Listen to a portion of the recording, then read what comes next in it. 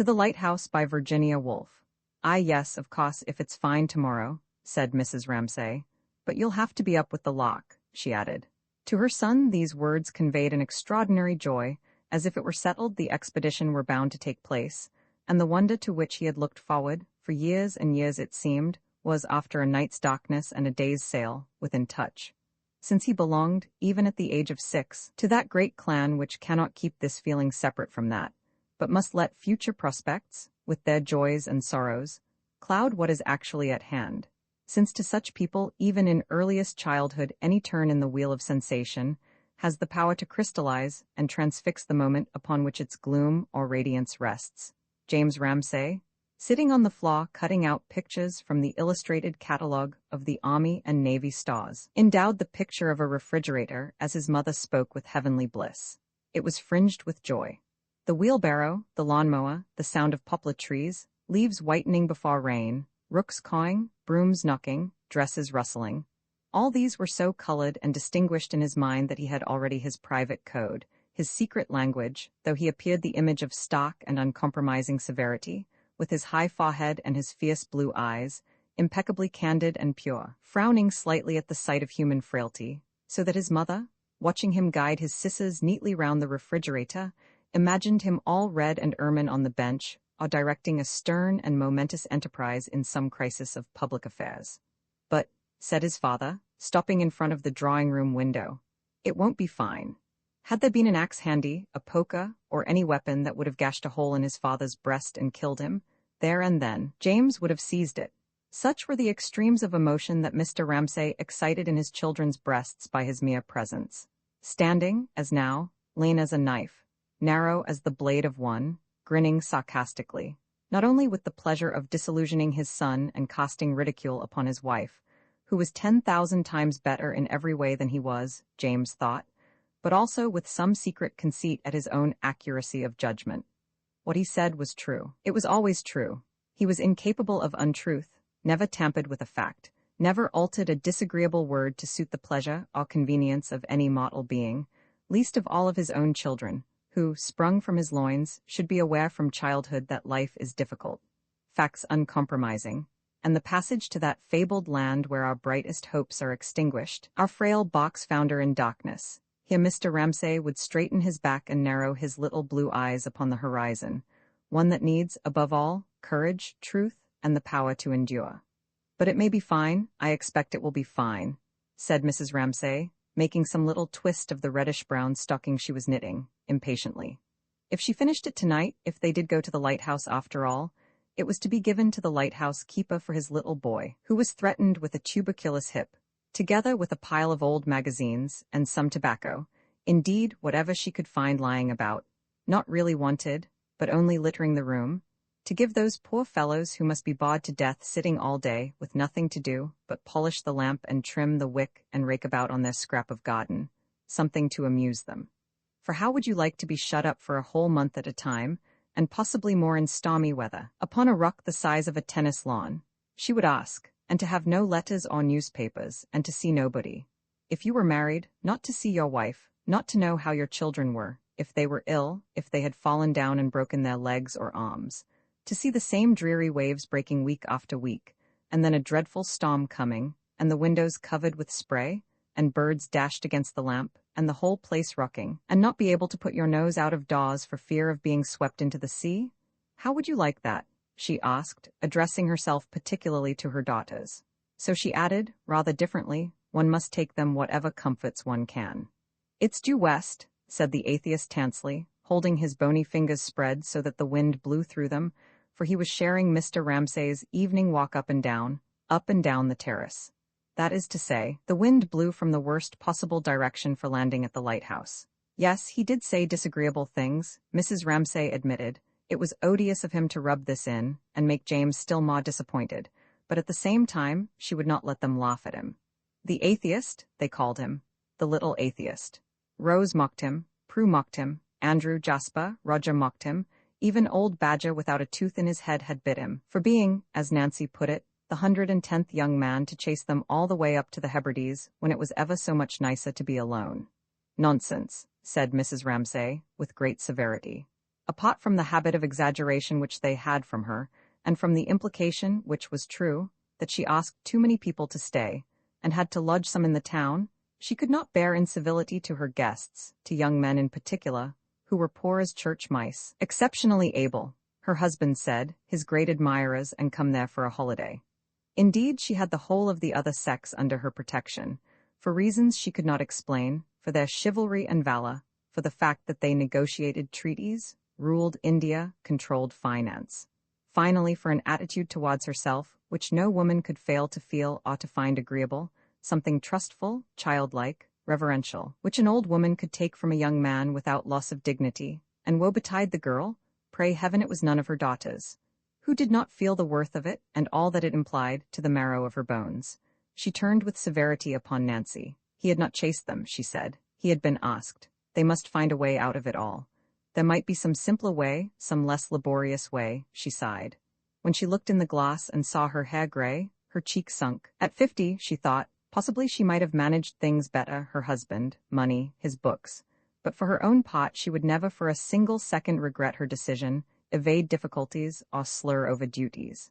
She was now formidable to behold, and it was only in silence, looking up from their plates, after she had spoken so severely about Charles Tansley, that her daughters, Prue, Nancy, Rose, could spot with infidel ideas which they had brewed for themselves of a life different from hers, in Paris, perhaps, a wilder life, not always taking care of some man or other. For there was in all their minds a mute questioning of deference and chivalry, of the Bank of England and the Indian Empire, of ringed fingers and lace, though to them all there was something in this of the essence of beauty, which called out the manliness in their girlish hearts, and made them, as they sat at table beneath their mother's eyes, honor her strange severity, her extreme courtesy, like a queen's raising from the mud a beggar's dirty foot and washing it, when she thus admonished them so very severely about that wretched atheist who had chased them to, or, speaking accurately, been invited to stay with them in the Isle of Skye.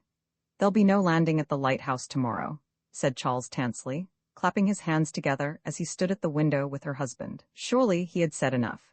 She wished they would both leave her and James alone and go on talking.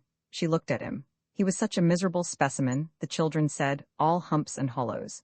He couldn't play cricket, he poked, he shuffled. He was a sarcastic brute, Andrew said.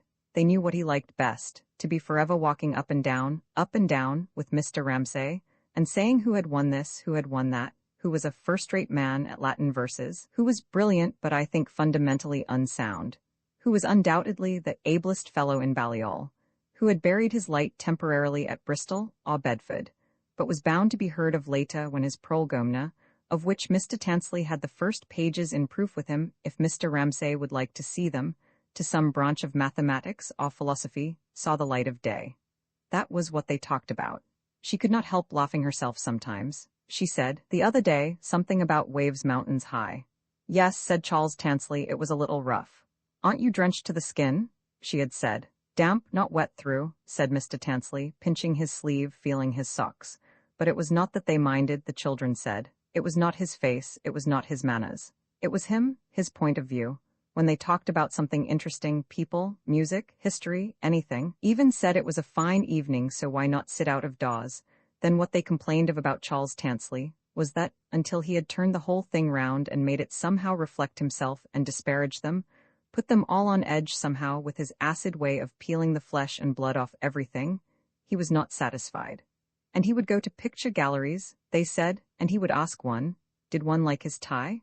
God knows, said Rose, one did not. Disappearing as stealthily as stags from the dinner table directly the meal was over, the 8 sons and daughters of Mr. and Mrs. Ramsay sought their bedrooms, their fastnesses in a house where there was no other privacy to debate anything, everything. Tansley's tie, the passing of the Reform Bill, seabirds and butterflies, people, while the sun pawed into those attics, which a plank alone separated from each other so that every footstep could be plainly heard, and the Swiss girl sobbing for her father who was dying of cancer in a valley of the Grisons, and lit up bats, flannels, straw hats, ink pots, paint pots, beetles, and the skulls of small birds, while it drew from the long-frilled strips of seaweed pinned to the wall a smell of salt and weeds, which was in the towels too, gritty with sand from bathing. Strife, divisions, difference of opinion, prejudices twisted into the very fiber of being, oh that they should begin so early, Mrs. Ramsay deplored. They were so critical, her children. They talked such nonsense. She went from the dining room, holding James by the hand, since he would not go with the others. It seemed to her such nonsense, inventing differences, when people, heaven knows, were different enough without that. The real differences, she thought, standing by the drawing-room window, are enough, quite enough. She had in mind at the moment, rich and poor, high and low.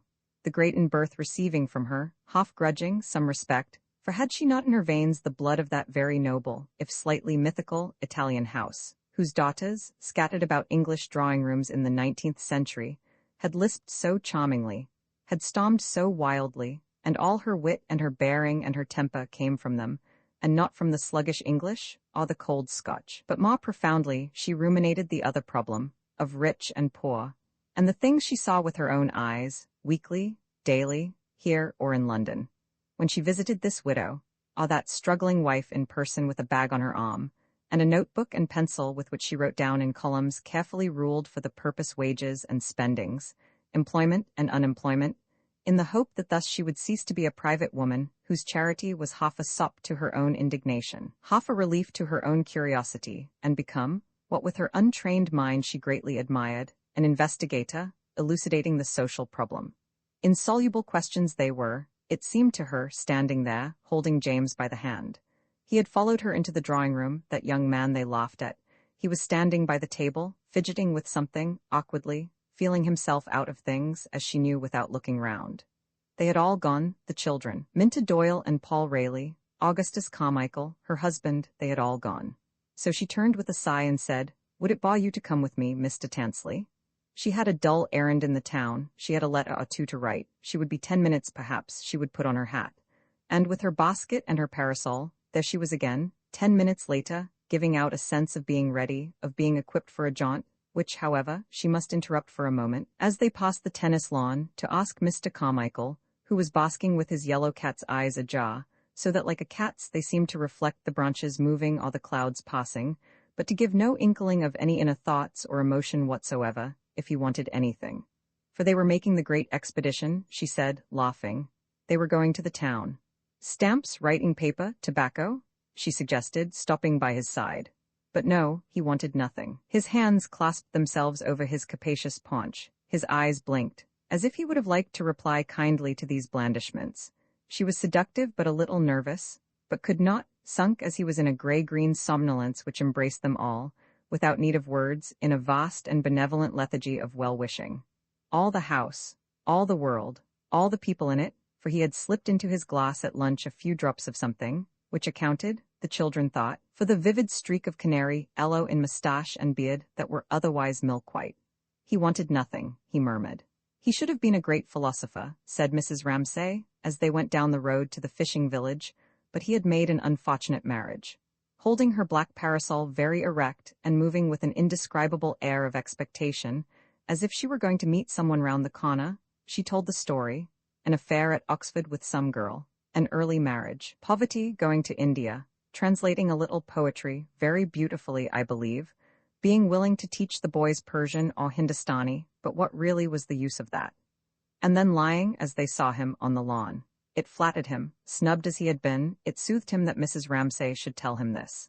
Charles Tansley revived, insinuating, too, as she did the greatness of man's intellect, even in its decay, the subjection of all wives. Not that she blamed the girl, and the marriage had been happy enough, she believed. To their husband's labors, she made him feel better pleased with himself than he had done yet, and he would have liked, had they taken a cab, for example, to have paid the fare. As for her little bag, might he not carry that? No, no, she said, she always carried that herself. She did too? Yes, he felt that in her. He felt many things, something in particular that excited him and disturbed him for reasons which he could not give. He would like her to see him, gowned and hooded, walking in a procession. A fellowship, a professorship. He felt capable of anything and saw himself. But what was she looking at? At a man pasting a bill. The vast flapping sheet flattened itself out, and each shove of the brush revealed fresh legs, hoops, hosses, glistening reds and blues, beautifully smooth, until half the wall was covered with the advertisement of a circus. 100 horsemen, 20 performing seals, lions, tigers. Craning forwards, for she was short-sighted, she read out how it will visit this town. It was terribly dangerous work for a one-armed man, she exclaimed, to stand on top of a ladder like that. His left arm had been cut off in a reaping machine 2 years ago. Let us all go, she cried, moving on, as if all those riders and horses had filled her with childlike exultation and made her forget her pity. Let's go, he said, repeating her words, clicking them out, however, with a self-consciousness that made her wince. Let us go to the circus. No, he could not say it right, he could not feel it right. But why not? She wondered. What was wrong with him then? She liked him warmly at the moment. Had they not been taken, she asked, to circuses when they were children? Never, he answered, as if she asked the very thing he wanted to reply to, had been longing all these days to say, how they did not go to circuses. It was a large family, 9 brothers and sisters, and his father was a working man. My father is a chemist, Mrs. Ramsay. He keeps a shop. He himself had paid his own way since he was 13. Often he went without a greatcoat in winter. He could never return hospitality? Those were his parched, stiff words at college. He had to make things last twice the time other people did. He smoked the cheapest tobacco, shag, the same the old men smoked on the quays. He worked hard, 7 hours a day. His subject was now the influence of something upon somebody. They were walking on, and Mrs. Ramsay did not quite catch the meaning, only the words, here and there, dissertation, fellowship, readership, lectureship. She could not follow the ugly academic jargon that rattled itself off so glibly, but said to herself that she saw now why going to the circus had knocked him off his perch, poor little man, and why he came out, instantly, with all that about his father and mother and brothers and sisters, and she would see to it that they didn't laugh at him any more. She would tell Prue about it. What he would have liked, she supposed, would have been to say how he had been to Ibsen with the Ramsays. He was an awful prig, oh yes, an insufferable baw. For though they had reached the town now, and were in the main street, with carts grinding past on the cobbles, still he went on talking, about settlements, and teaching, and working men, and helping our own class, and lectures, till she gathered that he had got back entire self-confidence, had recovered from the circus, and was about. And now again she liked him warmly, to tell her. But here, the houses falling away on both sides, they came out on the quay, and the whole bay spread before them, and Mrs. Ramsay could not help exclaiming, "Oh, how beautiful!" For the great plateful of blue water was before her, the hoary lighthouse, distant, austere, in the midst, and on the right, as far as the eye could see, fading and falling in soft low pleats, the green sand dunes with the wild flowing grasses on them, which always seemed to be running away into some moon country, uninhabited of men. That was the view, she said, stopping, growing grayer-eyed, that her husband loved. She paused a moment. But now, she said, artists had come here. There indeed, only a few paces off, stood one of them, in Panama hat and yellow boots, seriously, softly, absorbedly, for all that he was watched by 10 little boys, with an air of profound contentment on his round red face, gazing, and then, when he had gazed, dipping, imbuing the tip of his brush in some soft mound of green or pink. Since Mr. Ponsafate had been there, 3 years before, all the pictures were like that, she said, green and gray, with lemon-colored sailing boats and pink women on the beach. But her grandmother's friends, she said, glancing discreetly as they passed, took the greatest pains. First they mixed their own colors, and then they ground them, and then they put damp cloths on them to keep them moist. So Mr. Tansley supposed she meant him to see that that man's picture was skimpy. Was that what one said? The colors weren't solid? Was that what one said? Under the influence of that extraordinary emotion which had been growing all the walk, had begun in the garden when he had wanted to take her bag, had increased in the town when he had wanted to tell her everything about himself, he was coming to see himself, and everything he had ever known gone crooked a little. It was awfully strange. There he stood in the parlor of the poky little house where she had taken him, waiting for her, while she went upstairs a moment to see a woman. He heard her quick step above, heard her voice cheerful, then low, looked at the mats, tea caddies, glass shades, waited quite impatiently, looked forward eagerly to the walk home, determined to carry her bag, then heard her come out. Shut a door, say they must keep the windows open and the doors shut, ask at the house for anything they wanted. She must be talking to a child, when suddenly in she came, stood for a moment silent, as if she had been pretending up there, and for a moment let herself be now, stood quite motionless for a moment against a picture of Queen Victoria, wearing the blue ribbon of the Garter, and all at once he realized that it was this. She was the most beautiful person he had ever seen, with stars in her eyes and veils in her hair, with cyclamen and wild violets. What nonsense was he thinking? She was 50 at least, she had 8 children. stepping through fields of flowers and taking to her breast buds that had broken and lambs that had fallen, with the stars in her eyes and the wind in her hair, he took her bag.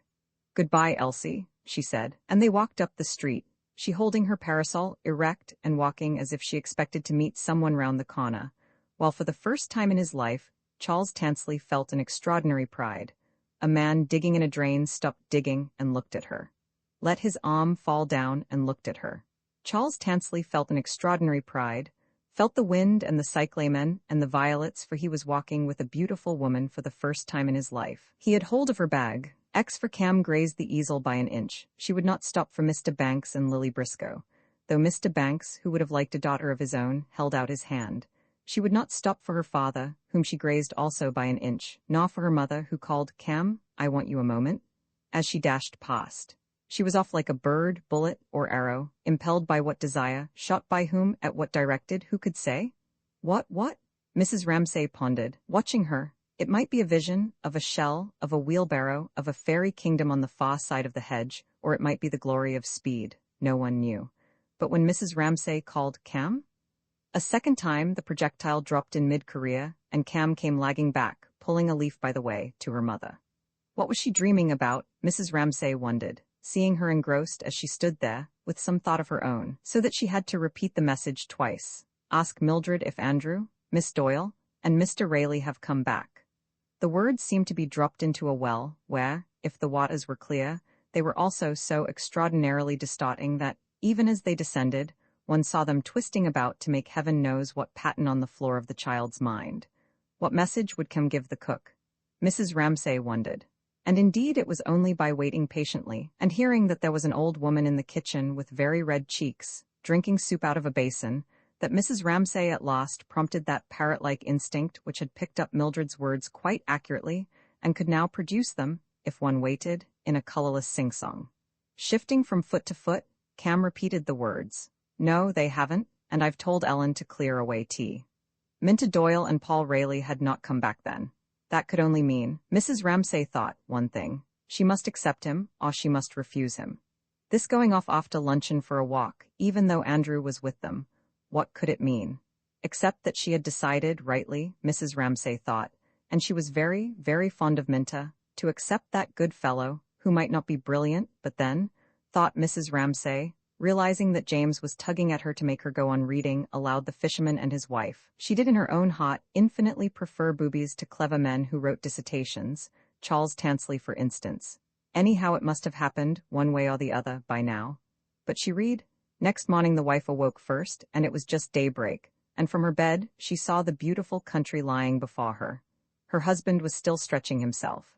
But how could Minta say now that she would not have him? Not if she agreed to spend whole afternoons trapezing about the country alone, for Andrew would be off after his crabs, but possibly Nancy was with them. She tried to recall the sight of them standing at the hall door after lunch. There they stood, looking at the sky, wondering about the weather, and she had said, thinking partly to cover their shyness, partly to encourage them to be off, for her sympathies were with Paul, "There isn't a cloud anywhere within miles," at which she could feel little Charles Tansley, who had followed them out, snigger, but she did it on purpose. Whether Nancy was there or not, she could not be certain, looking from one to the other in her mind's eye. She read on. "Ah, wife," said the man, "why should we be king?" "I do not want to be king." "Well," said the wife, "if you won't be king, I will go to the flounder, for I will be king." "Come in or go out, Cam," she said, knowing that Cam was attracted only by the word flounder, and that in a moment she would fidget and fight with James as usual. Cam shot off. Mrs. Ramsay went on reading, relieved, for she and James shared the same tastes and were comfortable together. And when he came to the sea it was quite dark grey, and the water heaved up from below, and smelt putrid. Then he went and stood by it and said, "Flounder, flounder, in the sea. Come, I pray thee, here to me, for my wife, good Ilsabil, wills not as I'd have her will." "Well, what does she want then?" said the flounder. And where were they now? Mrs. Ramsay wondered, reading and thinking, quite easily, both at the same time, for the story of the fisherman and his wife was like the bass gently accompanying a tune, which now and then ran up unexpectedly into the melody. And when should she be told? If nothing happened, she would have to speak seriously to Minta, for she could not go trapezing about all over the country, even if Nancy were with them. She tried again, unsuccessfully, to visualize their backs going down the path, and to count them. She was responsible to Minta's parents, the owl and the poka. Her nicknames for them shot into her mind as she read. The owl and the poka. Yes, they would be annoyed if they heard, and they were certain to hear, that Minta, staying with the Ramsays, had been seen etc., etc., etc. He wore a wig in the House of Commons, and she ably assisted him at the head of the stairs, she repeated, fishing them up out of her mind by a phrase which, coming back from some party, she had made to amuse her husband. Dear, dear, Mrs. Ramsay said to herself, how did they produce this incongruous daughter? This tomboy Minta, with a hole in her stocking? How did she exist in that portentous atmosphere where the maid was always removing in a dustpan the sand that the parrot had scattered, and conversation was almost entirely reduced to the exploits, interesting perhaps, but limited after all, of that bird? Naturally, one had asked her to lunch, tea, dinner, finally to stay with them up at Finlay, which had resulted in some friction with the owl, her mother, and more calling, and more conversation, and more sand, and really at the end of it, she had told enough lies about parrots to last her a lifetime. So she had said to her husband that night, coming back from the party. However, Minta came. Yes, she came, Mrs. Ramsay thought, suspecting some thorn in the tangle of this thought, and disengaging it found it to be this. A woman had once accused her of robbing her of her daughter's affections. Something Mrs. Doyle had said made her remember that charge again. Wishing to dominate, wishing to interfere, making people do what she wished. That was the charge against her, and she thought it most unjust. How could she help being like that to look at? No one could accuse her of taking pains to impress. She was often ashamed of her own shabbiness. Nor was she domineering, nor was she tyrannical. It was more true about hospitals and drains and the dairy, about things like that she did feel passionately, and would, if she had had the chance, have liked to take people by the scruff of their necks and make them see. No hospital on the whole island. It was a disgrace. Milk delivered at your door in London positively brown with dirt. It should be made illegal. A model dairy and a hospital up here, those two things she would have liked to do herself. But how? With all these children. When they were older, then perhaps she would have time, when they were all at school. Oh, but she never wanted James to grow a day older, or Cam either.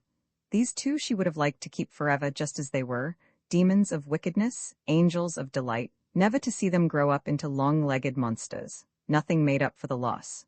When she read just now to James, and there were numbers of soldiers with kettledrums and trumpets, and his eyes darkened, she thought, why should they grow up and lose all that? He was the most gifted, the most sensitive of her children. But all, she thought, were full of promise. Prue, a perfect angel with the others, and sometimes now, at night especially, she took one's breath away with her beauty. Andrew, even her husband admitted that his gift for mathematics was extraordinary. And Nancy and Roger, they were both wild creatures now, scampering about over the country all day long. As for Rose, her mouth was too big, but she had a wonderful gift with her hands. If they had charades, Rose made the dresses, made everything, liked best arranging tables, flowers, anything. She did not like it that Jasper should shoot birds, but it was only a stage. They all went through stages. Why, she asked, pressing her chin on James's head, should they grow up so fast? Why should they go to school? She would have liked always to have had a baby. She was happiest carrying one in her arms. Then people might say she was tyrannical, domineering, masterful, if they chose. She did not mind. And touching his hair with her lips, she thought, he will never be so happy again, but stopped herself, remembering how it angered her husband that she should say that. Still, it was true. They were happier now than they would ever be again. A 10-penny tea set made Cam happy for days. She heard them stamping and crowing on the floor above her head the moment they woke. They came bustling along the passage. Then the door sprang open, and in they came, fresh as roses, staring, wide awake, as if this coming into the dining room after breakfast, which they did every day of their lives, was a positive event to them. And so on, with one thing after another, all day long, until she went up to say good night to them, and found them netted in their cots like birds among cherries and raspberries, still making up stories about some little bit of rubbish, something they had heard, something they had picked up in the garden. They had all their little treasures. And so she went down and said to her husband, why must they grow up and lose it all? Never will they be so happy again, and he was angry. Why take such a gloomy view of life? He said. It is not sensible, for it was odd, and she believed it to be true, that with all his gloom and desperation he was happier, more hopeful on the whole than she was. Less exposed to human worries, perhaps that was it. He had always his work to fall back on. Not that she herself was pessimistic, as he accused her of being. Only she thought life, and a little strip of time presented itself to her eyes, her 50 years. There it was before her, life. Life, she thought, but she did not finish her thought. She took a look at life, for she had a clear sense of it there, something real, something private, which she shared neither with her children nor with her husband. A sort of transaction went on between them, in which she was on one side, and life was on another, and she was always trying to get the better of it, as it was of her, and sometimes they parleyed when she sat alone. There were, she remembered, great reconciliation scenes, but for the most part, oddly enough, she must admit that she felt this thing that she called life terrible, hostile, and quick to pounce on you if you gave it a chance. There were the eternal problems, suffering, death, the poor. There was always a woman dying of cancer even here, and yet she had said to all these children, "You shall go through with it." To 8 people she had said relentlessly that, and the bill for the greenhouse would be £50. For that reason, knowing what was before them, love and ambition and being wretched alone in dreary places, she had often the feeling, why must they grow up and lose it all? And then she said to herself, brandishing her sod at life, nonsense. They will be perfectly happy. And here she was, she reflected, feeling life rather sinister again, making Minta marry Paul Rayleigh, because whatever she might feel about her own transaction, and she had had experiences which need not happen to everyone, she did not name them to herself. She was driven on, too quickly she knew, almost as if it were an escape for her too, to say that people must marry. People must have children. Was she wrong in this, she asked herself, reviewing her conduct for the past week or two, and wondering if she had indeed put any pressure upon Minta, who was only 24. To make up her mind, she was uneasy. Had she not laughed about it? Was she not forgetting again how strongly she influenced people? Marriage needed, oh, all sorts of qualities. The bill for the greenhouse would be £50. One she need not name it, that was essential. The thing she had with her husband. Had they that? Then he put on his trousers and ran away like a madman, she read. But outside a great storm was raging and blowing so hard that he could scarcely keep his feet. Houses and trees toppled over, the mountains trembled, rocks rolled into the sea, the sky was pitch black, and it thundered and lightened, and the sea came in with black waves as high as church towers and mountains, and all with white foam at the top. She turned the page. There were only a few lines more, so that she would finish the story, though it was past bedtime. It was getting late. The light in the garden told her that, and the whitening of the flowers and something gray in the leaves conspired together to rouse in her a feeling of anxiety. What it was about she could not think at first. Then she remembered. Paul and Minta and Andrew had not come back. She summoned before her again the little group on the terrace in front of the hall door, standing looking up into the sky. Andrew had his net and basket. That meant he was going to catch crabs and things. That meant he would climb out onto a rock. He would be cut off. Or coming back single file on one of those little paths above the cliff one of them might slip. He would roll and then crash. It was growing quite dark.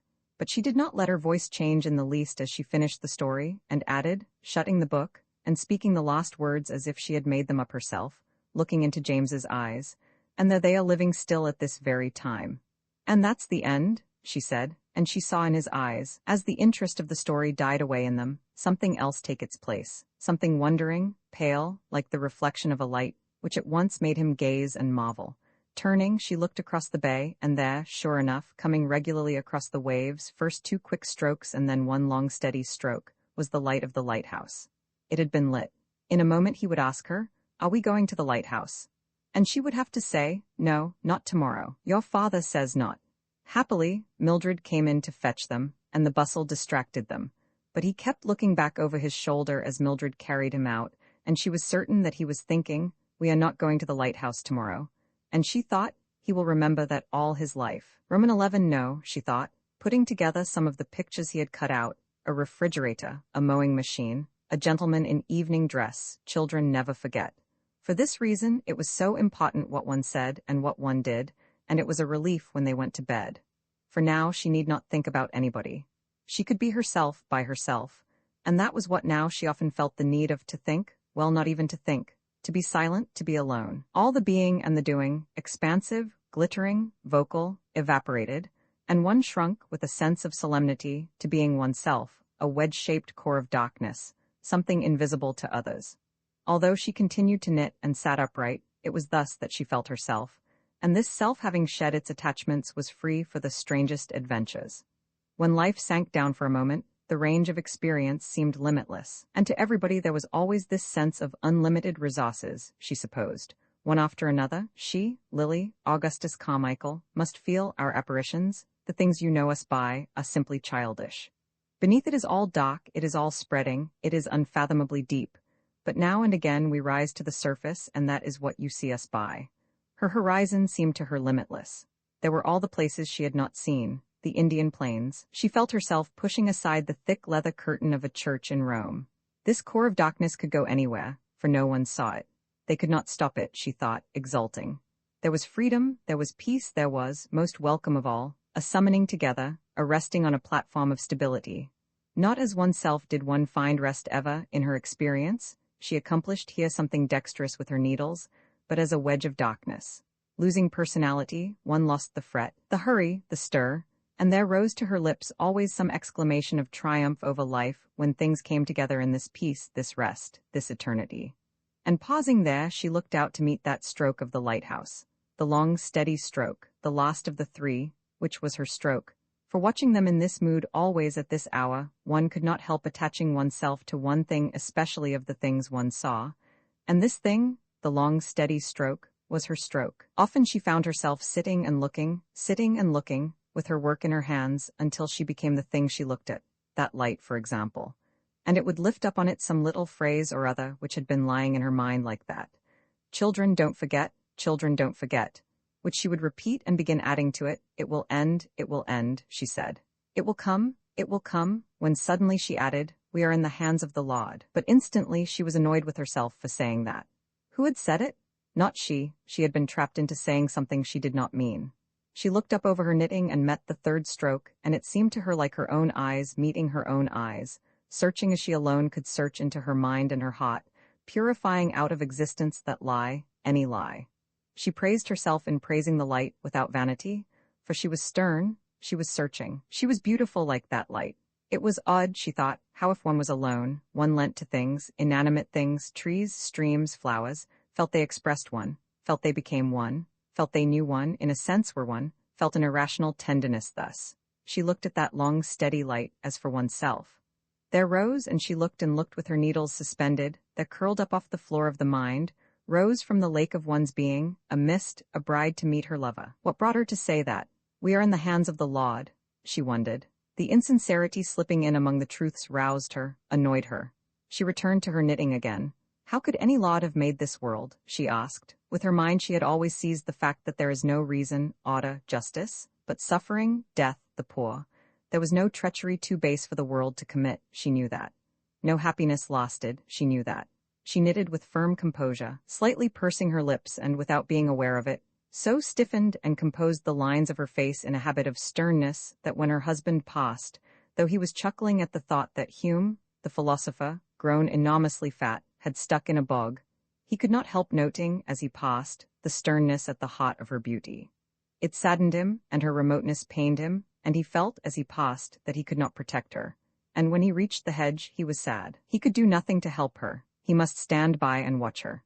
Indeed, the infernal truth was, he made things worse for her. He was irritable, he was touchy. He had lost his temper over the lighthouse. He looked into the hedge, into its intricacy, its darkness. Always, Mrs. Ramsay felt, one helped oneself out of solitude reluctantly by laying hold of some little odd or end, some sound, some sight. She listened, but it was all very still. Cricket was over. The children were in their baths. There was only the sound of the sea. She stopped knitting. She held the long reddish-brown stocking dangling in her hands a moment. She saw the light again. With some irony in her interrogation, for when one woke at all, one's relations changed, she looked at the steady light, the pitiless, the remorseless, which was so much her, yet so little her, which had her at its beck and call. She woke in the night and saw it bent across their bed, stroking the flaw, but for all that she thought, watching it with fascination, hypnotized, as if it were stroking with its silver fingers some sealed vessel in her brain whose bursting would flood her with delight. She had known happiness, exquisite happiness, intense happiness, and it silvered the rough waves a little more brightly, as daylight faded, and the blue went out of the sea, and it rolled in waves of pure lemon, which curved and swelled and broke upon the beach, and the ecstasy burst in her eyes, and waves of pure delight raced over the floor of her mind, and she felt, it is enough? It is enough? He turned and saw her. Ah, she was lovely, lovelier now than ever, he thought. But he could not speak to her. He could not interrupt her. He wanted urgently to speak to her now that James was gone and she was alone at last. But he resolved, no, he would not interrupt her. She was aloof from him now in her beauty, in her sadness. He would let her be, and he passed her without a word, though it hurt him that she should look so distant and he could not reach her. He could do nothing to help her. And again, he would have passed her without a word had she not, at that very moment, given him of her own free will what she knew he would never ask, and called to him and taken the green shawl off the picture frame and gone to him. For he wished, she knew, to protect her. Roman 12, she folded the green shawl about her shoulders. She took his arm. His beauty was so great, she said, beginning to speak of Kennedy the gardener at once.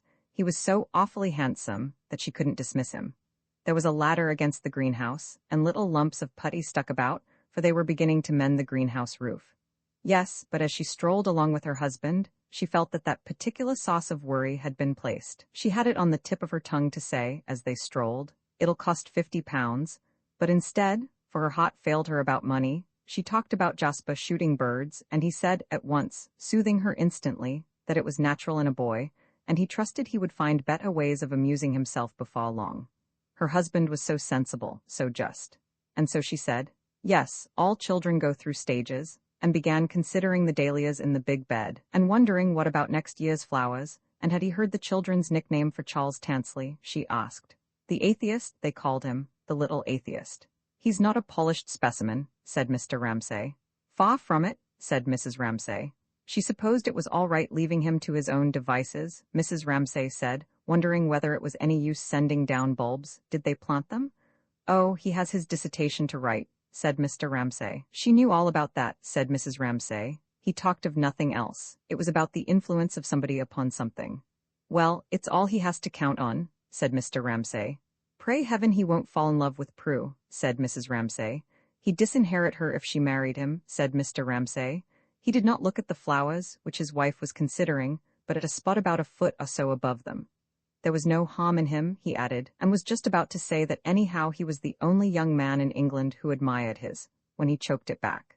He would not bother her again about his books. These flowers seemed creditable, Mr. Ramsay said, lowering his gaze and noticing something red, something brown. Yes, but then these she had put in with her own hands, said Mrs. Ramsay. The question was, what happened if she sent bulbs down? Did Kennedy plant them? It was his incurable laziness, she added, moving on. If she stood over him all day long with a spade in her hand, he did sometimes do a stroke of work. So they strolled along, towards the red-hot pokers. You're teaching your daughters to exaggerate, said Mr. Ramsay, reproving her.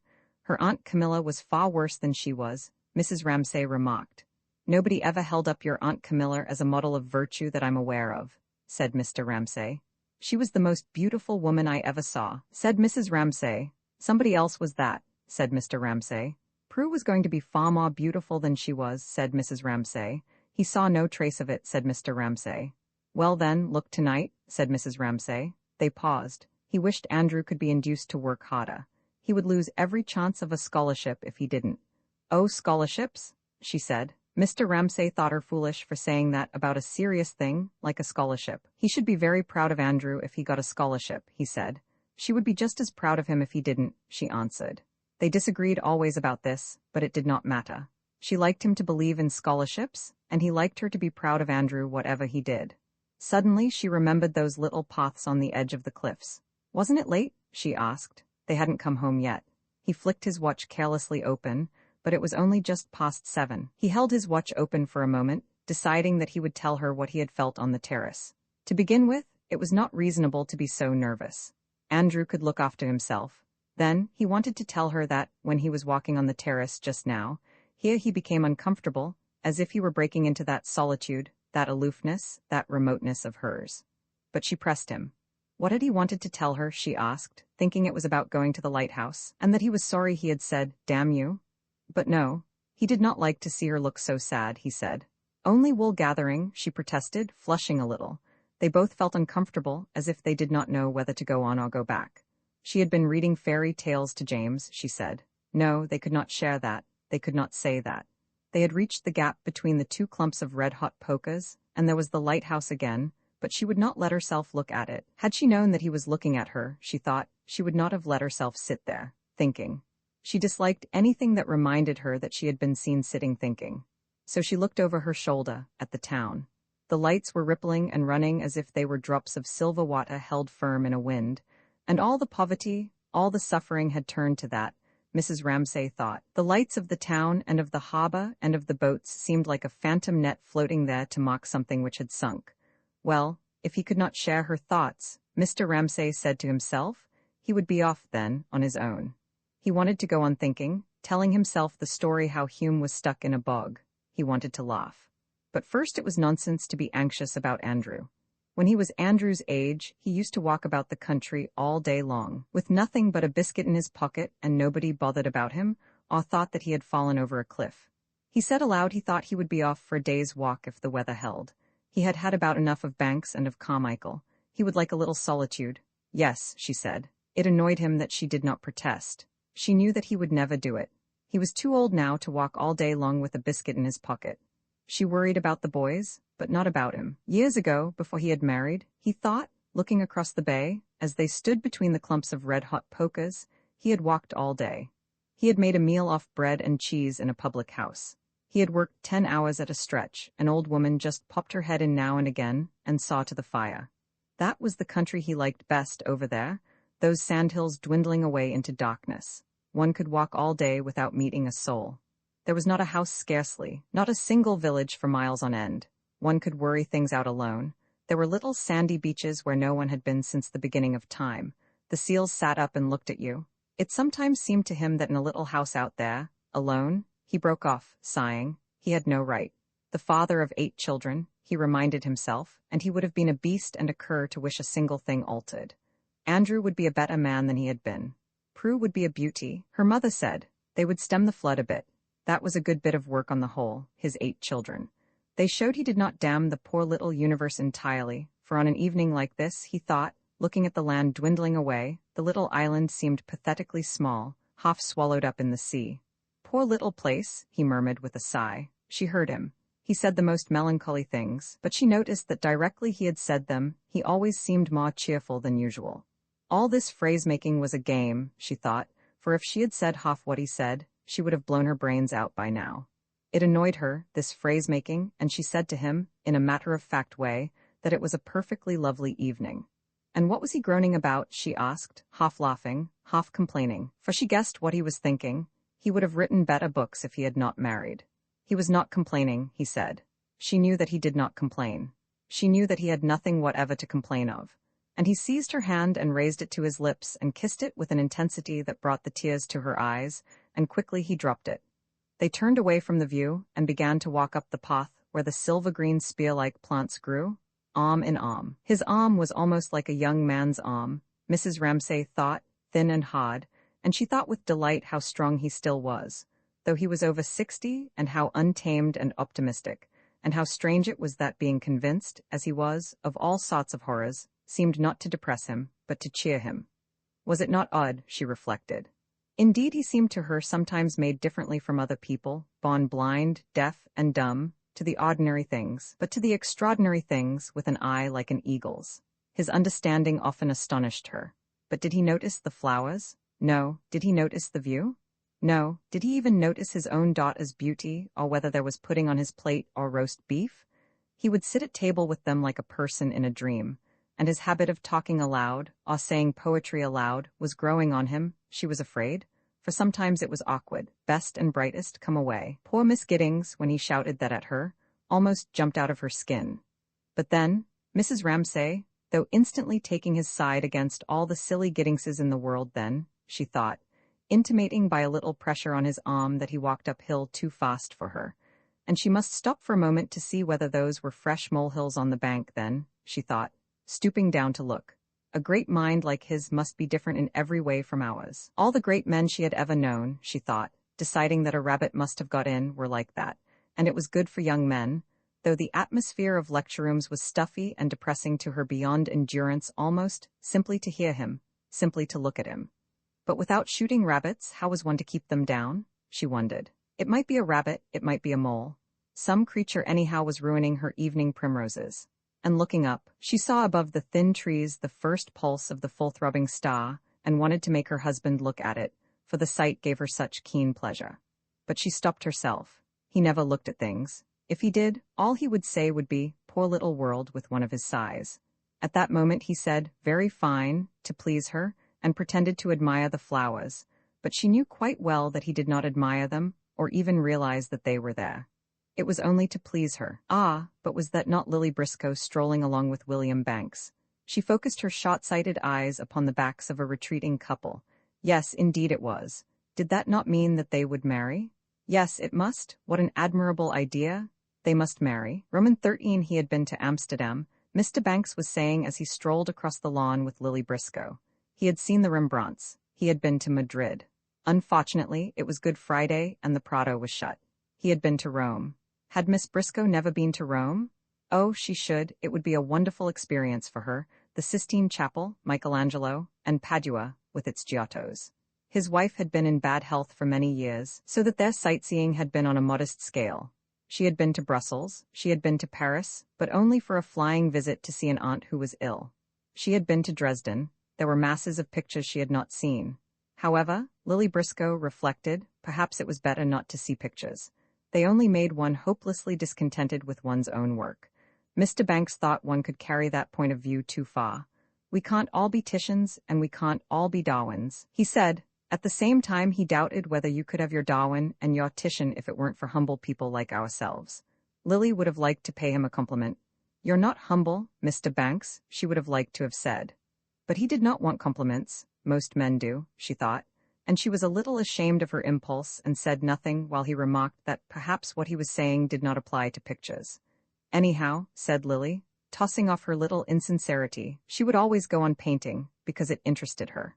Yes, said Mr. Banks, he was sure she would, and as they reached the end of the lawn, he was asking her whether she had difficulty in finding subjects in London when they turned and saw the Ramsays. So that is marriage, Lily thought, a man and a woman looking at a girl throwing a ball. That is what Mrs. Ramsay tried to tell me the other night, she thought. For she was wearing a green shawl, and they were standing close together watching Prue and Jasper throwing catches. And suddenly the meaning which, for no reason at all, as perhaps they are stepping out of the tube or ringing a doorbell, descends on people, making them symbolical, making them representative, came upon them, and made them in the dusk standing, looking, the symbols of marriage, husband and wife. Then, after an instant, the symbolical outline which transcended the real figures sank down again, and they became, as they met them, Mr. and Mrs. Ramsay watching the children throwing catches. But still for a moment, though Mrs. Ramsay greeted them with her usual smile. Oh, she's thinking we're going to get married, Lily thought, and said, I have triumphed tonight, meaning that for once Mr. Banks had agreed to dine with them and not run off to his own lodging where his man cooked vegetables properly. Still, for one moment, there was a sense of things having been blown apart, of space, of irresponsibility as the ball soared high, and they followed it and lost it and saw the one star and the draped branches.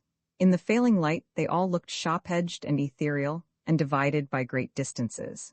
Then, darting backwards over the vast space, for it seemed as if solidity had vanished altogether, Prue ran full tilt into them and caught the ball brilliantly high up in her left hand, and her mother said, Haven't they come back yet? Whereupon the spell was broken. Mr. Ramsay felt free now to laugh out loud at Hume, who had stuck in a bog, and an old woman rescued him on condition he said the Lord's Prayer. And chuckling to himself, he strolled off to his study. Mrs. Ramsay, bringing Prue back into the alliance of family life again, from which she had escaped, throwing catches, asked, Did Nancy go with them? Roman 14 certainly, Nancy had gone with them, since Minta Doyle had asked it with her dumb look, holding out her hand, as Nancy made off after lunch to her attic, to escape the horror of family life. She supposed she must go then. She did not want to go. She did not want to be drawn into it all. For as they walked along the road to the cliff, Minta kept on taking her hand, then she would let it go, then she would take it again. What was it she wanted? Nancy asked herself. There was something, of course, that people wanted, for when Minta took her hand and held it, Nancy, reluctantly, saw the whole world spread out beneath her, as if it were Constantinople seen through a mist, and then, however heavy-eyed one might be, one must needs ask, Is that Santa Sofia? Is that the Golden Horn? So Nancy asked when Minta took her hand, What is it that she wants? Is it that? And what was that? Here and there emerged from the mist as Nancy looked down upon life spread beneath her. A pinnacle, a dome, prominent things without names. But when Minta dropped her hand, as she did when they ran down the hillside, all that, the dome, the pinnacle, whatever it was that had protruded through the mist, sank down into it and disappeared. Minta, Andrew observed, was rather a good walker. She wore more sensible clothes than most women. She wore very short skirts and black knickerbockers. She would jump straight into a stream and flounder across. He liked her rashness, but he saw that it would not do. She would kill herself in some idiotic way one of these days. She seemed to be afraid of nothing, except bulls. At the mere sight of a bull in a field she would throw up her arms and fly screaming, which was the very thing to enrage a bull of Kos. But she did not mind owning up to it in the least. One must admit that. She knew she was an awful coward about bulls, she said. She thought she must have been tossed in her perambulator when she was a baby. She didn't seem to mind what she said or did. Suddenly now she pitched down on the edge of the cliff and began to sing some song about damn your eyes, damn your eyes. They all had to join in and sing the chorus and shout out together, damn your eyes, damn your eyes. But it would be fatal to let the tide come in and cover up all the good hunting grounds before they got onto the beach. Fatal, Paul agreed, springing up, and as they went slithering down, he kept quoting the guidebook about these islands being justly celebrated for their park-like prospects and the extent and variety of their marine curiosities. But it would not do altogether, this shouting and damning your eyes, Andrew felt, picking his way down the cliff, this clapping him on the back and calling him old fellow and all that. It would not altogether do.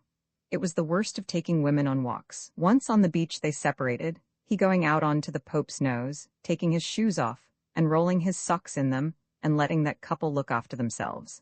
Nancy waded out to her own rocks and searched her own pools, and let that couple look after themselves. She crouched low down and touched the smooth, rubber-like sea anemones, who were stuck like lumps of jelly to the side of the rock. Brooding, she changed the pool into the sea, and made the minnows into sharks and whales, and cast vast clouds over this tiny world by holding her hand against the sun, and so brought darkness and desolation, like God himself, to millions of ignorant and innocent creatures, and then took her hand away suddenly and let the sun stream down. Out on the pale crisscrossed sand, high-stepping, fringed, gauntleted, stalked some fantastic leviathan.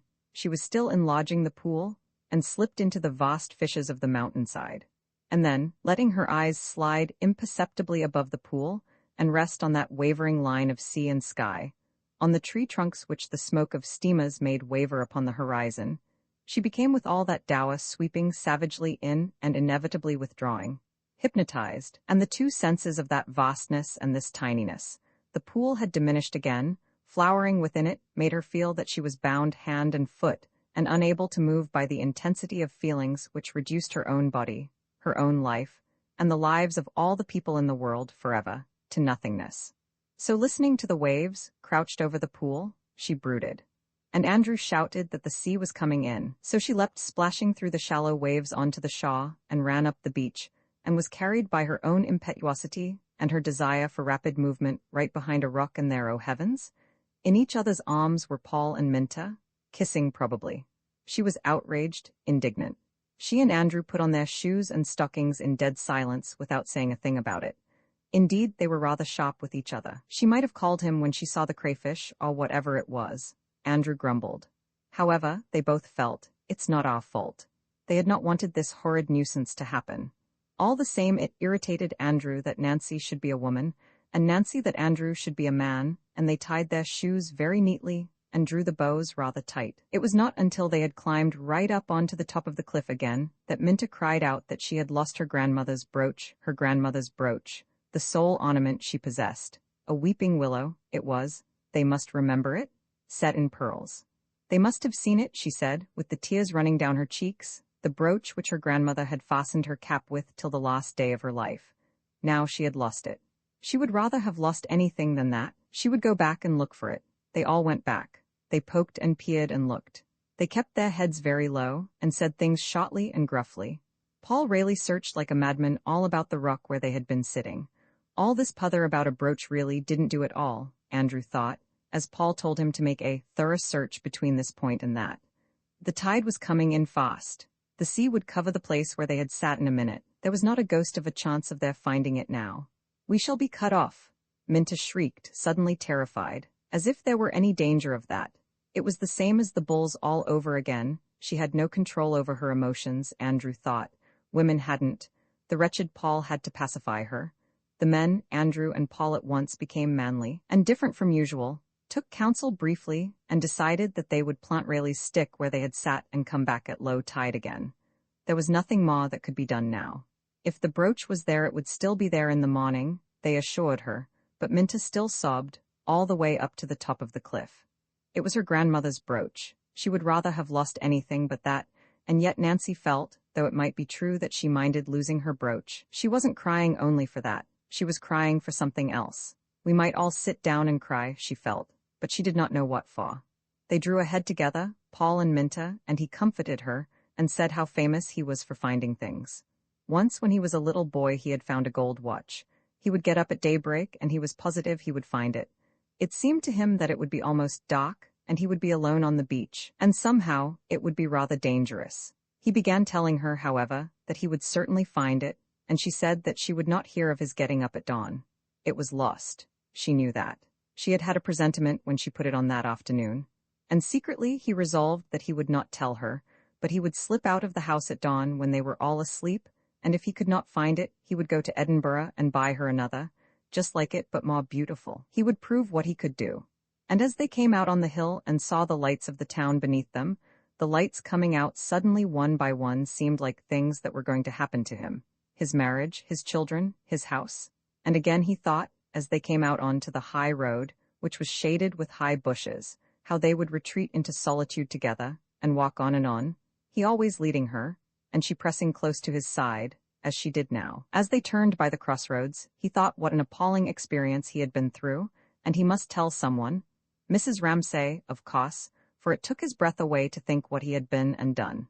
It had been far and away the worst moment of his life when he asked Minta to marry him. He would go straight to Mrs. Ramsay, because he felt somehow that she was the person who had made him do it. She had made him think he could do anything. Nobody else took him seriously, but she made him believe that he could do whatever he wanted. He had felt her eyes on him all day today, following him about, though she never said a word, as if she were saying, "Yes, you can do it. I believe in you. I expect it of you." She had made him feel all that, and directly they got back, he looked for the lights of the house above the bay. He would go to her and say, "I've done it, Mrs. Ramsay, thanks to you." And so, turning into the lane that led to the house, he could see lights moving about in the upper windows. They must be awfully late then. People were getting ready for dinner. The house was all lit up, and the lights after the darkness made his eyes feel full, and he said to himself, childishly, as he walked up the drive, "Lights, lights, lights," and repeated in a dazed way, "Lights, lights, lights," as they came into the house, staring about him with his face quite stiff. But, good heavens, he said to himself, putting his hand to his tie, "I must not make a fool of myself." Roman 15, yes, said Prue, in her considering way, answering her mother's question. "I think Nancy did go with them." Roman 16, well then, Nancy had gone with them. Mrs. Ramsay supposed, wondering, as she put down a brush, took up a comb, and said, "Come in," to a tap at the door. Jasper and Rose came in. Whether the fact that Nancy was with them made it less likely or more likely that anything would happen. It made it less likely, somehow, Mrs. Ramsay felt, very irrationally, except that after all Holocaust on such a scale was not probable. They could not all be drowned. And again, she felt alone in the presence of her old antagonist, life. Jasper and Rose said that Mildred wanted to know whether she should wait dinner. "Not for the Queen of England," said Mrs. Ramsay emphatically. "Not for the Empress of Mexico," she added, laughing at Jasper, for he shared his mother's vice. He, too, exaggerated. And if Rose liked, she said, while Jasper took the message, she might choose which jewels she was to wear. When there are 15 people sitting down to dinner, one cannot keep things waiting forever. She was now beginning to feel annoyed with them for being so late. It was inconsiderate of them, and it annoyed her on top of her anxiety about them, that they should choose this very night to be out late, when, in fact, she wished the dinner to be particularly nice, since William Banks had at last consented to dine with them, and they were having Mildred's masterpiece, Boa and Daub. Everything depended upon things being served up the precise moment they were ready. The beef, the bay leaf, and the wine, all must be done to a turn. To keep it waiting was out of the question. Yet of course tonight, of all nights, out they went, and they came in late, and things had to be sent out, things had to be kept hot. The Boa and Daub would be entirely spoilt. Jasper offered her an opal necklace, Rose a gold necklace, which looked best against her black dress, which did indeed, said Mrs. Ramsay absent-mindedly, looking at her neck and shoulders, but avoiding her face, in the glass. And then, while the children rummaged among her things, she looked out of the window at a sight which always amused her. the rooks trying to decide which tree to settle on. Every time, they seemed to change their minds and rose up into the air again, because she thought the old rook, the father rook, old Joseph was her name for him, was a bird of a very trying and difficult disposition.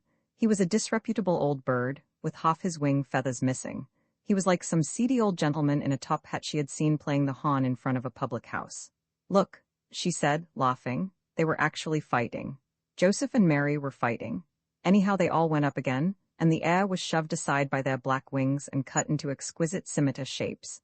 The movement of the wings beating out, she could never describe it accurately enough to please herself, was one of the loveliest of all to her. "Look at that," she said to Rose, hoping that Rose would see it more clearly than she could. For one's children so often gave one's own perceptions a little thrust forwards. But which was it to be? They had all the trays of her jewel case open. The gold necklace, which was Italian, or the opal necklace, which Uncle James had brought her from India, or should she wear her amethysts? "Choose, dearests, choose," she said, hoping that they would make haste. But she let them take their time to choose. She let Rose, particularly, take up this and then that, and hold her jewels against the black dress, for this little ceremony of choosing jewels, which was gone through every night, was what Rose liked best, she knew. She had some hidden reason of her own for attaching great importance to this choosing what her mother was to wear. What was the reason? Mrs. Ramsay wondered, standing still to let her clasp the necklace she had chosen, divining, through her own past, some deep, some buried, some quite speechless feeling that one had for one's mother at Rose's age. Like all feelings felt for oneself, Mrs. Ramsay thought, it made one sad. It was so inadequate what one could give in return, and what Rose felt was quite out of proportion to anything she actually was. And Rose would grow up, and Rose would suffer, she supposed, with these deep feelings, and she said she was ready now, and they would go down, and Jasper, because he was the gentleman, should give her his arm, and Rose, as she was the lady, should carry her handkerchief. She gave her the handkerchief. And what else? Oh, yes, it might be cold, a shawl. "Choose me a shawl," she said, for that would please Rose, who was bound to suffer so. "There," she said, stopping by the window on the landing, "there they are again." Joseph had settled on another treetop. "Don't you think they mind?" she said to Jasper, "having their wings broken?" Why did he want to shoot poor old Joseph and Mary? He shuffled a little on the stairs and felt rebuked, but not seriously, for she did not understand the fun of shooting birds, that they did not feel. And being his mother, she lived away in another division of the world, but he rather liked her stories about Mary and Joseph. She made him laugh. But how did she know that those were Mary and Joseph? Did she think the same birds came to the same trees every night? He asked. But here, suddenly, like all grown-up people, she ceased to pay him the least attention. She was listening to a clatter in the hall. "They've come back," she exclaimed, and at once she felt much more annoyed with them than relieved. Then she wondered, had it happened? She would go down and they would tell her. But no. They could not tell her anything, with all these people about, so she must go down and begin dinner and wait. And like some queen who, finding her people gathered in the hall, looks down upon them and descends among them, and acknowledges their tributes silently, and accepts their devotion and their prostration before her. Paul did not move a muscle but looked straight before him as she passed. She went down, and crossed the hall and bowed her head very slightly, as if she accepted what they could not say, their tribute to her beauty. But she stopped. There was a smell of burning. Could they have let the Boaf and Dob overboil, she wondered. Pray heaven not. When the great clangor of the gong announced solemnly, authoritatively, that all those scattered about, in attics, in bedrooms, on little perches of their own, reading, writing, putting the last smooth to their hair, or fastening dresses, must leave all that, and the little odds and ends on their washing tables and dressing tables, and the novels on the bed tables, and the diaries which were so private, and assemble in the dining room for dinner. Romans 17, but what have I done with my life? Thought Mrs. Ramsay, taking her place at the head of the table, and looking at all the plates making white circles on it. "William, sit by me," she said. "Lily," she said wearily, "over there." They had that, Paul Rayleigh and Minta Doyle, she, only this, an infinitely long table and plates and knives. At the far end was her husband, sitting down, all in a heap, frowning. What at? She did not know. She did not mind. She could not understand how she had ever felt any emotion or any affection for him. She had a sense of being past everything, through everything, out of everything, as she helped the soup, as if there was an eddy there, and one could be in it, or one could be out of it, and she was out of it. It's all come to an end, she thought, while they came in one after another. Charles Tansley, sit there, please, she said, Augustus Carmichael, and sat down. And meanwhile she waited, passively, for someone to answer her, for something to happen. But this is not a thing, she thought, ladling out soup that one says. Raising her eyebrows at the discrepancy. That was what she was thinking, this was what she was doing, ladling out soup, she felt, more and more strongly, outside that eddy, or as if a shade had fallen, and, rubbed of colour, she saw things truly. The room, she looked round it, was very shabby. There was no beauty anywhere. She forbore to look at Mr. Tansley. Nothing seemed to have merged. They all sat separate. And the whole of the effort of merging and flowing and creating rested on her. Again she felt, as a fact without hostility, the sterility of men, for if she did not do it nobody would do it, and so, giving herself the little shake that one gives a watch that has stopped, the old familiar pulse began beating, as the watch begins ticking, 1, 2, 3, 1, 2, 3. And so on, she repeated, listening to it, sheltering and fostering the still feeble pulse as one might guard a weak flame with a newspaper. And so then, she concluded, addressing herself by bending silently in his direction to William Banks, poor man, who had no wife and no children, and dined alone in lodgings except for tonight, and in pity for him, life being now strong enough to bear her on again, she began all this business, as a sailor not without weariness sees the wind fill his sail, and yet hardly wants to be off again, and thinks how, had the ship sunk, he would have whirled round and found rest on the floor of the sea. "Did you find your letters?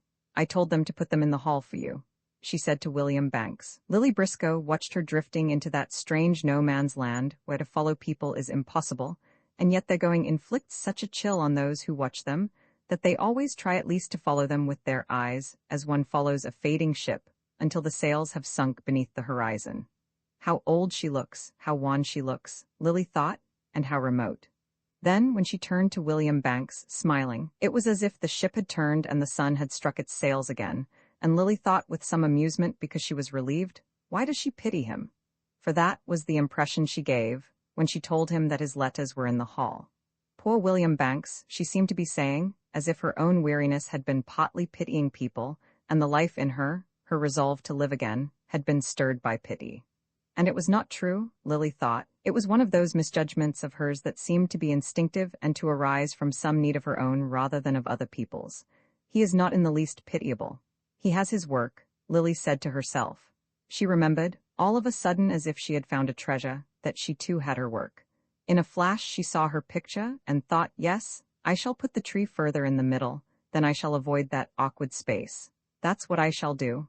That's what has been puzzling me. She took up the salt cellar and put it down again on a flower in the pattern in the tablecloth, so as to remind herself to move the tree. It's odd that one scarcely gets anything worth having by post, yet one always wants one's letters, said Mr. Banks.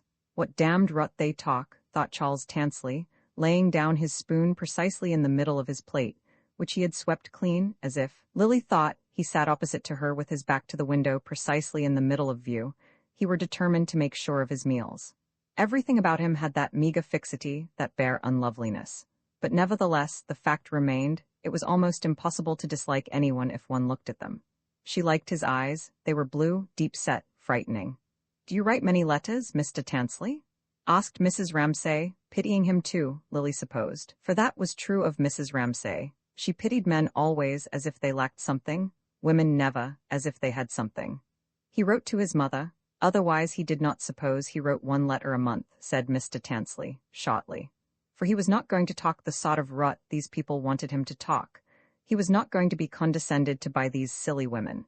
He had been reading in his room, and now he came down, and it all seemed to him silly, superficial, flimsy. Why did they dress? He had come down in his ordinary clothes. He had not got any dress clothes. One never gets anything worth having by post. That was the sort of thing they were always saying. They made men say that sort of thing. Yes, it was pretty well true, he thought. They never got anything worth having from one year's end to another. They did nothing but talk, talk, talk, eat, eat, eat. It was the women's fault.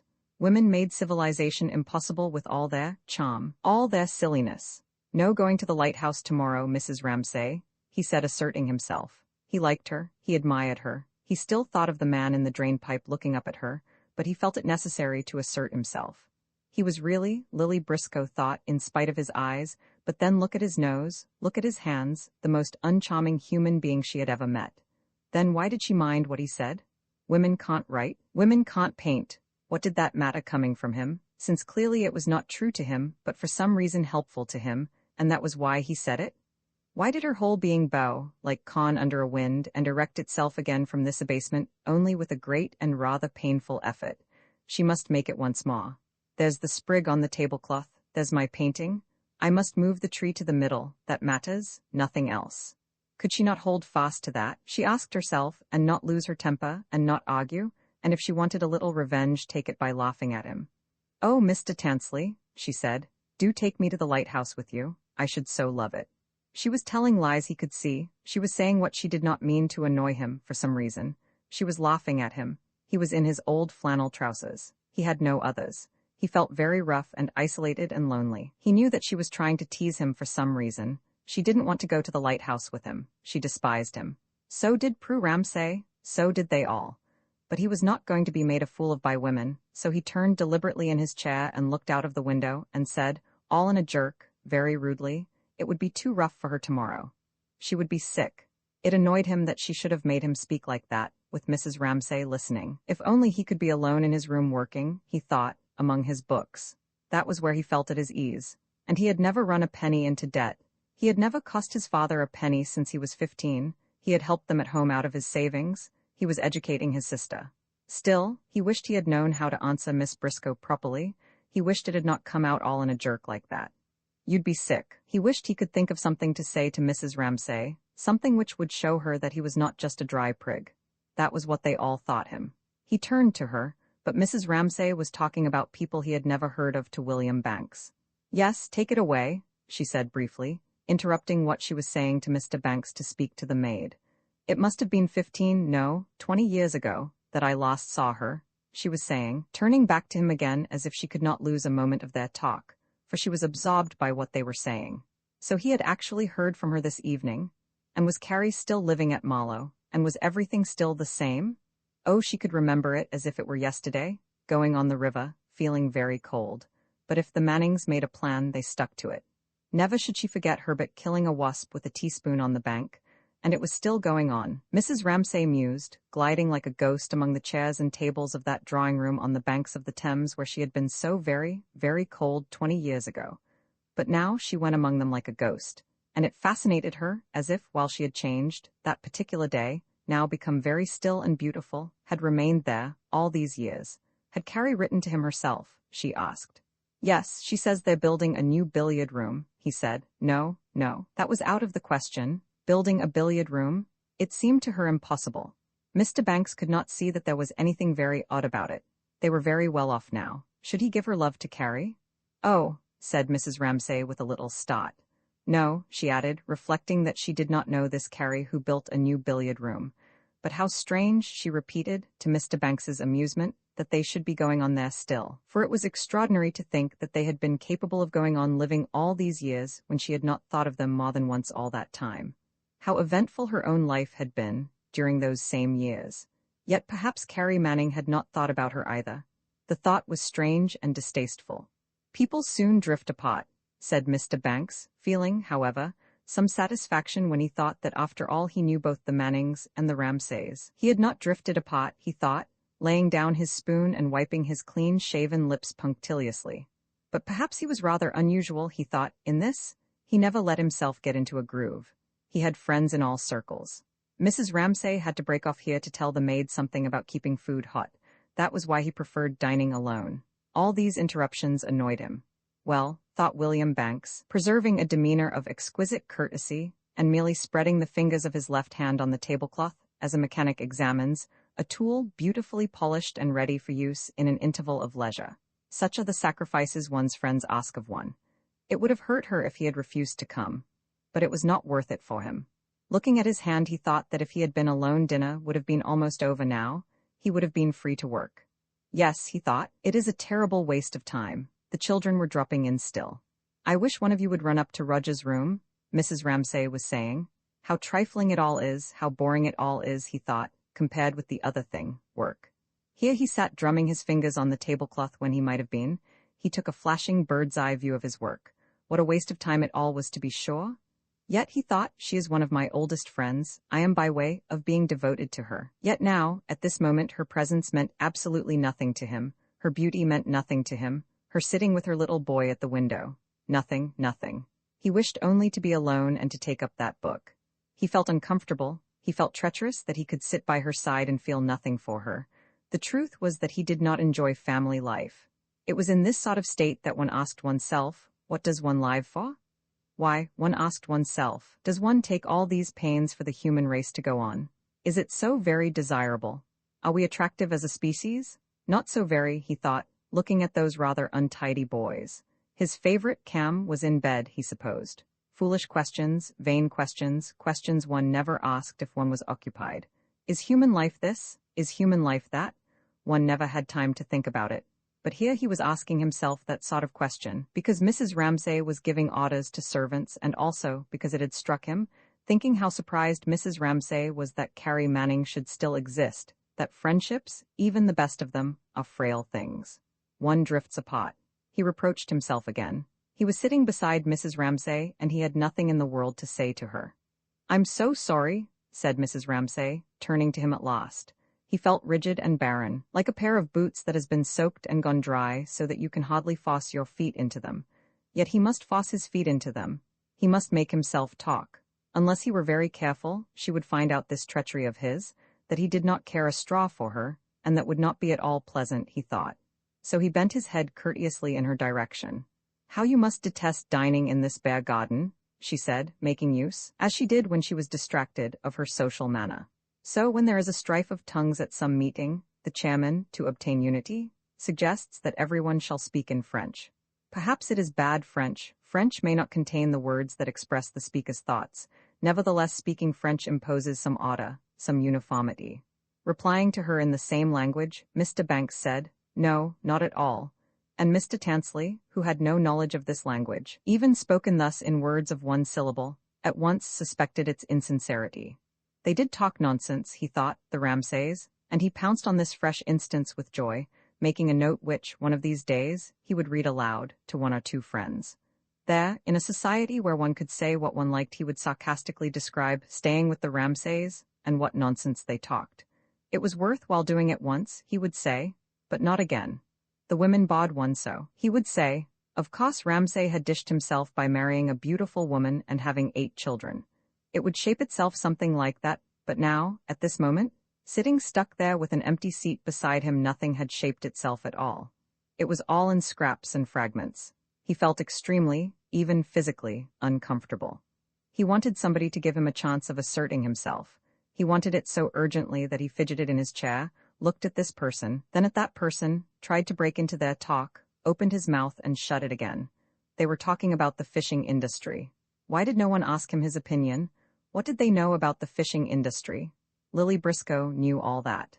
Sitting opposite him, could she not see, as in an X-ray photograph, the ribs and thigh bones of the young man's desire to impress himself lying dark in the mist of his flesh, that thin mist which convention had laid over his burning desire to break into the conversation?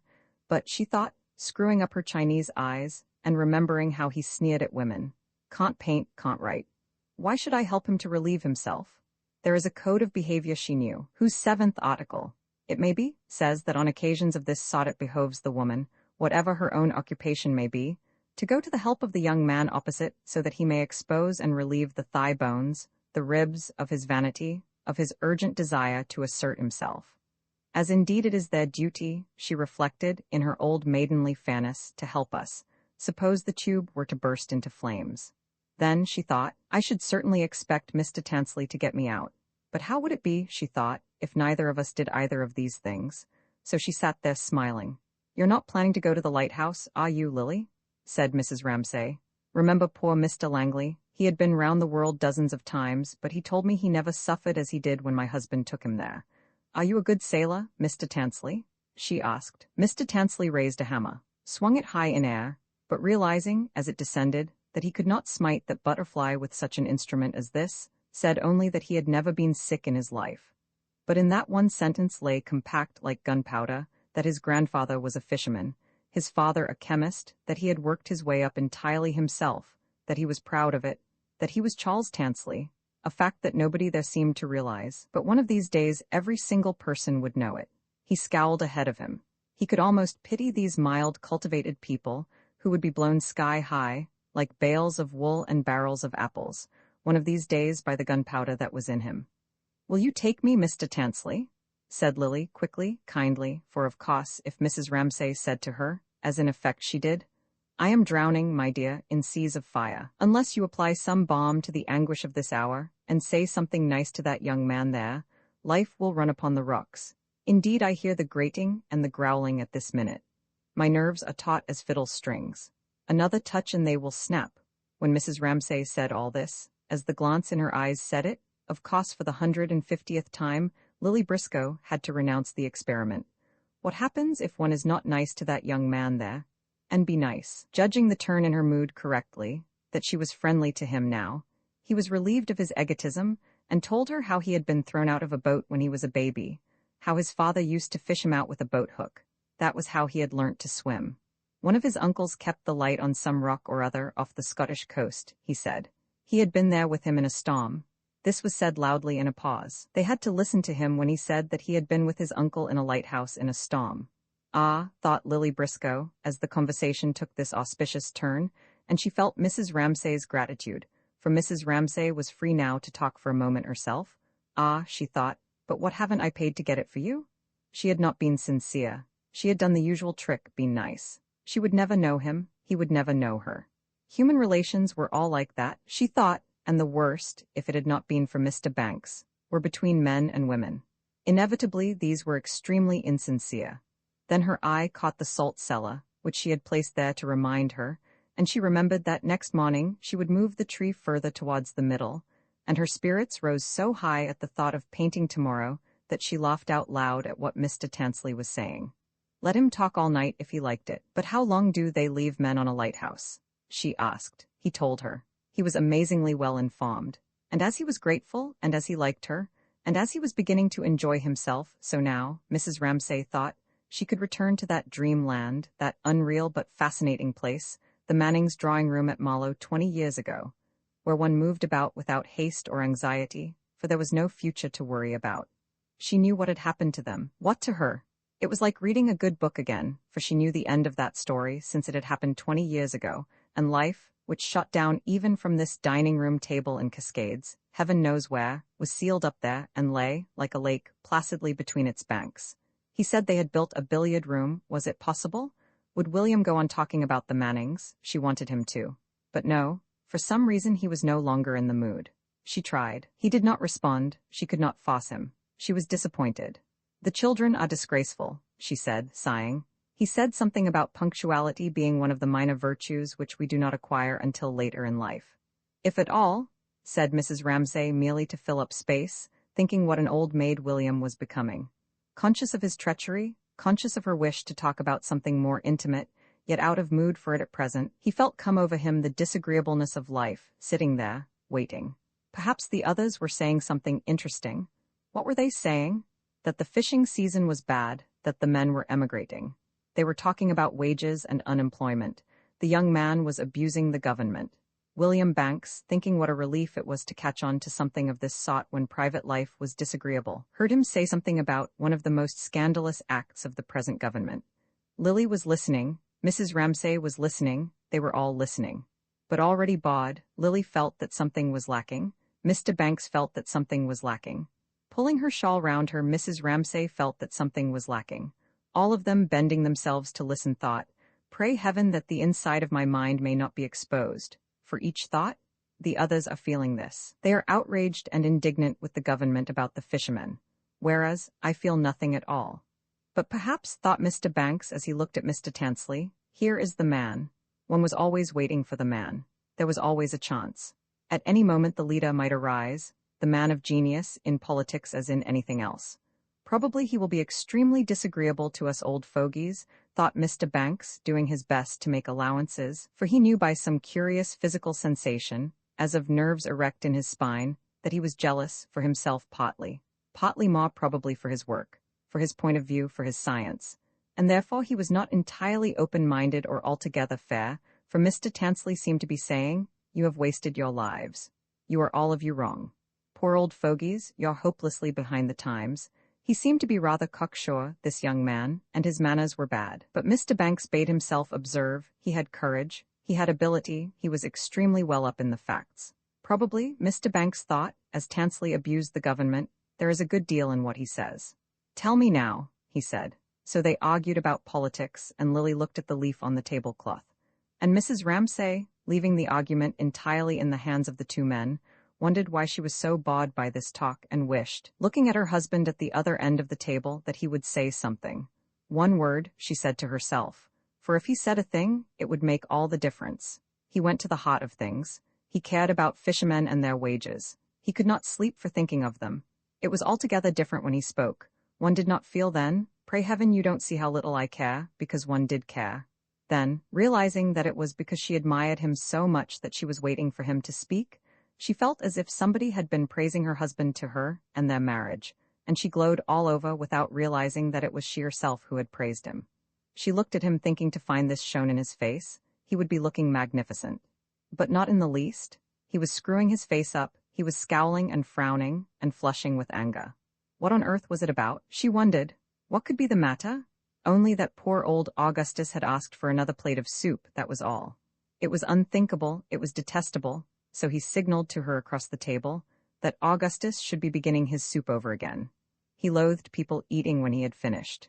She saw his anger fly like a pack of hounds into his eyes, his brow, and she knew that in a moment something violent would explode and then, but thank goodness, she saw him clutch himself and clap a brake on the wheel, and the whole of his body seemed to emit sparks but not words. He sat there scowling. He had said nothing, he would have her observe. Let her give him the credit for that. But why after all should poor Augustus not ask for another plate of soup? He had merely touched Ellen's arm and said, "Ellen, please, another plate of soup," and then Mr. Ramsay scowled like that. And why not? Mrs. Ramsay demanded. Surely they could let Augustus have his soup if he wanted it. He hated people wallowing in food. Mr. Ramsay frowned at her. He hated everything dragging on for hours like this. But he had controlled himself. Mr. Ramsay would have her observe, disgusting though the sight was. But why show it so plainly? Mrs. Ramsay demanded. They looked at each other down the long table, sending these questions and answers across, each knowing exactly what the other felt. Everybody could see. Mrs. Ramsay thought. There was Rose gazing at her father. There was Roger gazing at his father. Both would be off in spasms of laughter in another second, she knew, and so she said promptly, indeed it was time. Light the candles, and they jumped up instantly and went and fumbled at the sideboard. Why could he never conceal his feelings? Mrs. Ramsay wondered, and she wondered if Augustus Carmichael had noticed. Perhaps he had, perhaps he had not. She could not help respecting the composure with which he sat there, drinking his soup. If he wanted soup, he asked for soup. Whether people laughed at him or were angry with him, he was the same. He did not like her, she knew that. But partly for that very reason she respected him, and looking at him, drinking soup, very large and calm in the failing light, and monumental, and contemplative, she wondered what he did feel then, and why he was always content and dignified. And she thought how devoted he was to Andrew, and would call him into his room, and, Andrew said, show him things. And there he would lie all day long on the lawn brooding presumably over his poetry, till he reminded one of a cat watching birds, and then he clapped his paws together when he had found the word, and her husband said, "Poor old Augustus, he's a true poet," which was high praise from her husband. Now 8 candles were stood down the table, and after the first stoop the flames stood upright and drew with them into visibility the long table entire, and in the middle a yellow and purple dish of fruit. What had she done with it? Mrs. Ramsay wondered, for Rose's arrangement of the grapes and pears, of the honey pink-lined shell, of the bananas, made her think of a trophy fetched from the bottom of the sea, of Neptune's banquet, of the bunch that hangs with vine leaves over the shoulder of Bacchus, in some picture, among the leopard skins and the torches lolloping red and gold. Thus brought up suddenly into the light, it seemed possessed of great size and depth, was like a world in which one could take one's staff and climb up hills, she thought, and go down into valleys, and to her pleasure, for it brought them into sympathy momentarily, she saw that Augustus too feasted his eyes on the same plate of fruit, plunged in, broke off a bloom there, a tassel here, and returned, after feasting, to his hive. That was his way of looking, different from hers. But looking together united them. Now all the candles were lit, and the faces on both sides of the table were brought nearer by the candle light, and composed, as they had not been in the twilight, into a party round a table, for the night was now shut off by panes of glass, which, far from giving any accurate view of the outside world, rippled it so strangely that here, inside the room, seemed to be odder and dry land. There, outside, a reflection in which things wavered and vanished, watery. Some change at once went through them all, as if this had really happened, and they were all conscious of making a party together in a hollow, on an island, had their common cause against that fluidity out there. Mrs. Ramsay, who had been uneasy, waiting for Paul and Minta to come in, and unable, she felt, to settle to things, now felt her uneasiness changed to expectation. For now they must come, and Lily Briscoe, trying to analyze the cause of the sudden exhilaration, compared it with that moment on the tennis lawn, when solidity suddenly vanished, and such vast spaces lay between them. And now the same effect was got by the many candles in the sparely furnished room, and the uncurtained windows, and the bright mask-like look of faces seen by candlelight. Some weight was taken off them. Anything might happen, she felt. They must come now, Mrs. Ramsay thought, looking at the door, and at that instant, Minta Doyle, Paul Rayleigh, and a maid carrying a great dish in her hands came in together. They were awfully late, they were horribly late, Minta said, as they found their way to different ends of the table. I lost my brooch, my grandmother's brooch, said Minta with a sound of lamentation in her voice, and a suffusion in her large brown eyes, looking down, looking up as she sat by Mr. Ramsay, which roused his chivalry so that he bantered her. How could she be such a goose, he asked, as to scramble about the rocks in jewels? She was by way of being terrified of him. He was so fearfully clever, and the first night when she had sat by him, and he talked about George Eliot, she had been really frightened, for she had left the 3rd volume of Middlemarch in the train, and she never knew what happened in the end. But afterwards she got on perfectly, and made herself out even more ignorant than she was, because he liked telling her she was a fool. And so tonight, directly he laughed at her, she was not frightened. Besides, she knew, directly she came into the room, that the miracle had happened. She wore her golden haze. Sometimes she had it, sometimes not. She never knew why it came or why it went, or if she had it until she came into the room, and then she knew instantly by the way some man looked at her. Yes, tonight she had it, tremendously. She knew that by the way Mr. Ramsay told her not to be a fool. She sat beside him, smiling. It must have happened then, thought Mrs. Ramsay, they are engaged, and for a moment she felt what she had never expected to feel again, jealousy. For he, her husband, felt it too, Minta's glow. He liked these girls, these golden reddish girls with something flying, something a little wild and harum-scarum about them, who didn't scrape their hair off, weren't, as he said about poor Lily Briscoe, skimpy. There was some quality which she herself had not, some luster, some richness, which attracted him, amused him, led him to make favorites of girls like Minta. They might cut his hair for him, plait him watch chains, or interrupt him at his work, hailing him, she heard them. Come along, Mr. Ramsay, it's our turn to beat them now, and out he came to play tennis. But indeed she was not jealous, only, now and then, when she made herself look in her glass a little resentful that she had grown old, perhaps by her own fault. The bill for the greenhouse and all the rest of it. She was grateful to them for laughing at him. How many pipes have you smoked today, Mr. Ramsay? And so on, till he seemed a young man, a man very attractive to women, not burdened, not weighed down with the greatness of his labors and the sorrows of the world and his fame or his failure, but again as she had first known him, gaunt but gallant, helping her out of a boat, she remembered. With delightful ways like that she looked at him, and he looked astonishingly young, teasing Minta. For herself, put it down there, she said, helping the Swiss girl to place gently before her the huge brown pot in which was the boaf and daub. For her own part she liked her boobies. Paul must sit by her. She had kept a place for him. Really, she sometimes thought she liked the boobies best. They did not bother one with their dissertations. How much they missed, after all, these very clever men. How dried up they did become, to be sure. There was something, she thought as he sat down, very charming about Paul. His manners were delightful to her, and his sharp, cut nose and his bright blue eyes. He was so considerate. Would he tell her, now that they were all talking again, what had happened? We went back to look for Minta's brooch, he said, sitting down by her. That was enough. She knew from the effort, the rise in his voice to surmount a difficult word, that it was the first time he had said we. We did this, we did that.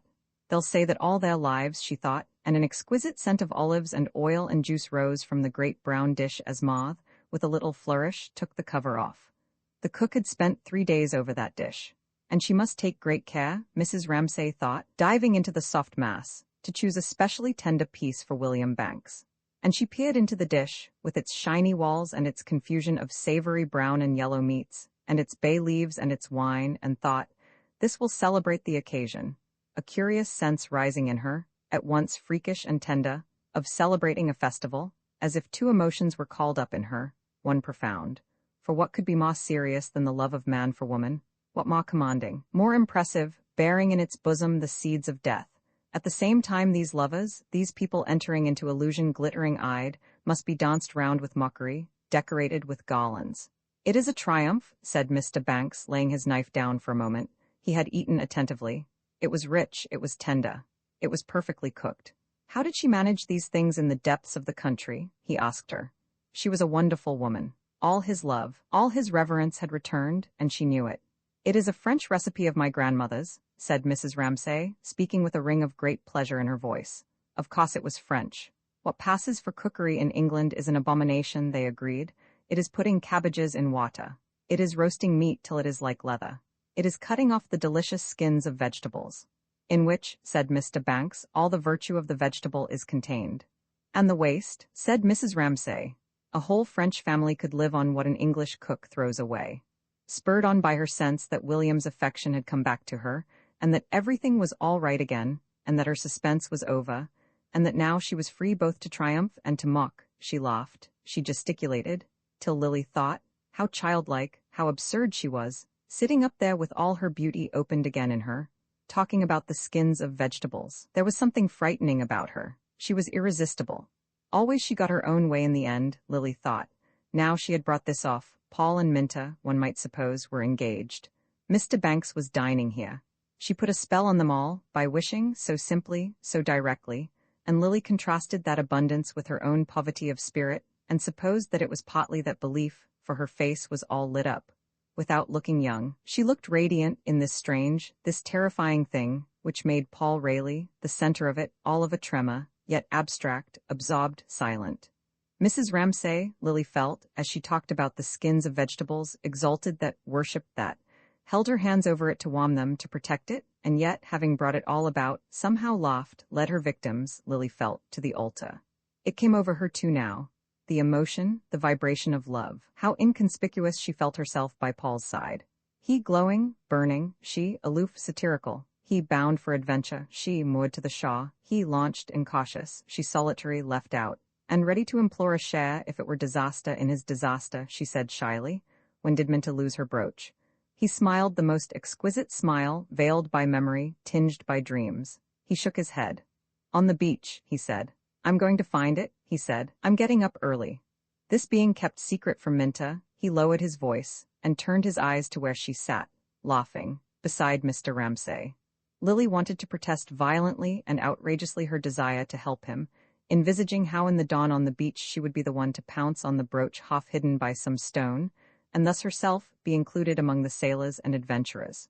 But what did he reply to her offer? She actually said with an emotion that she seldom let appear, "Let me come with you?" And he laughed. He meant yes or no, either perhaps, but it was not his meaning. It was the odd chuckle he gave, as if he had said, "Throw yourself over the cliff if you like, I don't care." He turned on her cheek the heat of love, its horror, its cruelty, its unscrupulosity. It scotched her, and Lily, looking at Minta being charming to Mr. Ramsay at the other end of the table, flinched for her exposed to those fangs, and was thankful. For at any rate, she said to herself, catching sight of the salt cellar on the paten, she need not marry, thank heaven. She need not undergo that degradation. She was saved from that dilution. She would move the tree rather more to the middle. Such was the complexity of things. For what happened to her, especially staying with the Ramsays, was to be made to feel violently two opposite things at the same time. That's what you feel, was one. That's what I feel, was the other. And then they fought together in her mind as now.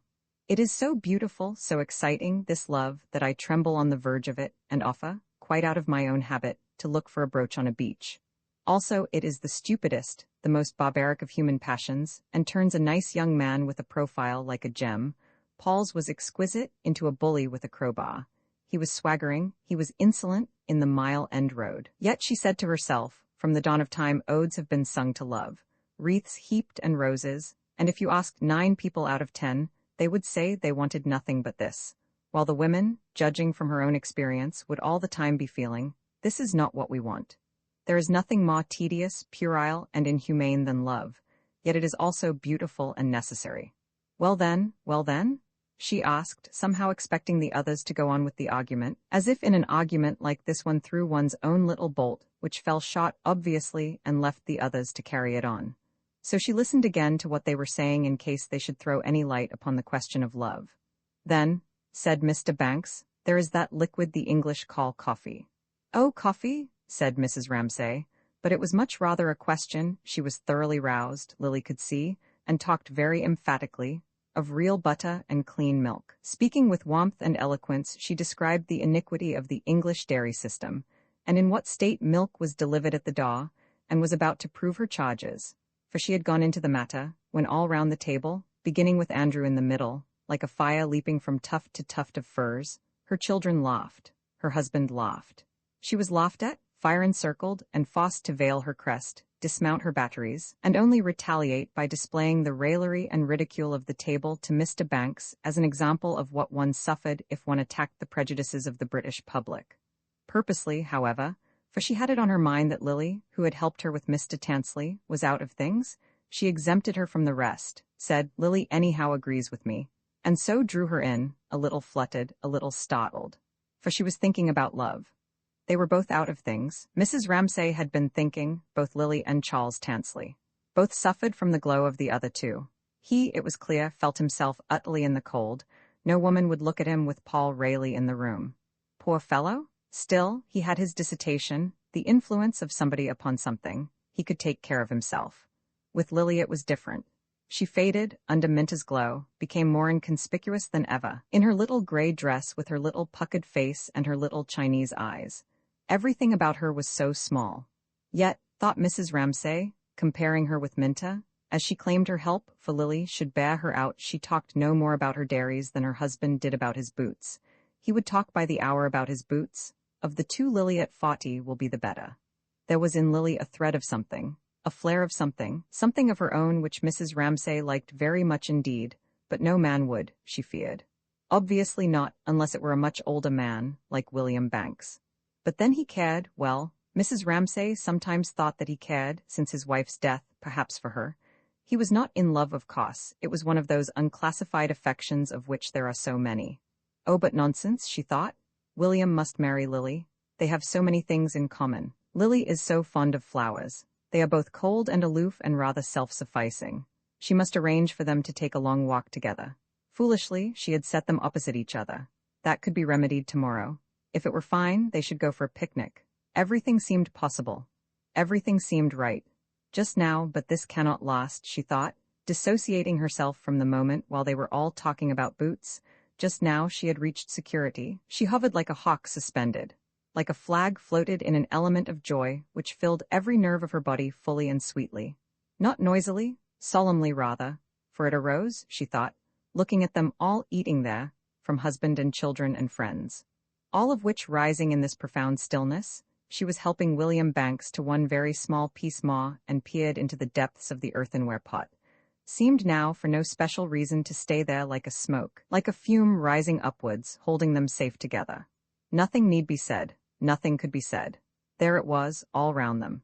It partook, she felt, carefully helping Mr. Banks to a specially tender piece of eternity, as she had already felt about something different once before that afternoon.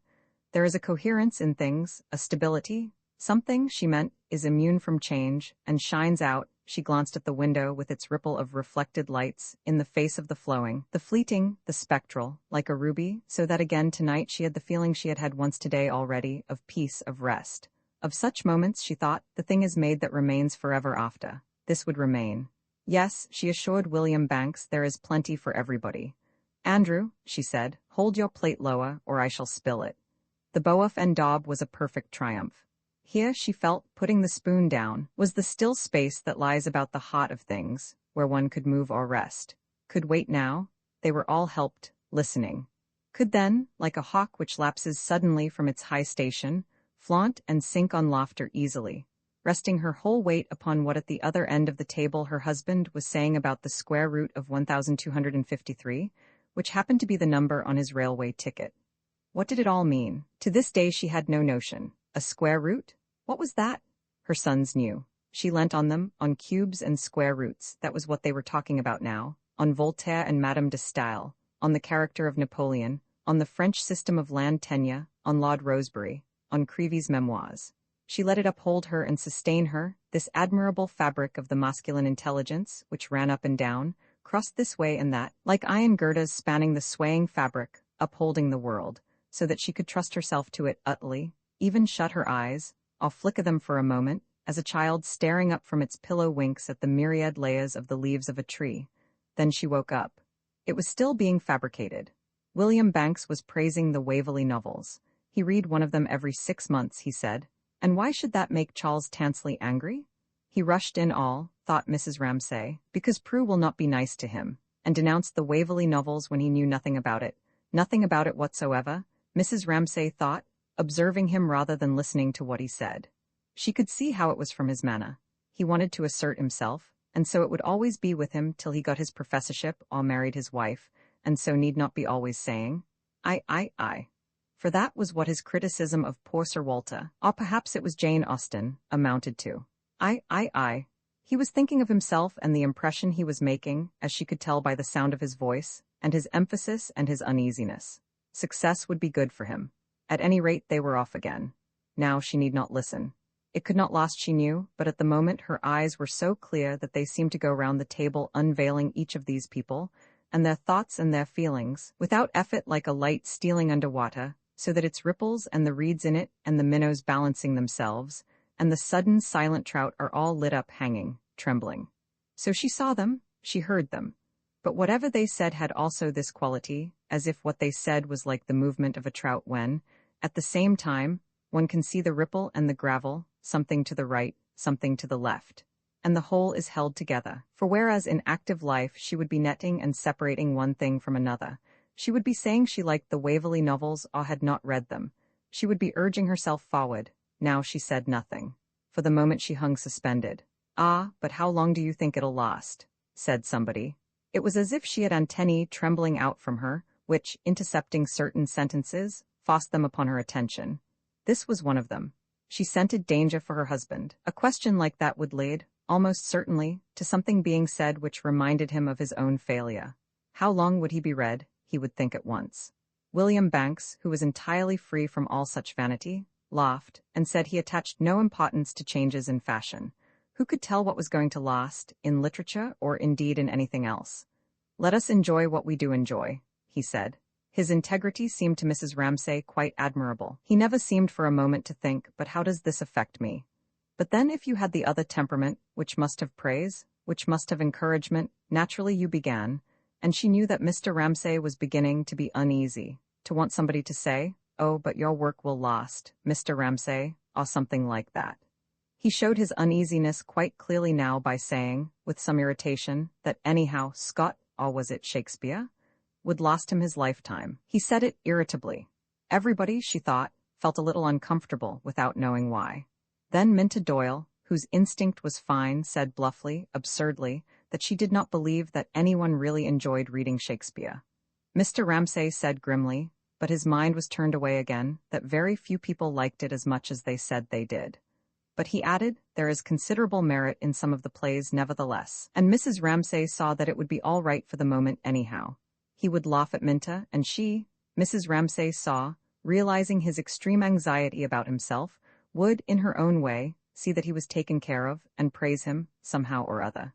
But she wished it was not necessary. Perhaps it was her fault that it was necessary. Anyhow, she was free now to listen to what Paul Rayleigh was trying to say about books one had read as a boy. They lasted, he said. He had read some of Tolstoy at school. There was one he always remembered, but he had forgotten the name. Russian names were impossible, said Mrs. Ramsay. Vronsky, said Paul. He remembered that because he always thought it such a good name for a villain. Vronsky, said Mrs. Ramsay. Oh, Anna Karenina, but that did not take them very far. Books were not in their line. No, Charles Tansley would put them both right in a second about books, but it was all so mixed up with, am I saying the right thing? Am I making a good impression? That, after all, one knew more about him than about Tolstoy, whereas what Paul said was about the thing simply, not himself. Like all stupid people, he had a kind of modesty too, a consideration for what you were feeling, which, once in a way at least, she found attractive. Now he was thinking, not about himself or about Tolstoy, but whether she was cold, whether she felt a draught, whether she would like a pear. No, she said she did not want a pear. Indeed, she had been keeping guard over the dish of fruit without realizing it, jealously, hoping that nobody would touch it. Her eyes had been going in and out among the curves and shadows of the fruit, among the rich purples of the lowland grapes, then over the horny ridge of the shell, putting a yellow against a purple, a curved shape against a round shape, without knowing why she did it, or why, every time she did it, she felt more and more serene. Until, oh, what a pity that they should do it, a hand reached out, took a pear, and spoilt the whole thing. In sympathy she looked at Rose. She looked at Rose sitting between Jasper and Prue. How odd that one's child should do that. How odd to see them sitting there, in a row, her children, Jasper, Rose, Prue, Andrew, almost silent but with some joke of their own going on, she guessed, from the twitching at their lips. It was something quite apart from everything else, something they were holding up to laugh over in their own room. It was not about their father, she hoped. No, she thought not. What was it, she wondered, sadly rather, for it seemed to her that they would laugh when she was not there. There was all that hidden behind those rather set, still, mask-like faces, for they did not join in easily. They were like watchers, surveyors, a little raised or set apart from the grown-up people. But when she looked at Prue tonight, she saw that this was not now quite true of her. She was just beginning, just moving, just descending. The faintest light was on her face, as if the glow of Minter opposite, some excitement, some anticipation of happiness was reflected in her, as if the sun of the love of men and women rose over the rim of the tablecloth, and without knowing what it was she bent towards it and greeted it. She kept looking at Minta shyly, yet curiously, so that Mrs. Ramsay looked from one to the other, and said, speaking to Prue in her own mind, "You will be as happy as she is one of these days. You will be much happier," she added, "because you are my daughter," she meant. Her own daughters must be happier than other people's daughters. But dinner was over. It was time to go. They were only playing with things on their plates. She would wait until they had done laughing at some story her husband was telling. He was having a joke with Minter about a bet. Then she would get up.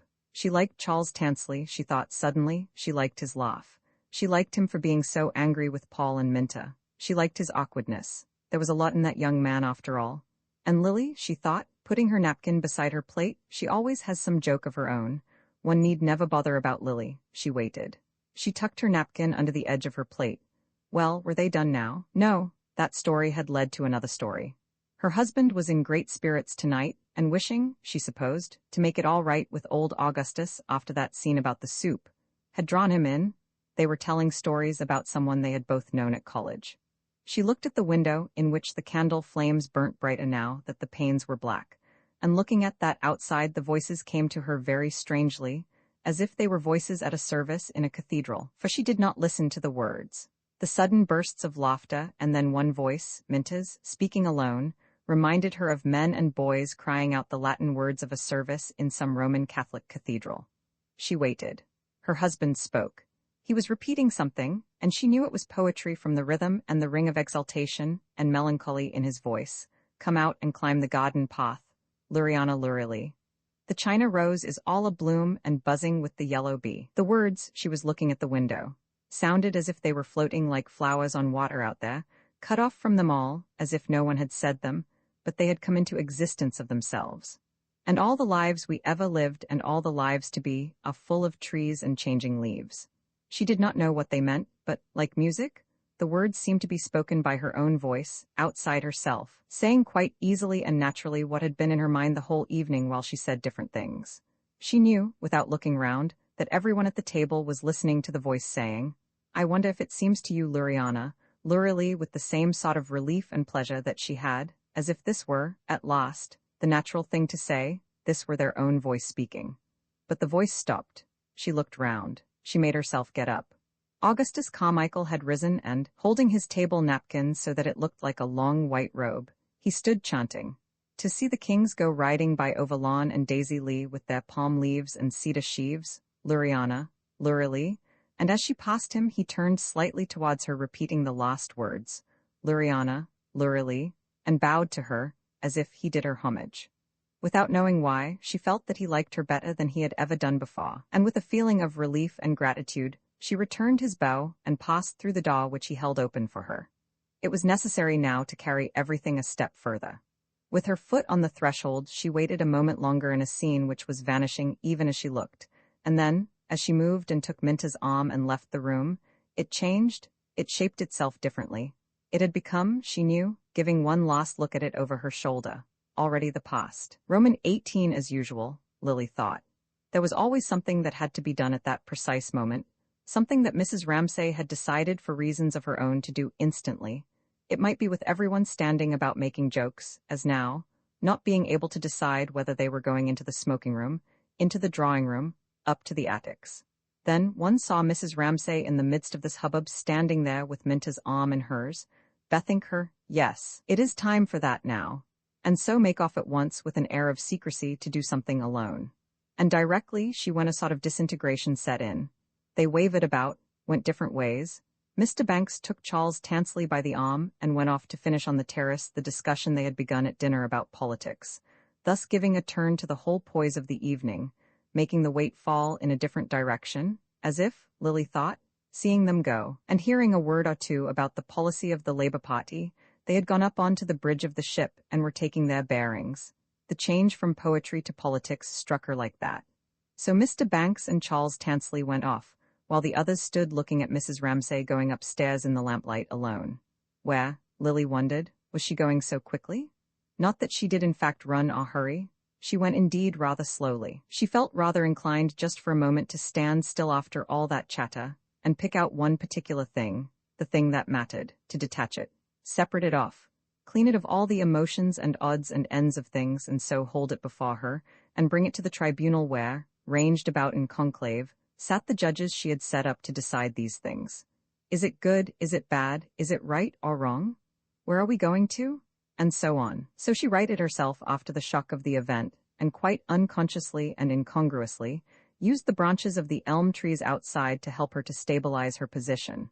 Her world was changing, they were still. The event had given her a sense of movement. All must be in order. She must get that right, she thought, insensibly approving of the dignity of the tree's stillness, and now again of the superb upward rise, like the beak of a ship up a wave, of the elm branches as the wind raised them. For it was windy. She stood a moment to look out.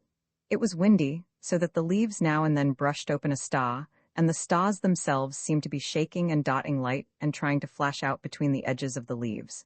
Yes, that was done then, accomplished, and as with all things done, become solemn. Now one thought of it, cleared of chatter and emotion. It seemed always to have been, only was shown now, and so being shown struck everything into stability.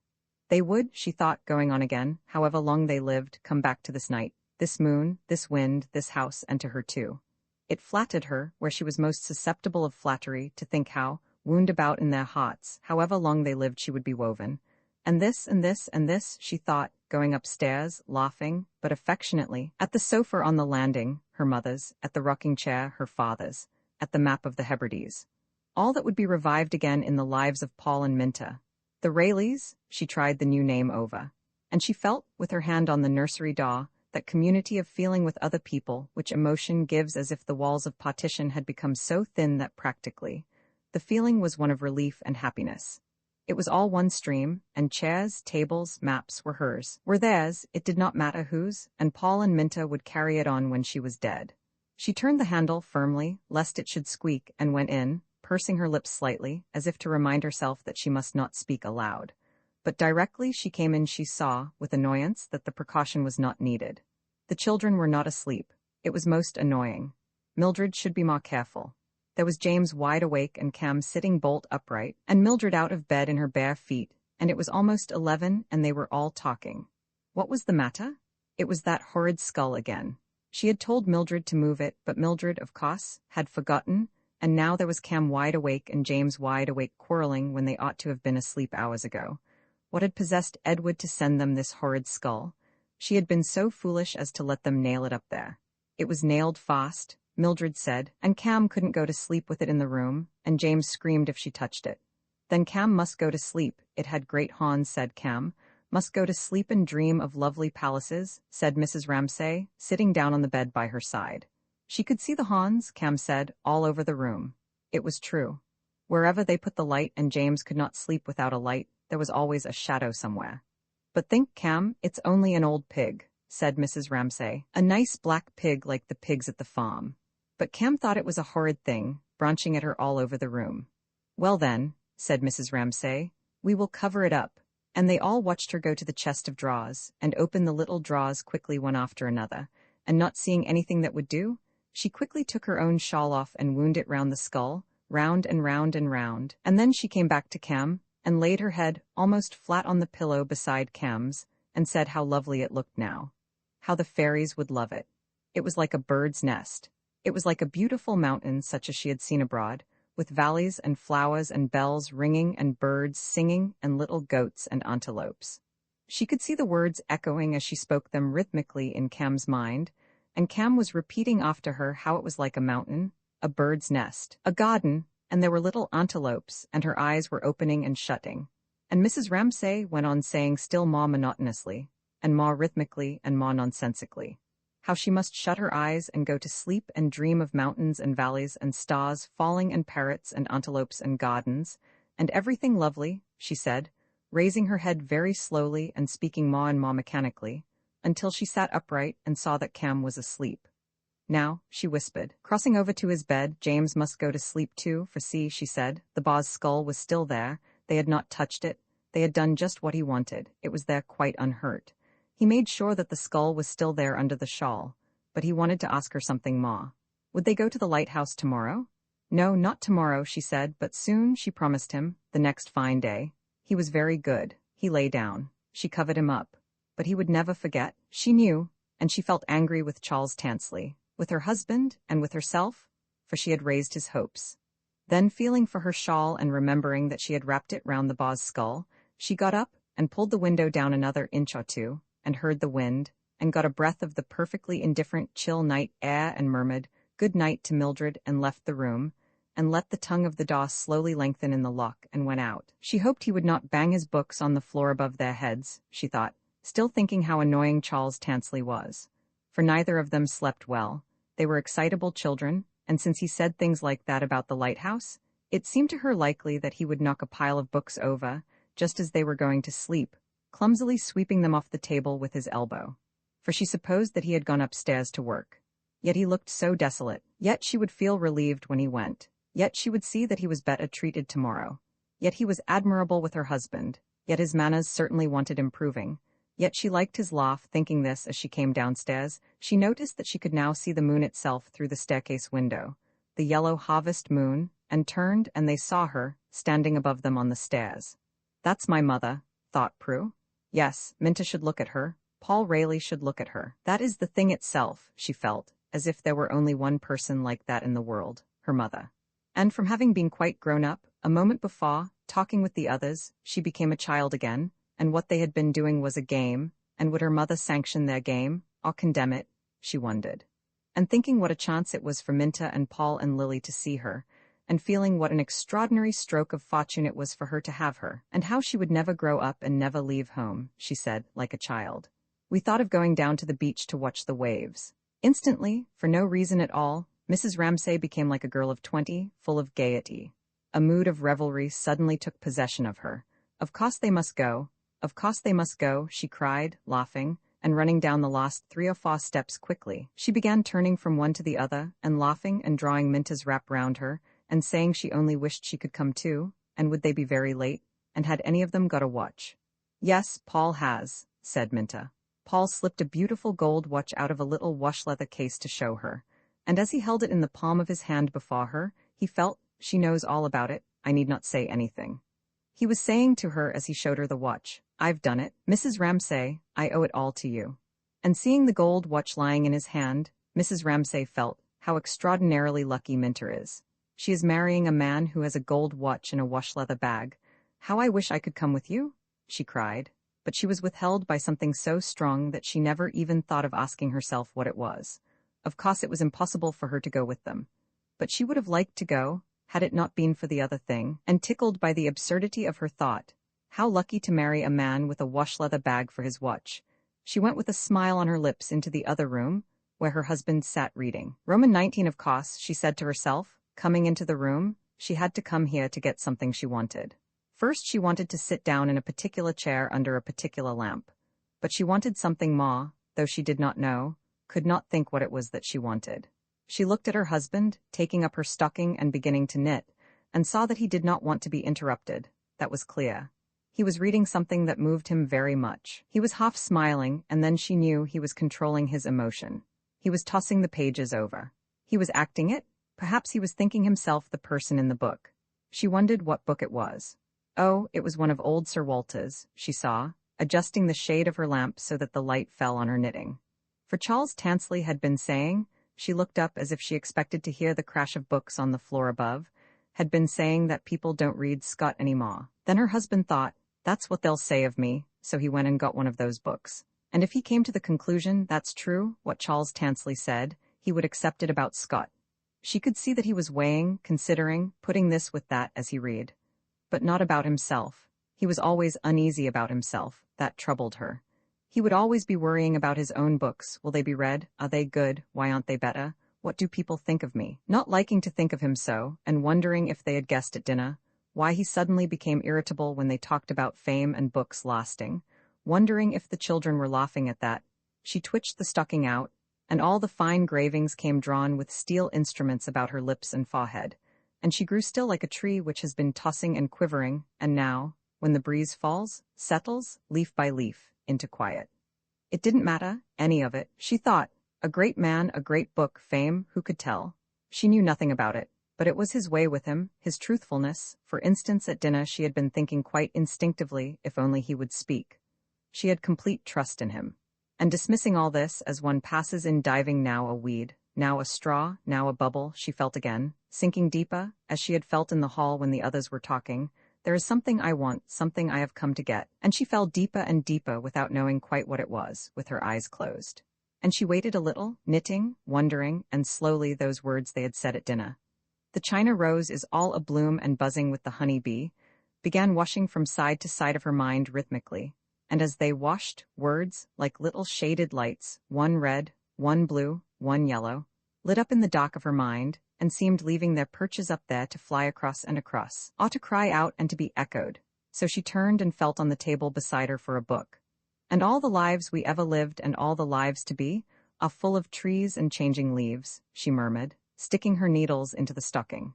And she opened the book and began reading here and there at random, and as she did so, she felt that she was climbing backwards, upwards, shoving her way up under petals that curved over her, so that she only knew this is white, or this is red. She did not know at first what the words meant at all. Steer, hither steer your winged pines, all beaten mariners. She read and turned the page, swinging herself, zigzagging this way and that, from one line to another, as from one branch to another, from one red and white flower to another, until a little sound roused her husband slapping his thighs. Their eyes met for a second, but they did not want to speak to each other. They had nothing to say, but something seemed, nevertheless, to go from him to her. It was the life, it was the power of it, it was the tremendous humor, she knew, that made him slap his thighs. Don't interrupt me, he seemed to be saying, don't say anything, just sit there. And he went on reading. His lips twitched, it filled him.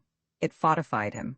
He clean forgot all the little rubs and digs of the evening, and how it bored him unutterably to sit still while people ate and drank interminably, and his being so irritable with his wife and so touchy and minding when they passed his books over as if they didn't exist at all. But now, he felt, it didn't matter a damn who reached Z, if thought ran like an alphabet from A to Z. Somebody would reach it, if not he, then another. This man's strength and sanity, his feeling for straightforward simple things, these fishermen, the poor old crazed creature in Mucklebucket's cottage, made him feel so vigorous, so relieved of something that he felt roused and triumphant, and could not choke back his tears. Raising the book a little to hide his face, he let them fall and shook his head from side to side and forgot himself completely, but not one or two reflections about morality and French novels and English novels and Scott's hands being tied, but his view perhaps being as true as the other view, forgot his own bothers and failures completely in poor Steenie's drowning and Mucklebucket's sorrow. That was Scott at his best, and the astonishing delight and feeling of vigor that it gave him. Well, let them improve upon that, he thought as he finished the chapter. He felt that he had been arguing with somebody, and had got the better of him.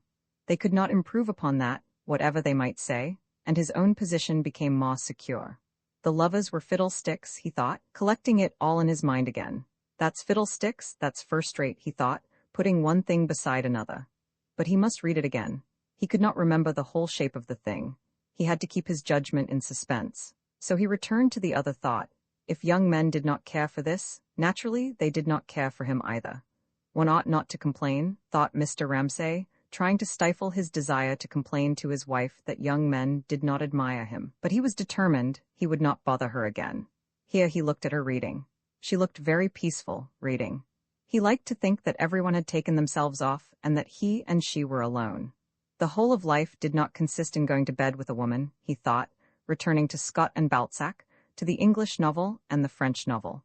Mrs. Ramsay raised her head and, like a person in a light sleep, seemed to say that if he wanted her to wake she would. She really would, but otherwise, might she go on sleeping, just a little longer, just a little longer. She was climbing up those branches this way and that, laying hands on one flower and then another. Na praised the deep vermilion in the rose, she read, and so reading she was ascending, she felt, on to the top, on to the summit. How satisfying, how restful. All the odds and ends of the day stuck to this magnet, her mind felt swept, felt clean. And then there it was, suddenly entire shaped in her hands, beautiful and reasonable, clear and complete, the essence sucked out of life and held rounded here, the sonnet. But she was becoming conscious of her husband looking at her. He was smiling at her, quizzically, as if he were ridiculing her gently for being asleep in broad daylight, but at the same time he was thinking, go on reading. You don't look sad now, he thought. And he wondered what she was reading, and exaggerated her ignorance, her simplicity, for he liked to think that she was not clever, not book-learned at all. He wondered if she understood what she was reading. Probably not, he thought. She was astonishingly beautiful. Her beauty seemed to him, if that were possible, to increase. Yet seemed it winter still, and you away, as with your shadow I with these did play, she finished. Well, she said, echoing his smile dreamily, looking up from her book. As with your shadow I with these did play, she murmured, putting the book on the table. What had happened, she wondered, as she took up her knitting, since she had last seen him alone. She remembered dressing, and seeing the moon, Andrew holding his plate too high at dinner, being depressed by something William had said, the birds in the trees, the sofa on the landing, the children being awake, Charles Tansley waking them with his books falling, oh no, that she had invented, and Paul having a wash-leather case for his watch. Which should she tell him about? They're engaged, she said, beginning to knit, Paul and Minta. So I guessed, he said. There was nothing very much to be said about it. Her mind was still going up and down with the poetry. He was still feeling very vigorous, very forthright, after reading about Steenie's funeral. So they sat silent. Then she became aware that she wanted him to say something. Anything, she thought, going on with her knitting. Anything will do. How nice it would be to marry a man with a wash-leather bag for his watch, she said, for that was the sort of joke they had together. He snorted. He felt about this engagement as he always felt about any engagement. The girl is much too good for that young man. Slowly it came into her head. Why is it then that one wants people to marry? What was the value, the meaning of things? Every word they said now would be true. Do say something, she thought, wishing only to hear his voice. For the shadow, the thing folding them in, was beginning, she felt, to close round her again. Say anything, she begged, looking at him as if for help. He was silent, swinging the compass on his watch chain to and fro, and thinking of Scott's novels and Balzac's novels. But through the crepuscular walls of their intimacy, for they were drawing together, involuntarily, coming side by side, quite close, she could feel his mind like a raised hand shadowing her mind, and he was beginning now that her thoughts took a turn he disliked, towards this pessimism, as he called it, to fidget, though he said nothing, raising his hand to his forehead, twisting a lock of hair, letting it fall again. You won't finish that stocking tonight, he said, pointing to her stocking. That was what she wanted, the asperity in his voice reproving her. If he says it's wrong to be pessimistic, probably it is wrong, she thought. The marriage will turn out all right. No, she said, flattening the stocking out upon her knee, I shan't finish it. And what then?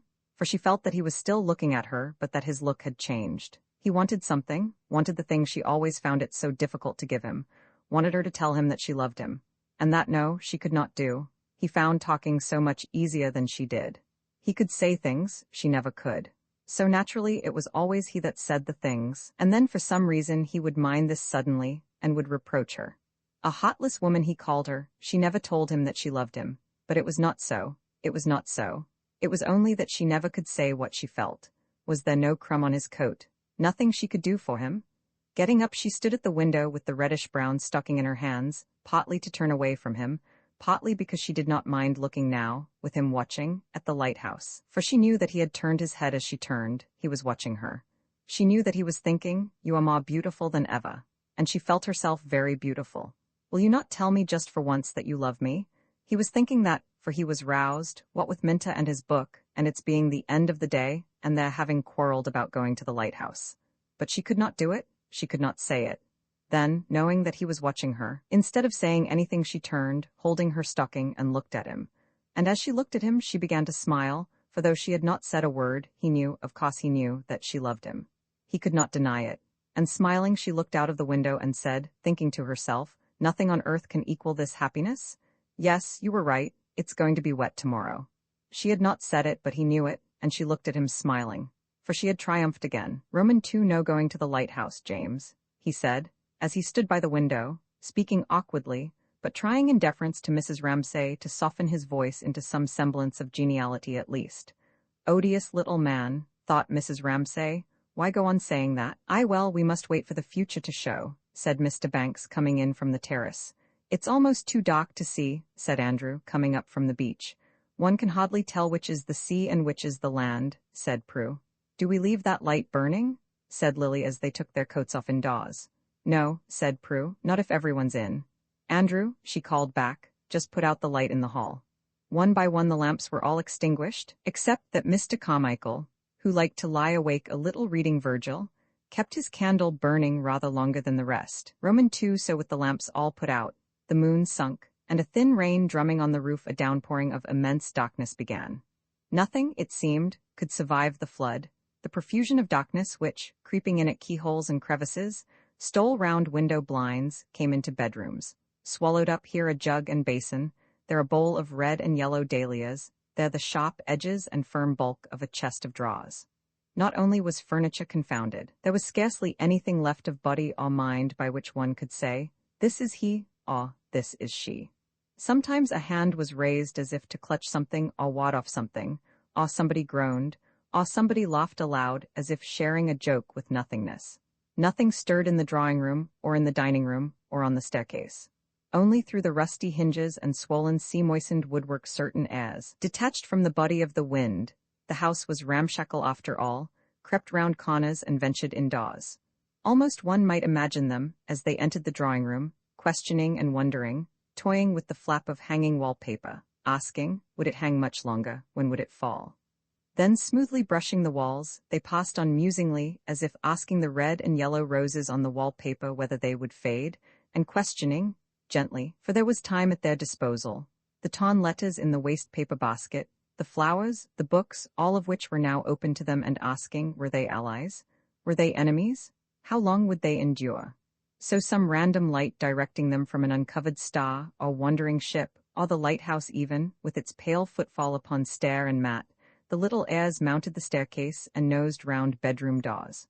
But here surely they must cease. Whatever else may perish and disappear, what lies here is steadfast. Here one might say to those sliding lights, those fumbling airs that breathe and bend over the bed itself, here you can neither touch nor destroy. Upon which, wearily, ghostlily, as if they had feather-light fingers and the light persistency of feathers, they would look, once, on the shut eyes and the loosely clasping fingers, and fold their garments wearily and disappear. And so, nosing, rubbing, they went to the window on the staircase, to the servants' bedrooms, to the boxes in the attics, descending, blanched the apples on the dining-room table, fumbled the petals of roses, tried the picture on the easel, brushed the mat and blew a little sand along the floor. At length, desisting, all ceased together, gathered together, all sighed together. All together gave off an aimless gust of lamentation to which some door in the kitchen replied, swung wide, admitted nothing, and slammed to. Here Mr. Carmichael, who was reading Virgil, blew out his candle. It was past midnight, Roman 3, but what after all is one night?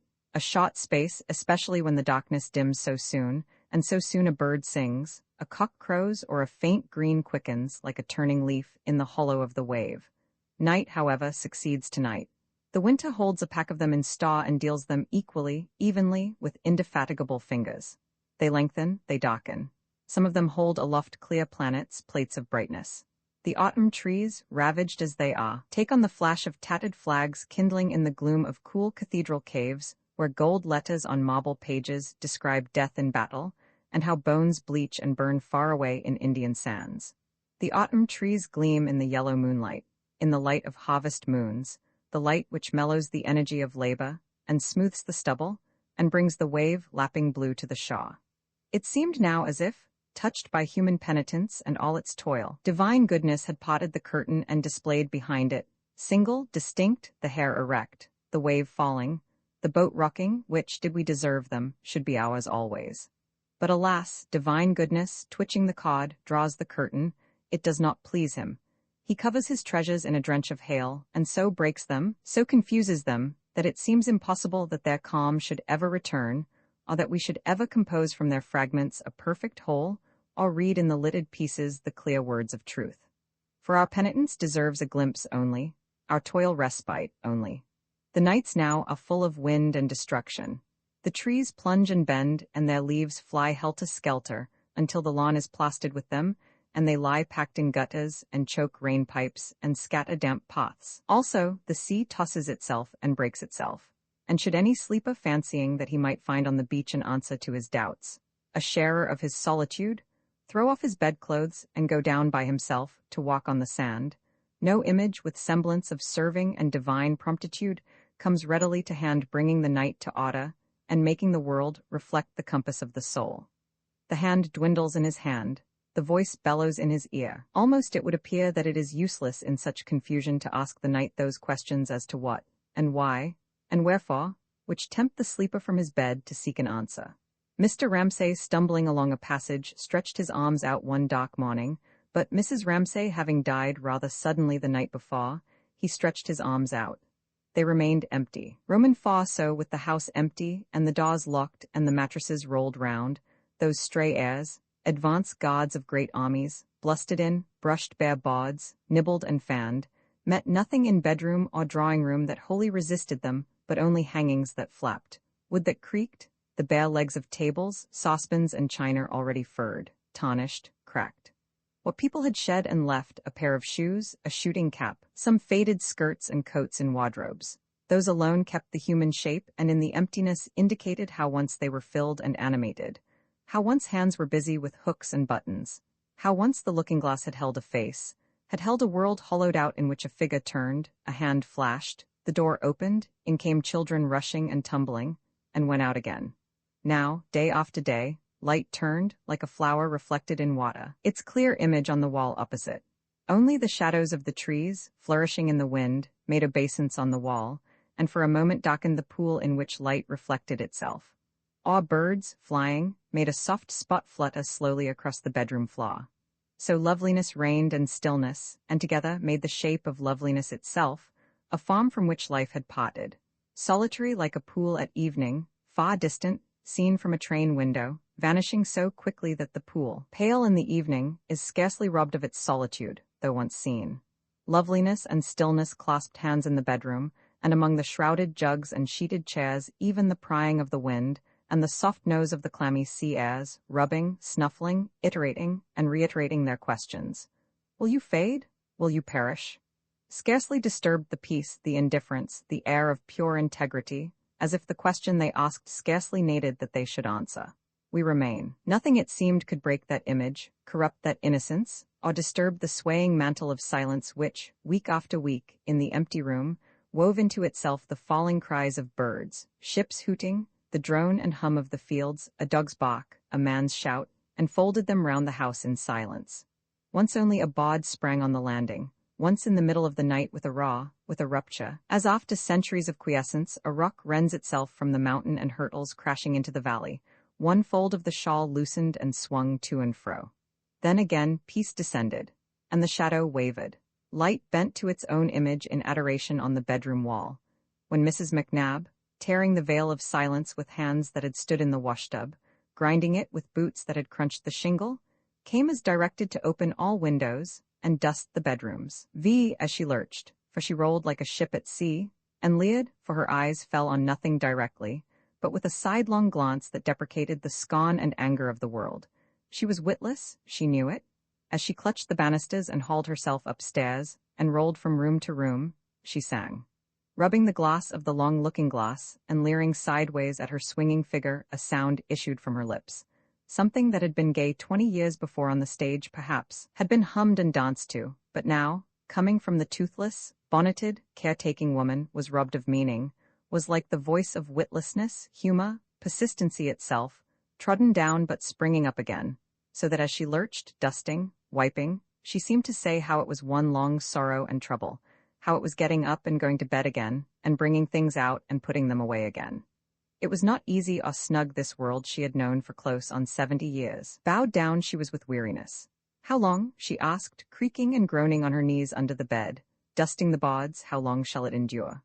But hobbled to her feet again, pulled herself up, and again with her sidelong leer which slipped and turned aside even from her own face, and her own sorrows, stood and gaped in the glass, aimlessly smiling, and began again the old amble and hobble, taking up mats, putting down china, looking sideways in the glass, as if, after all, she had her consolations, as if indeed there twined about her dirge some incorrigible hope.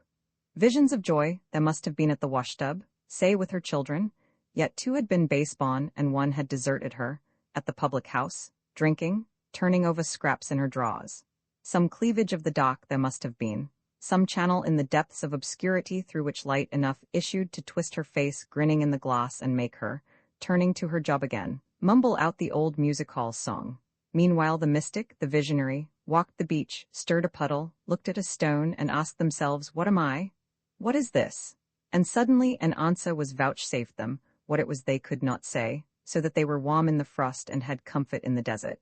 But Mrs. McNabb continued to drink and gossip as before. The spring without a leaf to toss, bare and bright like a virgin fierce in her chastity, scornful in her purity, was laid out on fields wide-eyed and watchful and entirely careless of what was done or thought by the beholders. Prue Ramsay, leaning on her father's arm, was given in marriage that May. What people said could have been more fitting? And they added how beautiful she looked. As summer neared, as the evenings lengthened, there came to the wakeful, the hopeful, walking the beach, stirring the pool, imaginations of the strangest kind, of flesh turned to atoms which drove before the wind, of stars flashing in their hearts, of cliff, sea, cloud, and sky brought purposely together to assemble outwardly the scattered parts of the vision within. In those mirrors, the minds of men, in those pools of uneasy water, in which clouds forever turn and shadows form, dreams persisted, and it was impossible to resist the strange intimation which every gull, flower, tree, man, and woman, and the white earth itself seemed to declare, but if questioned at once to withdraw, that good triumphs, happiness prevails, oughter rules, ought to resist the extraordinary stimulus to range hither and thither in search of some absolute good, some crystal of intensity, remote from the known pleasures and familiar virtues, something alien to the processes of domestic life, single, hard, bright, like a diamond in the sand, which would render the possessor secure. Moreover, softened and acquiescent, the spring with her bees humming and gnats dancing through her cloak about her, veiled her eyes, averted her head, and among passing shadows and flights of small rain, seemed to have taken upon her a knowledge of the sorrows of mankind. Prue Ramsay died that summer in some illness connected with childbirth, which was indeed a tragedy, people said. They said nobody deserved happiness more. And now in the heat of summer, the wind sent its spies about the house again. Flies wove a web in the sunny rooms. Weeds that had grown close to the glass in the night tapped methodically at the window pane. When darkness fell, the stroke of the lighthouse, which had laid itself with such authority upon the carpet in the darkness, tracing its pattern, came now in the softer light of spring mixed with moonlight gliding gently, as if it laid its caress and lingered stealthily, and looked and came lovingly again. But in the very lull of this loving caress, as the long stroke leant upon the bed, the ruck was rent asunder. Another fold of the shawl loosened, there it hung, and swayed. Through the short summer nights and the long summer days, when the empty rooms seemed to murmur with the echoes of the fields and the hum of flies, the long streamer waved gently, swayed aimlessly, while the sun so striped and barred the rooms and filled them with yellow haze that Mrs. McNabb, when she broke in and lurched about, dusting, sweeping, looked like a tropical fish oaring its way through sun-lanced waters. But slumber and sleep though it might, there came later in the summer ominous sounds like the measured blows of hammers dulled on felt, which, with their repeated shocks, still further loosened the shawl and cracked the teacups. Now and again, some glass tinkled in the cupboard, as if a giant voice had shrieked so loud in its agony that tumblers stood inside a cupboard vibrated too. Then again, silence fell. And then, night after night, and sometimes in plain midday, when the roses were bright and light turned on the wall its shape, clearly there seemed to drop into this silence this indifference, this integrity, the thud of something falling. A shell exploded. 20 or 30 young men were blown up in France, among them Andrew Ramsay, whose death, mercifully, was instantaneous. At that season, those who had gone down to pace the beach and ask of the sea and sky what message they reported, or what vision they affirmed, had to consider among the usual tokens of divine bounty. The sunset on the sea, the pallor of dawn, the moon rising, fishing boats against the moon, and children pelting each other with handfuls of grass. Something out of harmony with this jocundity, this serenity. There was the silent apparition of an ashen-colored ship, for instance, come, gone. There was a purplish stain upon the bland surface of the sea, as if something had boiled and bled, invisibly, beneath. This intrusion into a scene calculated to stir the most sublime reflections and lead to the most comfortable conclusions stayed there pacing. It was difficult blandly to overlook them, to abolish their significance in the landscape, to continue, as one walked by the sea, to marvel how beauty outside mirrored beauty within. Did nature supplement what man advanced? Did she complete what he began? With equal complacence she saw his misery, condoned his meanness, and acquiesced in his torture. That dream, then, of sharing, completing, finding in solitude on the beach an answer, was but a reflection in a mirror, and the mirror itself was but the surface glassiness which forms in quiescence when the nobler powers sleep beneath. Impatient, despairing yet loth to go, for beauty offers her lures, has her consolations. To pace the beach was impossible. Contemplation was unendurable. The mirror was broken. Mr. Carmichael brought out a volume of poems that spring, which had an unexpected success. The war, people said, had revived their interest in poetry. Romans 7 night after night, summer and winter, the torment of storms, the arrow-like stillness of fine weather, held their cot without interference. Listening, had there been anyone to listen. From the upper rooms of the empty house only gigantic chaos streaked with lightning could have been heard tumbling and tossing, as the winds and waves dispotted themselves like the amorphous bulks of leviathans whose brows are pierced by no light of reason, and mounted one on top of another, and lunged and plunged in the darkness or the daylight, for night and day, month and year ran shapelessly together, in idiot games, until it seemed as if the universe were battling and tumbling, in brute confusion and wanton lust aimlessly by itself.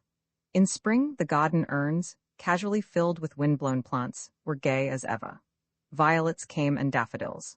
But the stillness and the brightness of the day were as strange as the chaos and tumult of night, with the trees standing there, and the flowers standing there, looking before them, looking up, yet beholding nothing, eyeless and thus terrible. Roman 8 thinking no harm, for the family would not come, never again, some said, and the house would be sold at Michaelmas perhaps.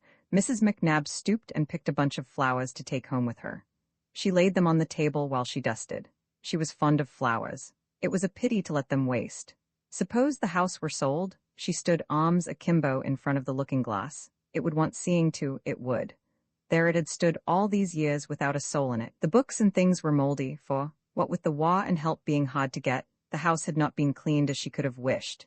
It was beyond one person's strength to get it straight now. She was too old. Her legs pained her. All those books needed to be laid out on the grass in the sun. There was plaster fallen in the hall. The rain pipe had blocked over the study window and let the water in. The carpet was ruined quite. But people should come themselves. They should have sent somebody down to see. For there were clothes in the cupboards. They had left clothes in all the bedrooms. What was she to do with them? They had the moth in them, Mrs. Ramsay's things. Poor lady. She would never want them again. She was dead, they said, years ago in London. There was the old grey cloak she wore gardening. Mrs. McNabb fingered it. She could see her, as she came up the drive with the washing, stooping over her flowers. The garden was a pitiful sight now, all run to riot, and rabbits scuttling at you out of the beds. She could see her with one of the children by her in that grey cloak. There were boots and shoes, and a brush and comb left on the dressing table, for all the world as if she expected to come back tomorrow. She had died very sudden at the end, they said. And once they had been coming, but had put off coming, what with the war, and travel being so difficult these days. They had never come all these years, just sent her money, but never wrote, never came, and expected to find things as they had left them. Ah, dear. Why, the dressing-table drawers were full of things. She pulled them open. Handkerchiefs, bits of ribbon. Yes, she could see Mrs. Ramsay as she came up the drive with the washing. "Good evening, Mrs. McNabb," she would say. She had a pleasant way with her. The girls all liked her. But dear, many things had changed since then. She shut the drawer. Many families had lost their dearest. So she was dead, and Mr. Andrew killed, and Miss Prue dead too, they said, with her first baby, but everyone had lost someone these years. Prices had gone up shamefully, and didn't come down again neither. She could well remember her in her grey cloak. "Good evening, Mrs. McNabb," she said, and told cook to keep a plate of milk soup for her, quite thought she wanted it, carrying that heavy basket all the way up from town. She could see her now, stooping over her flowers and faint and flickering, like a yellow beam or the circle at the end of a telescope. A lady in a grey cloak, stooping over her flowers, went wandering over the bedroom wall, up the dressing table, across the washstand, as Mrs. McNabb hobbled and ambled, dusting, straightening. And cook's name now? Mildred? Marion? Some name like that. Ah, she had forgotten, she did forget things. Fiery, like all red-haired women. Many a laugh they had had. She was always welcome in the kitchen. She made them laugh. She did. Things were better then than now. She sighed, there was too much work for one woman. She wagged her head this side and that. This had been the nursery. Why, it was all damp in here, the plaster was falling. Whatever did they want to hang a beast's skull there, gone mouldy too, and rats in all the attics? The rain came in, but they never sent, never came. Some of the locks had gone, so the doors banged. She didn't like to be up here at dusk alone neither. It was too much for one woman. Too much, too much. She creaked, she moaned. She banged the door. She turned the key in the lock and left the house shut up, locked, alone. Roman 9, the house was left. The house was deserted. It was left like a shell on a sandhill to fill with dry salt grains now that life had left it. The long night seemed to have set in. The trifling airs, nibbling, the clammy breaths, fumbling, seemed to have triumphed. The saucepan had rusted and the mat decayed. Toads had nosed their way in. Idly, aimlessly, the swaying shawl swung to and fro. A thistle thrust itself between the tiles in the larder. The swallows nested in the drawing room. The floor was strewn with straw. The plaster fell in shovelfuls. Rafters were laid bare. Rats carried off this and that to gnaw behind the wainscots. Tortoise-shell butterflies burst from the chrysalis and patted their life out on the window pane. Poppies sowed themselves among the dahlias. The lawn waved with long grass. Giant artichokes towered among roses. A fringed carnation flowered among the cabbages, while the gentle tapping of a weed at the window had become, on winter's nights, a drumming from sturdy trees and thorned briars, which made the whole room green in summer.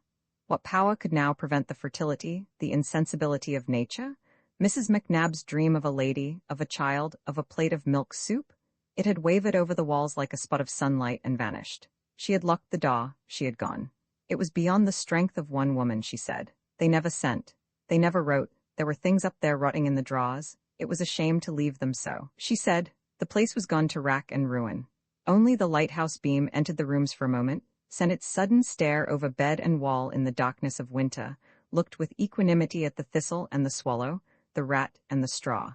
Nothing now withstood them. Nothing said no to them. Let the wind blow. Let the poppy seed itself and the carnation mate with the cabbage. Let the swallow build in the drawing room, and the thistle thrust aside the tiles, and the butterfly sun itself on the faded chintz of the armchairs. Let the broken glass and the china lie out on the lawn and be tangled over with grass and wild berries. For now had come that moment, that hesitation when dawn trembles and night pauses, when if a feather alight in the scale it will be weighed down. One feather, and the house, sinking, falling, would have turned and pitched downwards to the depths of darkness. In the ruined room, picnickers would have lit their kettles. Lovers sought shelter there, lying on the bare boards, and the shepherd stawed his dinner on the bricks, and the tramp slept with his coat round him to ward off the cold. Then the roof would have fallen. Briars and hemlocks would have blotted out path, step, and window, would have grown, unequally but lustily over the mound, until some trespasser, losing his way, could have told only by a red-hot poker among the nettles, or a scrap of china in the hemlock, that here once someone had lived. There had been a house. If the feather had fallen, if it had tipped the scale downwards, the whole house would have plunged to the depths to lie upon the sands of oblivion. But there was a force working, something not highly conscious, something that leered, something that lurched, something not inspired to go about its work with dignified ritual or solemn chanting. Mrs. McNabb groaned, Mrs. Bast creaked. They were old, they were stiff, their legs ached. They came with their brooms and pails at last. They got to work. All of a sudden, would Mrs. McNabb see that the house was ready. One of the young ladies wrote, would she get this done? Would she get that done? All in a hurry. They might be coming for the summer, had left everything to the last, expected to find things as they had left them. Slowly and painfully, with broom and pail, mopping, scouring, Mrs. McNabb, Mrs. Bast stayed the corruption and the rut, rescued from the pool of time that was fast closing over them, now a basin, now a cupboard, fetched up from oblivion all the Waverley novels and a tea set one morning, in the afternoon restored to sun and air a brass fender and a set of steel fire irons. George, Mrs. Bast's son, caught the rats and cut the grass. They had the builders. Attended with the creaking of hinges and the screeching of bolts, the slamming and banging of damp-swollen woodwork. Some rusty, laborious birth seemed to be taking place, as the women, stooping, rising, groaning, singing, slapped and slammed, upstairs now down in the cellars. Oh, they said, the work? They drank their tea in the bedroom sometimes, or in the study, breaking off work at midday with the smudge on their faces, and their old hands clasped and cramped with the broom handles. Flopped on chairs, they contemplated now the magnificent conquest over taps and bath, now the more arduous, more partial triumph over long rows of books, black as ravens once, now white-stained, breeding pale mushrooms and secreting furtive spiders. Once more, as she felt the tea warm in her, the telescope fitted itself to Mrs. McNabb's eyes, and in a ring of light she saw the old gentleman, lean as a rake, wagging his head as she came up with the washing, talking to himself, she supposed, on the lawn. He never noticed her. Some said he was dead, some said she was dead. Which was it? Mrs. Bast didn't know for certain either. The young gentleman was dead, that she was sure. She had read his name in the papers. There was the cook now, Mildred Marion, some such name as that, a red-headed woman, quick-tempered like all her sort, but kind too if you knew the way with her. Many a laugh they had had together. She saved a plate of soup for Maggie, a bite of ham sometimes, whatever was over. They lived well in those days.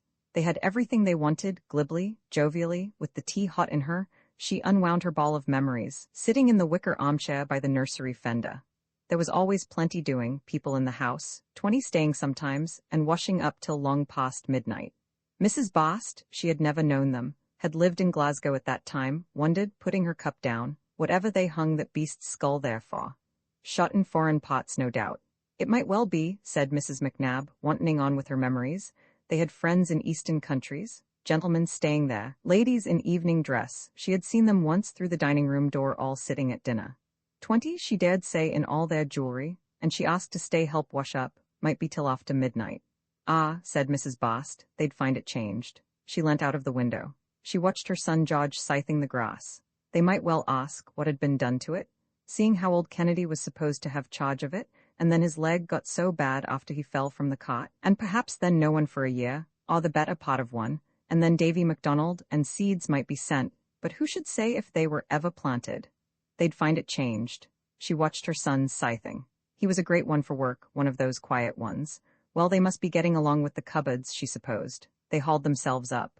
At last, after days of labor within, of cutting and digging without, dusters were flicked from the windows were shut to, keys were turned all over the house, the front door was banged, it was finished.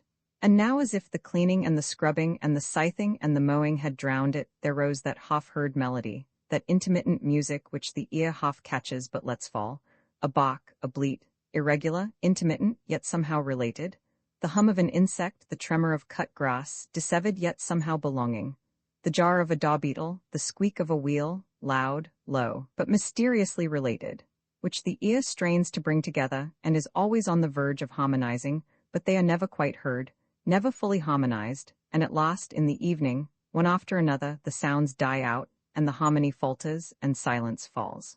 With the sunset sharpness was lost, and like mist rising, quiet rose, quiet spread, the wind settled. Loosely the world shook itself down to sleep, darkly here without a light to it, save what came green suffused through leaves, all pale on the white flowers by the window. Lily Briscoe had her bag carried up to the house late one evening in September. Mr. Carmichael came by the same train. Then indeed peace had come. Messages of peace breathed from the sea to the Shaw. Never to break its sleep any more, to lull it rather more deeply to rest, and whatever the dreamers dreamt holily, dreamt wisely, to confirm. What else was it murmuring? As Lily Briscoe laid her head on the pillow in the clean, still room and heard the sea.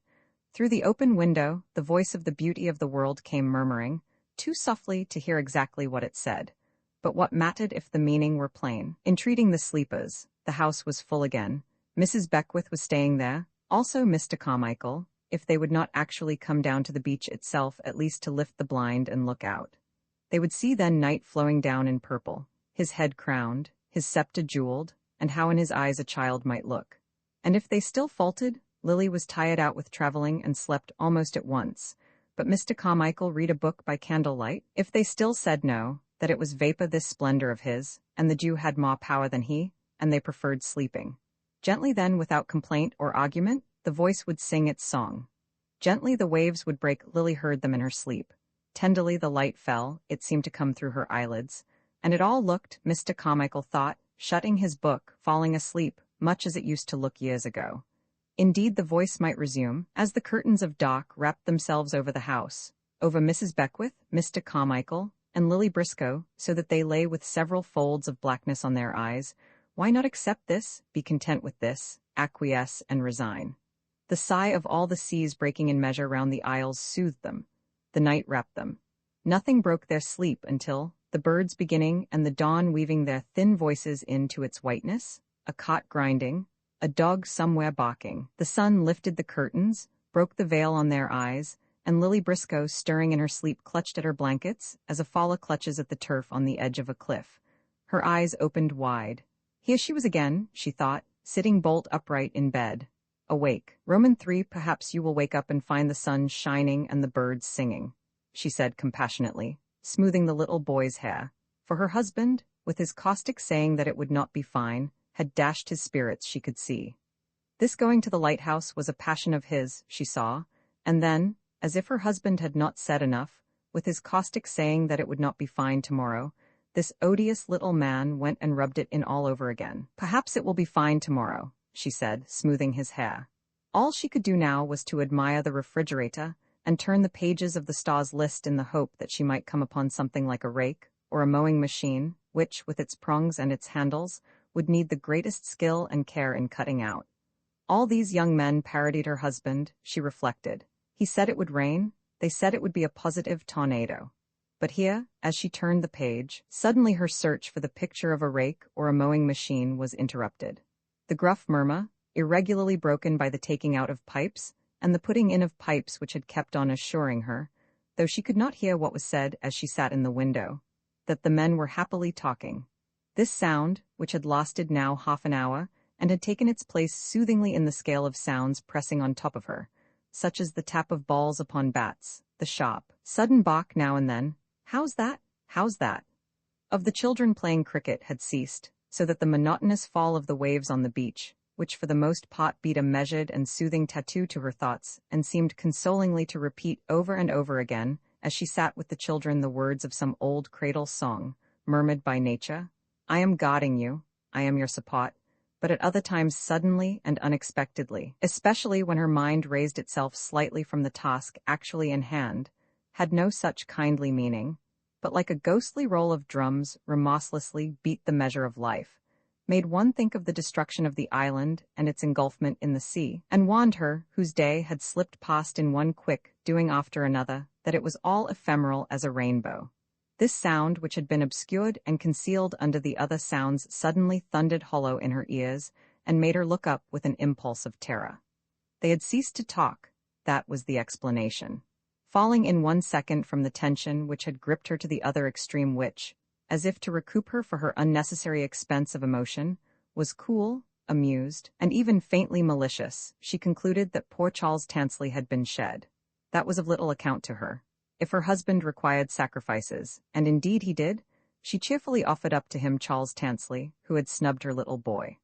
One moment more, with her head raised, she listened, as if she waited for some habitual sound, some regular mechanical sound, and then, hearing something rhythmical, half said, half chanted, beginning in the garden, as her husband beat up and down the terrace, something between a croak and a song, she was soothed once more, assured again that all was well, and looking down at the book on her knee, found the picture of a pocket knife with 6 blades which could only be cut out if James was very careful.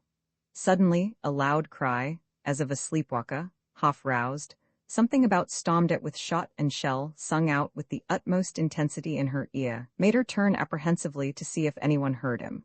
Only Lily Briscoe, she was glad to find, and that did not matter.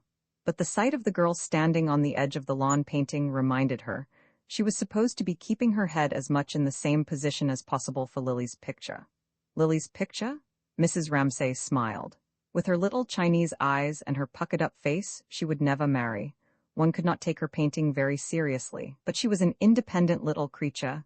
Mrs. Ramsay liked her for it, and so remembering her promise, she bent her head. What does it mean then? What can it all mean? Lily Briscoe asked herself, wondering whether, since she had been left alone, it behoved her to go to the kitchen to fetch another cup of coffee or wait here. What does it mean? A catchword that was, caught up from some book, fitting her thought loosely, for she could not, this first morning with the Ramsays, contract her feelings, could only make a phrase resound to cover the blankness of her mind until these vapors had shrunk. For really, what did she feel, come back after all these years and Mrs. Ramsay dead? Nothing that she could express at all. She had come late last night when it was all mysterious, dark.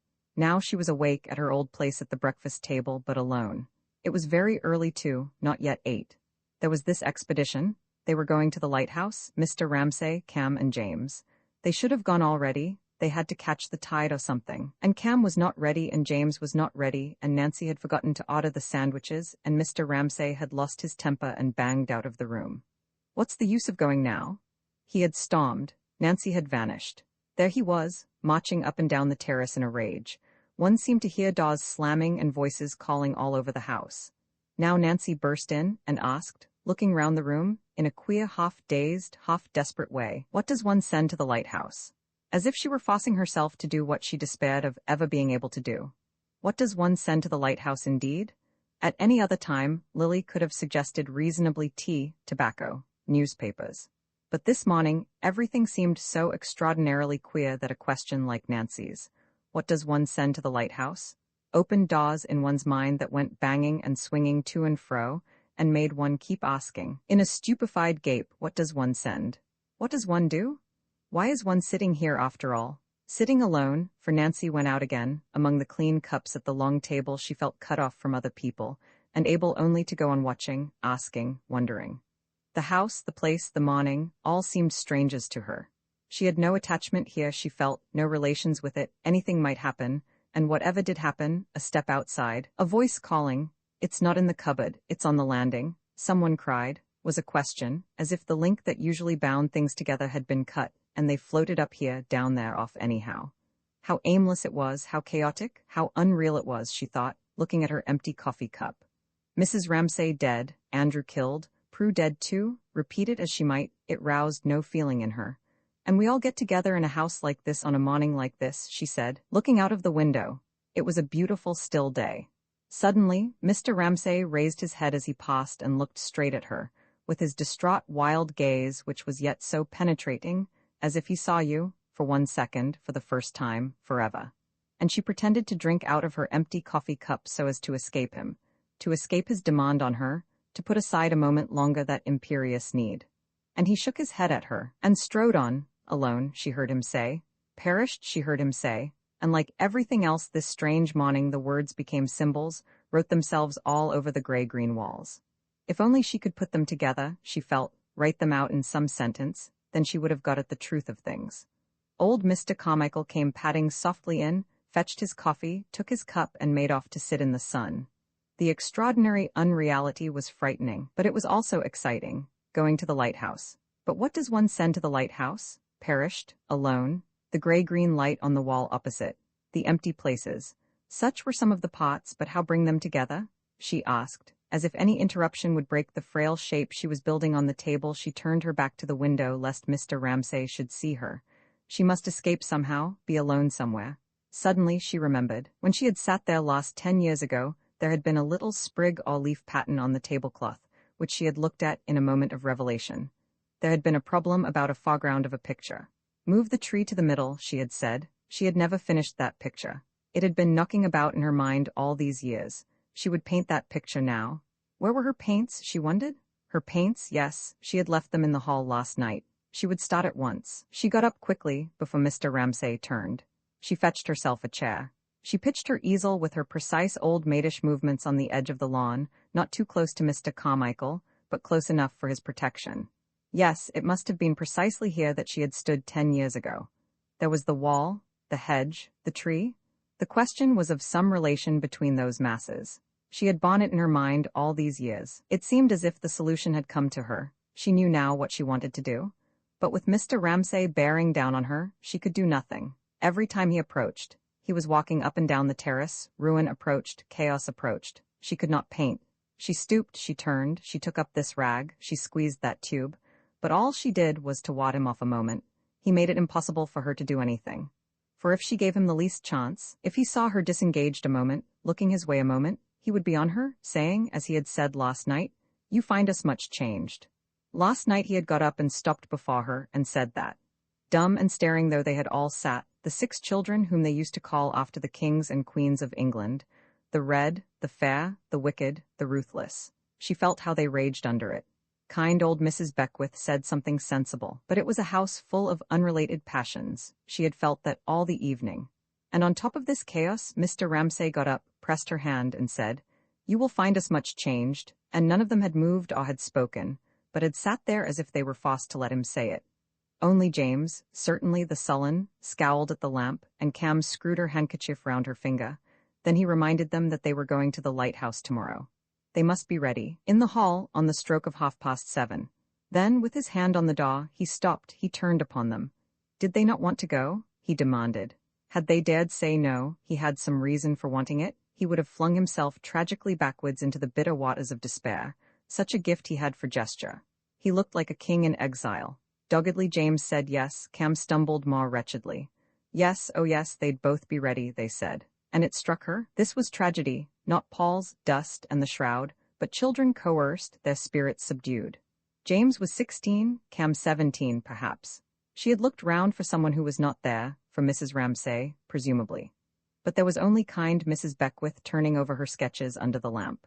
Then, being tired, her mind still rising and falling with the sea, the taste and smell that places have after long absence possessing her, the candles wavering in her eyes, she had lost herself and gone under. It was a wonderful night, starlit, the waves sounded as they went upstairs, the moon surprised them, enormous, pale, as they passed the staircase window. She had slept at once. She set her clean canvas firmly upon the easel, as a barrier, frail, but she hoped sufficiently substantial to ward off Mr. Ramsay and his exactingness. She did her best to look, when his back was turned, at her picture, that line there, that mass there, but it was out of the question. Let him be 50 feet away, let him not even speak to you, let him not even see you, he permeated, he prevailed, he imposed himself. He changed everything. She could not see the color, she could not see the lines. Even with his back turned to her, she could only think, but he'll be down on me in a moment, demanding something she felt she could not give him. She rejected one brush, she chose another. When would those children come? When would they all be off? She fidgeted. That man, she thought, her anger rising in her, never gave, that man took. She, on the other hand, would be forced to give. Mrs. Ramsay had given. Giving, she had died and had left all this. Really, she was angry with Mrs. Ramsay. With the brush slightly trembling in her fingers, she looked at the hedge, the step, the wall. It was all Mrs. Ramsay's doing. She was dead. Here was Lily, at 44, wasting her time, unable to do a thing. Standing there, playing at painting, playing at the one thing one did not play at, and it was all Mrs. Ramsay's fault. She was dead. The step where she used to sit was empty. She was dead, but why repeat this over and over again? Why be always trying to bring up some feeling she had not got? There was a kind of blasphemy in it. It was all dry, all withered, all spent. They ought not to have asked her, she ought not to have come. One can't waste one's time at 44, she thought. She hated playing at painting. A brush, the one dependable thing in a world of strife, ruin, chaos, that one should not play with knowingly even. She detested it. But he made her. You shan't touch your canvas, he seemed to say, bearing down on her, till you've given me what I want of you. Here he was, close upon her again, greedy, distraught. Well, thought Lily in despair, letting her right hand fall at her side, it would be simpler then to have it over. Surely she could imitate from recollection the glow, the rhapsody, the self-surrender she had seen on so many women's faces, on Mrs. Ramsay's, for instance. When on some occasion like this they blazed up, she could remember the look on Mrs. Ramsay's face, into a rapture of sympathy, of delight in the reward they had, which, though the reason of it escaped her, evidently conferred on them the most supreme bliss of which human nature was capable. Here he was, stopped by her side. She would give him what she could. Roman too, she seemed to have shriveled slightly, he thought. She looked a little skimpy, wispy, but not unattractive. He liked her. There had been some talk of her marrying William Banks once, but nothing had come of it. His wife had been fond of her. He had been a little out of temper too at breakfast. And then, This was one of those moments when an enormous need urged him, without being conscious what it was, to approach any woman to force them. He did not care how. His need was so great to give him what he wanted. Sympathy? Was anybody looking after her? He said. Had she everything she wanted? Oh, thanks, everything, said Lily Briscoe nervously. No, she could not do it. She ought to have floated off instantly upon some wave of sympathetic expansion. The pressure on her was tremendous. But she remained stuck. There was an awful pause. They both looked at the sea. Why, thought Mr. Ramsay, should she look at the sea when I am here? She hoped it would be calm enough for them to land at the lighthouse, she said. The lighthouse? The lighthouse? What's that got to do with it? He thought impatiently.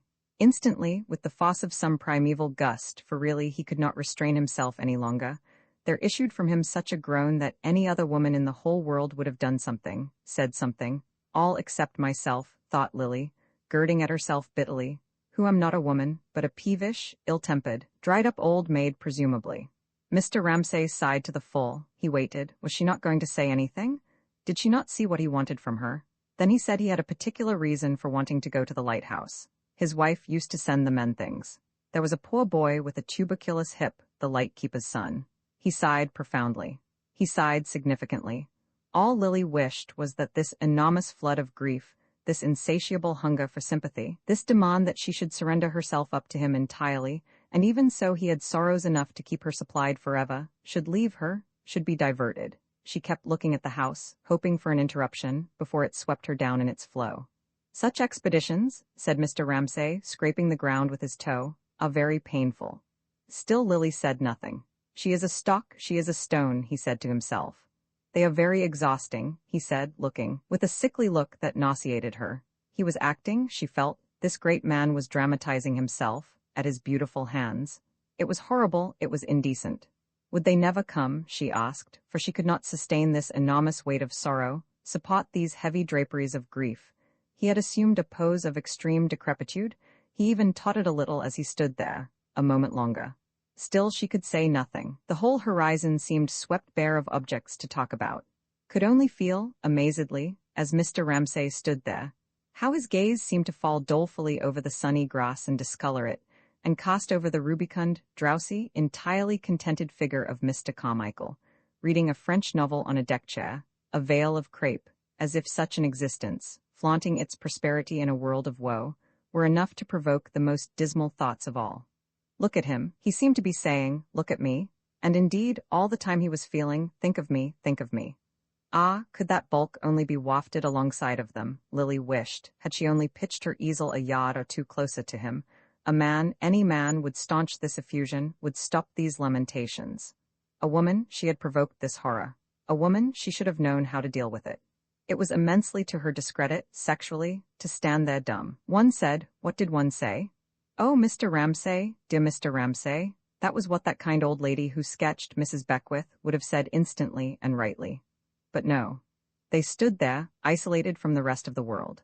His immense self-pity, his demand for sympathy pawed and spread itself in pools at her feet, and all she did, miserable sinner that she was to draw her skirts a little closer round her ankles, lest she should get wet. In complete silence she stood there, grasping her paint-brush. Heaven could never be sufficiently praised. She heard sounds in the house. James and Cam must be coming. But Mr. Ramsay, as if he knew that his time ran short, exerted upon her solitary figure the immense pressure of his concentrated woe, his age, his frailty, his desolation, when suddenly, tossing his head impatiently, in his annoyance, for, after all, what woman could resist him, he noticed that his bootlaces were untied. Remarkable boots they were too, Lily thought, looking down at them. Sculptured, colossal, like everything that Mr. Ramsay wore, from his frayed tie to his half-buttoned waistcoat, his own indisputably. She could see them walking to his room of their own accord, expressive in his absence of pathos, surliness, ill-temper, charm. What beautiful boots! She exclaimed. She was ashamed of herself, to praise his boots when he asked her to solace his soul, when he had shown her his bleeding hands, his lacerated heart, and asked her to pity them, then to say cheerfully, ah, but what beautiful boots you wear. Deserved, she knew, and she looked up expecting to get it in one of his sudden raws of ill-temper, complete annihilation. Instead, Mr. Ramsay smiled. His pall, his draperies, his infirmities fell from him. Ah yes, he said, holding his foot up for her to look at. They were first-rate boots. There was only one man in England who could make boots like that. Boots are among the chief curses of mankind, he said. Bootmakers make it their business, he exclaimed, to cripple and torture the human foot. They are also the most obstinate and perverse of mankind. It had taken him the best part of his youth to get boots made as they should be made. He would have her observe, he lifted his right foot and then his left, that she had never seen boots made quite that shape before. They were made of the finest leather in the world also. Most leather was mere brown paper and cardboard. He looked complacently at his foot still held in the air. They had reached, she felt, a sunny island where peace dwelt, sanity reigned and the sun forever shone, the blessed island of good boots. Her heart warmed to him. Now let me see if you can tie a knot, he said. He pooh-poohed her feeble system. He showed her his own invention. Once you tied it, it never came undone. 3 times he knotted her shoe, 3 times he unknotted it. Why, at this completely inappropriate moment when he was stooping over her shoe, should she be so tormented with sympathy for him that, as she stooped too, the blood rushed to her face, and, thinking of her callousness, she had called him a play-actor? She felt her eyes swell and tingle with tears. Thus occupied, he seemed to her a figure of infinite pathos. He tied knots. He bought boots. There was no helping Mr. Ramsay on the journey he was going. But now, just as she wished to say something, could have said something, perhaps here they were, Cam and James. They appeared on the terrace. They came, lagging, side by side, a serious, melancholy couple. But why was it like that they came? She could not help feeling annoyed with them. They might have come more cheerfully. They might have given him what, now that they were off, she would not have the chance of giving him. For she felt a sudden emptiness, a frustration. Her feeling had come too late, there it was ready, but he no longer needed it. He had become a very distinguished, elderly man who had no need of her whatsoever. She felt snubbed. He slung a knapsack round his shoulders. He shared out the parcels, there were a number of them, ill-tied in brown paper. He sent Cam for a cloak. He had all the appearance of a leader making ready for an expedition. Then, wheeling about, he led the way with his firm military tread, in those wonderful boots, carrying brown paper parcels, down the path, his children following him. They looked, she thought, as if fate had devoted them to some stern enterprise, and they went to it, still young enough to be drawn acquiescent in their father's wake, obediently, but with a pallor in their eyes which made her feel that they suffered something beyond their years in silence. So they passed the edge of the lawn, and it seemed to Lily that she watched a procession go, drawn on by some stress of common feeling which made it, faltering and flagging as it was, a little company bound together and strangely impressive to her. Politely, but very distantly, Mr. Ramsay raised his hand and saluted her as they passed. But what a face, she thought, immediately finding the sympathy which she had not been asked to give troubling her for expression. What had made it like that? Thinking, night after night, she supposed, about the reality of kitchen tables, she added, remembering the symbol which in her vagueness as to what Mr. Ramsay did think about Andrew had given her. He had been killed by the splinter of a shell instantly, she bethought her. The kitchen table was something visionary, austere, something bare, hard, not ornamental. There was no color to it. It was all edges and angles. It was uncompromisingly plain. But Mr. Ramsay kept always his eyes fixed upon it, never allowed himself to be distracted or deluded, until his face became wan too and ascetic and partook of this unornamented beauty which so deeply impressed her. Then, she recalled, standing where he had left her, holding her brush. Worries had fretted it? Not so nobly.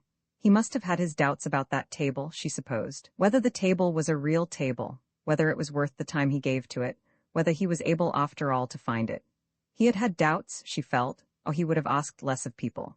That was what they talked about late at night sometimes, she suspected. And then next day, Mrs. Ramsay looked tired, and Lily flew into a rage with him over some absurd little thing. But now he had nobody to talk to about that table, or his boots, or his knots, and he was like a lion seeking whom he could devour, and his face had that touch of desperation, of exaggeration in it which alarmed her, and made her pull her skirts about her. And then, she recalled, there was that sudden revivification, that sudden flare, when she praised his boots, that sudden recovery of vitality and interest in ordinary human things, which too passed and changed, for he was always changing, and hid nothing, into that other final phase which was new to her and had, she owned, made herself ashamed of her own irritability, when it seemed as if he had shed worries and ambitions, and the hope of sympathy and the desire for praise had entered some other region, was drawn on, as if by curiosity, in dumb colloquy, whether with himself or another, at the head of that little procession out of one's range. An extraordinary face, The gate banged. Roman 3, so they're gone, she thought, sighing with relief and disappointment. Her sympathy seemed to fly back in her face, like a bramble sprung. She felt curiously divided, as if one part of her were drawn out there. It was a still day, hazy. The lighthouse looked this morning at an immense distance. The other had fixed itself doggedly, solidly, here on the lawn. She saw her canvas as if it had floated up and placed itself white and uncompromising directly before her. It seemed to rebuke her with its cold stare for all this hurry and agitation, this folly and waste of emotion. It drastically recalled her and spread through her mind first a peace, as her disorderly sensations. He had gone, and she had been so sorry for him, and she had said nothing, trooped off the field, and then emptiness. She looked blankly at the canvas, with its uncompromising white stare. From the canvas to the garden, there was something. She stood screwing up her little Chinese eyes in her small puckered face. Something she remembered in the relations of those lines cutting across, slicing down, and in the mass of the hedge with its green cave of blues and browns, which had stayed in her mind, which had tied a knot in her mind so that at odds and ends of time, involuntarily, as she walked along the Brompton Road, as she brushed her hair, she found herself painting that picture, passing her eye over it, and untying the knot in imagination. But there was all the difference in the world between this planning aerially away from the canvas and actually taking her brush and making the first mark. She had taken the wrong brush in her agitation at Mr. Ramsay's presence, and her easel, rammed into the earth so nervously, was at the wrong angle. And now that she had put that right, and in so doing had subdued the impertinences and irrelevances that plucked her attention and made her remember how she was such and such a person, had such and such relations to people, she took her hand and raised her brush. For a moment, it stayed trembling in a painful but exciting ecstasy in the air. Where to begin?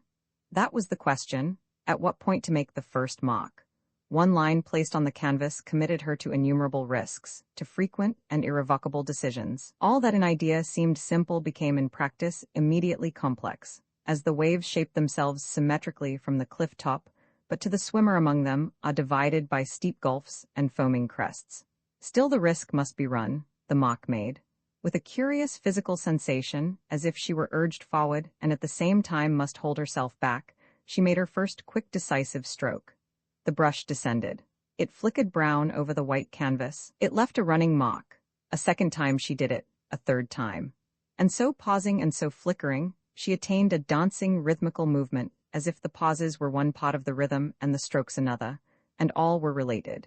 And so, lightly and swiftly pausing, striking, she scoured her canvas with brown running nervous lines, which had no sooner settled there than they enclosed.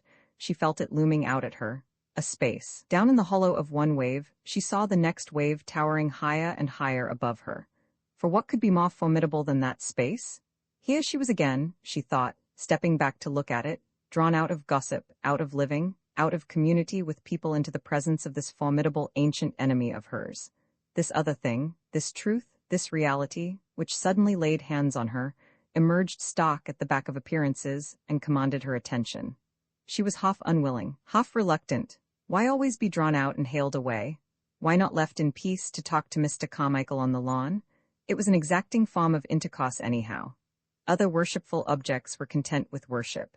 Men, women, God, all let one kneel prostrate. But this form, were it only the shape of a white lampshade looming on a wicker table, roused one to perpetual combat, challenged one to a fight in which one was bound to be worsted. Always, it was in her nature, or in her sex, she did not know which. Before she exchanged the fluidity of life for the concentration of painting, she had a few moments of nakedness when she seemed like an unborn soul, a soul reft of body, hesitating on some windy pinnacle, and exposed without protection to all the blasts of doubt. Why then did she do it? She looked at the canvas, lightly scarred with running lines. It would be hung in the servants' bedrooms. It would be rolled up and stuffed under a sofa. What was the good of doing it then? And she heard some voice saying she couldn't paint, saying she couldn't create, as if she were caught up in one of those habitual currents which after a certain time forms experience in the mind, so that one repeats words without being aware any longer who originally spoke them. Can't paint, can't write, she murmured monotonously, anxiously considering what her plan of attack should be. For the mass loomed before her. It protruded. She felt it pressing on her eyeballs.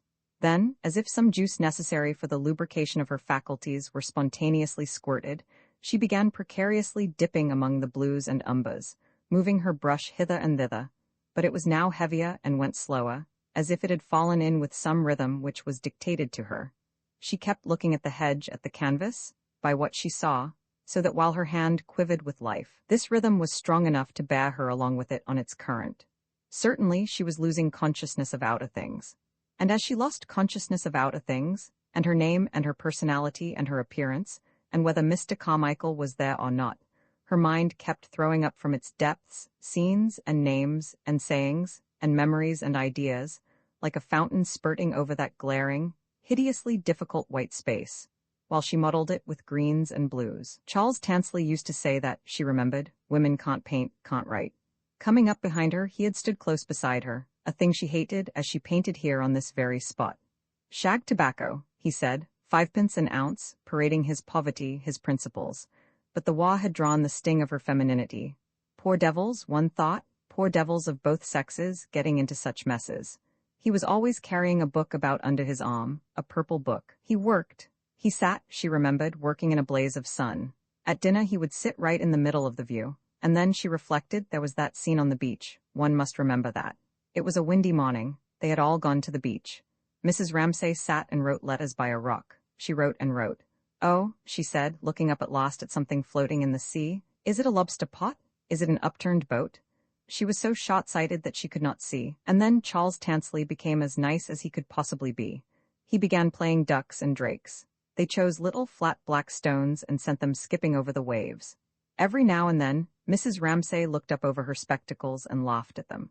What they said she could not remember, but only she and Charles throwing stones and getting on very well all of a sudden, and Mrs. Ramsay watching them. She was highly conscious of that. Mrs. Ramsay, she thought, stepping back and screwing up her eyes.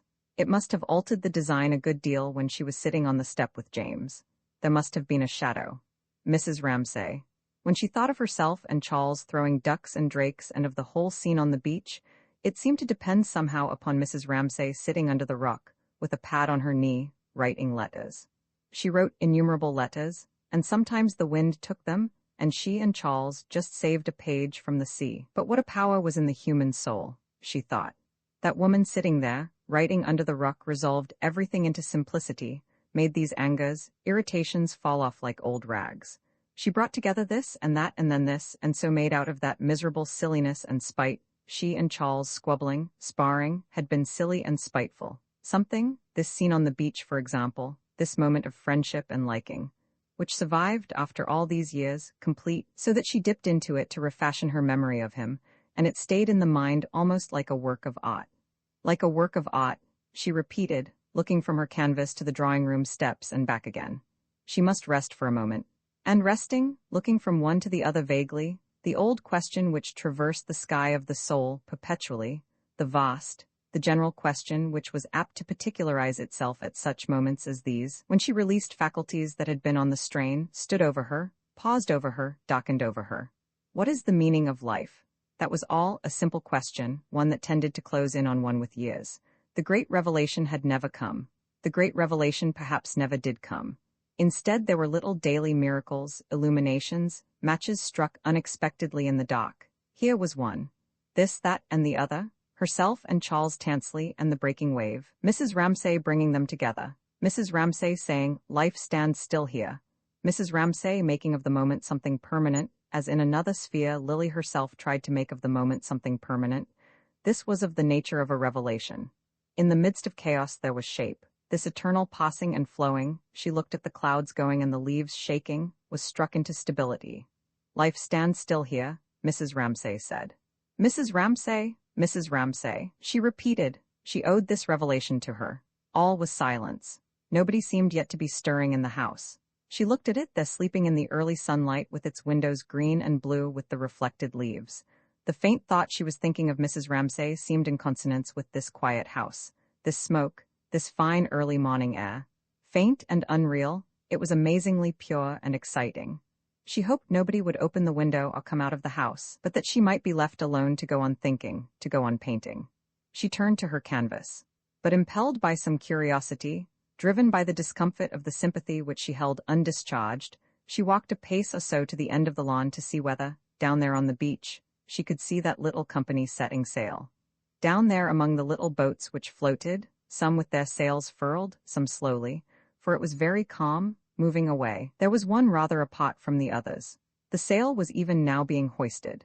She decided that there in that very distant and entirely silent little boat, Mr. Ramsay was sitting with Cam and James. Now they had got the sail up. Now, after a little flagging and hesitation, the sails filled and, shrouded in profound silence, she watched the boat take its way with deliberation, past the other boats out to sea. Roman faw the sails flapped over their heads.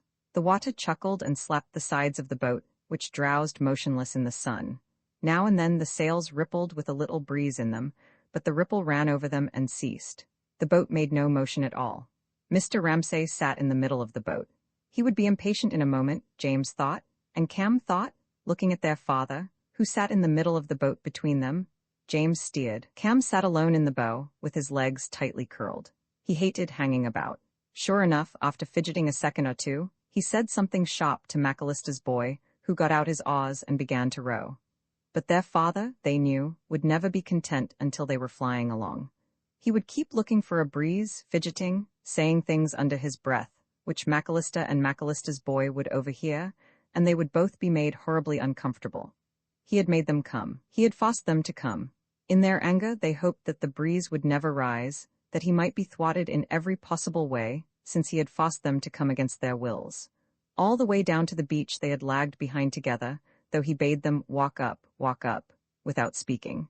Their heads were bent down, their heads were pressed down by some remorseless gale. Speak to him they could not. They must come, they must follow. They must walk behind him carrying brown paper parcels. But they vowed, in silence as they walked, to stand by each other and carry out the great compact, to resist tyranny to the death. So that they would sit, one at one end of the boat, one at the other, in silence. They would say nothing, only look at him now and then where he sat with his legs twisted, frowning and fidgeting, and pishing and pshawing and muttering things to himself, and waiting impatiently for a breeze. And they hoped it would be calm. They hoped he would be thwarted. They hoped the whole expedition would fail, and they would have to put back with their parcels to the beach. But now, when McAllister's boy had rowed a little way out, the sails slowly swung round, the boat quickened itself, flattened itself, and shot off.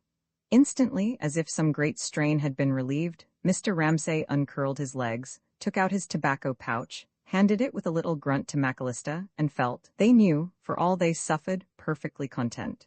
Now they would sail on for hours like this, and Mr. Ramsay would ask old McAllister a question, about the great storm last winter probably, and old McAllister would answer it, and they would puff their pipes together, and McAllister would take a tarry rope in his fingers, tying or untying some knot, and the boy would fish, and never say a word to anyone. James would be forced to keep his eye all the time on the sail, for if he forgot, then the sail puckered and shivered, and the boat slackened, and Mr. Ramsay would say sharply, look out, and old McAllister would turn slowly on his seat, so they heard Mr. Ramsay asking some question about the great storm at Christmas. She comes driving round the point, old McAllister said, describing the great storm last Christmas, when 11 ships had been driven into the bay for shelter, and he had seen one there, he pointed slowly round the bay. Mr. Ramsay followed him, turning his head. He had seen 3 men clinging to the mast, then she was gone. And at last we shoved her off, he went on, but in their anger and their silence they only caught a word here and there, sitting at opposite ends of the boat, united by their compact to fight tyranny to the death. At last they had shoved her off, they had launched the lifeboat, and they had got her out past the point. McAllister told the story, and though they only caught a word here and there, they were conscious all the time of their father, how he leant forward, how he brought his voice into tune with McAllister's voice, how, puffing at his pipe and looking there and there where McAllister pointed, he relished the thought of the storm and the dark night and the fishermen striving there. He liked that men should labor and sweat on the windy beach at night, pitting muscle and brain against the waves and the wind. He liked men to work like that, and women to keep house, and sit beside sleeping children indoors, while men were drowned, out there in a storm. So James could tell, so Cam could tell, they looked at him, they looked at each other. From his toss and his vigilance and the ring in his voice, and the little tinge of Scottish accent which came into his voice, making him seem like a peasant himself, as he questioned McAllister about the 10 ships that had been driven into the bay in a storm. 3 had sunk. He looked proudly where McAllister pointed, and Cam thought, feeling proud of him without knowing quite why. Had he been there, he would have launched the lifeboat. He would have reached the wreck, Cam thought. He was so brave, he was so adventurous, Cam thought. But she remembered. There was the compact to resist tyranny to the death. Their grievance weighed them down. They had been forced, they had been bidden. He had bound them down once more with his gloom and his authority, making them do his bidding on this fine morning, come, because he wished it, carrying these parcels to the lighthouse. Take part in those rites he went through for his own pleasure in memory of dead people, which they hated, so that they lagged off to him, and all the pleasure of the day was spoilt. Yes, the breeze was freshening. The boat was laning, the water was sliced sharply and fell away in green cascades, in bubbles, in cataracts. Cam looked down into the foam, into the sea with all its treasure in it, and its speed hypnotized her, and the tie between her and James sagged a little. It slackened a little. She began to think how fast it goes. Where are we going? And the movement hypnotized her while James, with his eye fixed on the sail and on the horizon, steered grimly. But he began to think as he steered that he might escape, he might be quit of it all. They might land somewhere, and be free then. Both of them, looking at each other for a moment, had a sense of escape and exultation, what with the speed and the change. But the breeze bred in Mr. Ramsay to the same excitement, and as old McAllister turned to fling his line overboard, he cried aloud, "We perished," and then again, "Each alone." And then with his usual spasm of repentance or shyness, pulled himself up and waved his hand towards the shore. "See the little house," he said, pointing. Wishing Cam to look, she raised herself reluctantly and looked. But which was it? She could no longer make out there on the hillside which was their house. All looked distant and peaceful and strange. The shore seemed refined, far away, unreal. Already the little distance they had sailed had put them far from it and given it the changed look, the composed look, of something receding in which one has no longer any part. Which was their house? She could not see it. "But I beneath a rougher sea," Mr. Ramsay murmured. He had found the house, and so seeing it, he had also seen himself there. He had seen himself walking on the terrace, alone. He was walking up and down between the urns, and he seemed to himself very old and bowed. Sitting in the boat he bowed, he crouched himself, acting instantly his part, the part of a desolate man, widowed, bereft, and so called up before him in hosts people sympathizing with him, staged for himself as he sat in the boat, a little drama, which required of him decrepitude and exhaustion and sorrow. He raised his hands and looked at the thinness of them, to confirm his dream. And then there was given him in abundance women's sympathy, and he imagined how they would soothe him and sympathize with him, and so getting in his dream some reflection of the exquisite pleasure women's sympathy was to him, he sighed and said gently and mournfully, "But I beneath a rougher sea was whelmed in deeper gulfs than he," so that the mournful words were heard quite clearly by them all. Cam half started on her seat. It shocked her, it outraged her. The movement roused her father, and he shuddered and broke off, exclaiming, "Look, look!" so urgently that James also turned his head to look over his shoulder at the island. They all looked. They looked at the island, but Cam could see nothing. She was thinking how all those paths in the lawn, thick and knotted with the lives they had lived there, were gone, were rubbed out, were past, were unreal, and now this was real. The boat and the sail with its patch, McAllister with his earrings, the noise of the waves, all this was real. Thinking this, she was murmuring to herself, "We perished, each alone." For her father's words broke and broke again in her mind when her father, seeing her gazing so vaguely, began to tease her. Didn't she know the points of the compass, he asked. Didn't she know the north from the south? Did she really think they lived right out there? And he pointed again, and showed her where their house was, there, by those trees. He wished she would try to be more accurate, he said. "Tell me, which is east, which is west?" he said, half laughing at her, half scolding her, for he could not understand the state of mind of anyone, not absolutely imbecile, who did not know the points of the compass. Yet she did not know. And seeing her gazing, with her vague, now rather frightened, eyes fixed where no house was, Mr. Ramsay forgot his dream, how he walked up and down between the urns on the terrace, how the arms were stretched out to him. He thought, women are always like that. The vagueness of their minds is hopeless. It was a thing he had never been able to understand, but so it was. It had been so with her, his wife. They could not keep anything clearly fixed in their minds, but he had been wrong to be angry with her. Moreover, did he not rather like this vagueness in women? It was part of their extraordinary charm. I will make her smile at me, he thought. She looks frightened. She was so silent.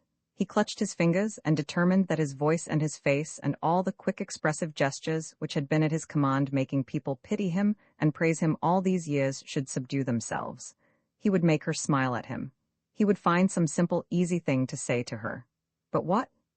Wrapped up in his work as he was, he forgot the sort of thing one said. There was a puppy. They had a puppy. Who was looking after the puppy today? He asked. Yes, thought James pitilessly, seeing his sister's head against the sail. Now she will give way. I shall be left to fight the tyrant alone. The compact would be left to him to carry out. Cam would never resist tyranny to the death, he thought grimly, watching her face, sad, sulky, yielding. And as sometimes happens when a cloud falls on a green hillside and gravity descends, and there among all the surrounding hills is gloom and sorrow, and it seems as if the hills themselves must ponder the fate of the clouded, the darkened, either in pity or maliciously rejoicing in her dismay. So Cam now felt herself overcast, as she sat there among calm, resolute people, and wondered how to answer her father about the puppy, how to resist his entreaty, forgive me, care for me, while James the lawgiver, with the tablets of eternal wisdom laid open on his knee, his hand on the tiller had become symbolical to her, said, resist him, fight him. He said so rightly, justly, for they must fight tyranny to the death, she thought. Of all human qualities she reverenced justice most. Her brother was most godlike, her father most suppliant, and to which did she yield, she thought, sitting between them, gazing at the Shah whose points were all unknown to her, and thinking how the lawn and the terrace and the house were smoothed away now, and peace dwelt there. Jasper, she said sullenly. He'd look after the puppy, and what was she going to call him? Her father persisted. He had had a dog when he was a little boy called Frisk. She'll give way, James thought, as he watched a look come upon her face, a look he remembered. They look down, he thought, at their knitting or something. Then suddenly they look up. There was a flash of blue, he remembered, and then somebody sitting with him laughed, surrendered, and he was very angry.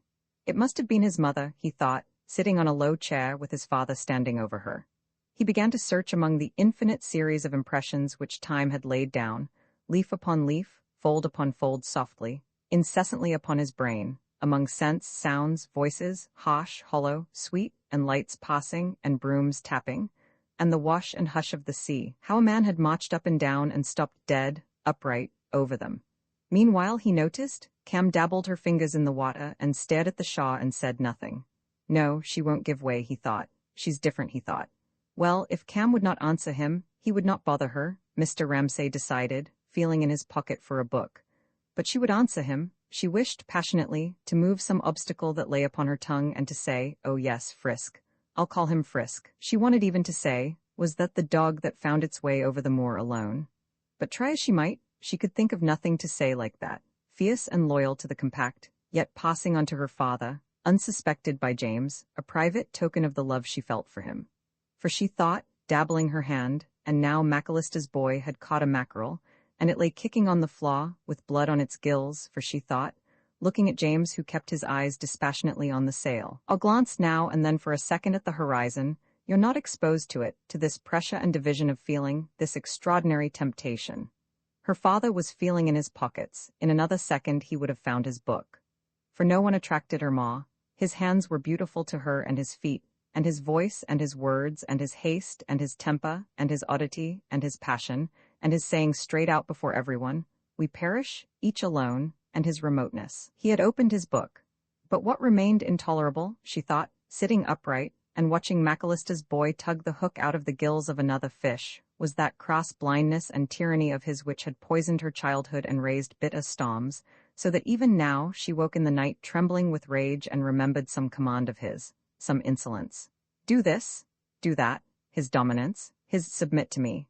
So she said nothing, but looked doggedly and sadly at the Shah, wrapped in its mantle of peace, as if the people there had fallen asleep, she thought, were free like smoke, were free to come and go like ghosts. They have no suffering there, she thought. Yes, that is their boat, Lily Briscoe decided, standing on the edge of the lawn. It was the boat with grayish-brown sails, which she saw now flatten itself upon the water and shoot off across the bay. There he sits, she thought, and the children are quite silent still, and she could not reach him either. The sympathy she had not given him weighed her down. It made it difficult for her to paint. She had always found him difficult.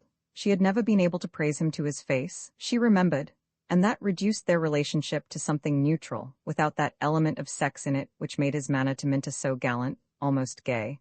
He would pick a flower for her, hand her his books. But could he believe that Minta read them?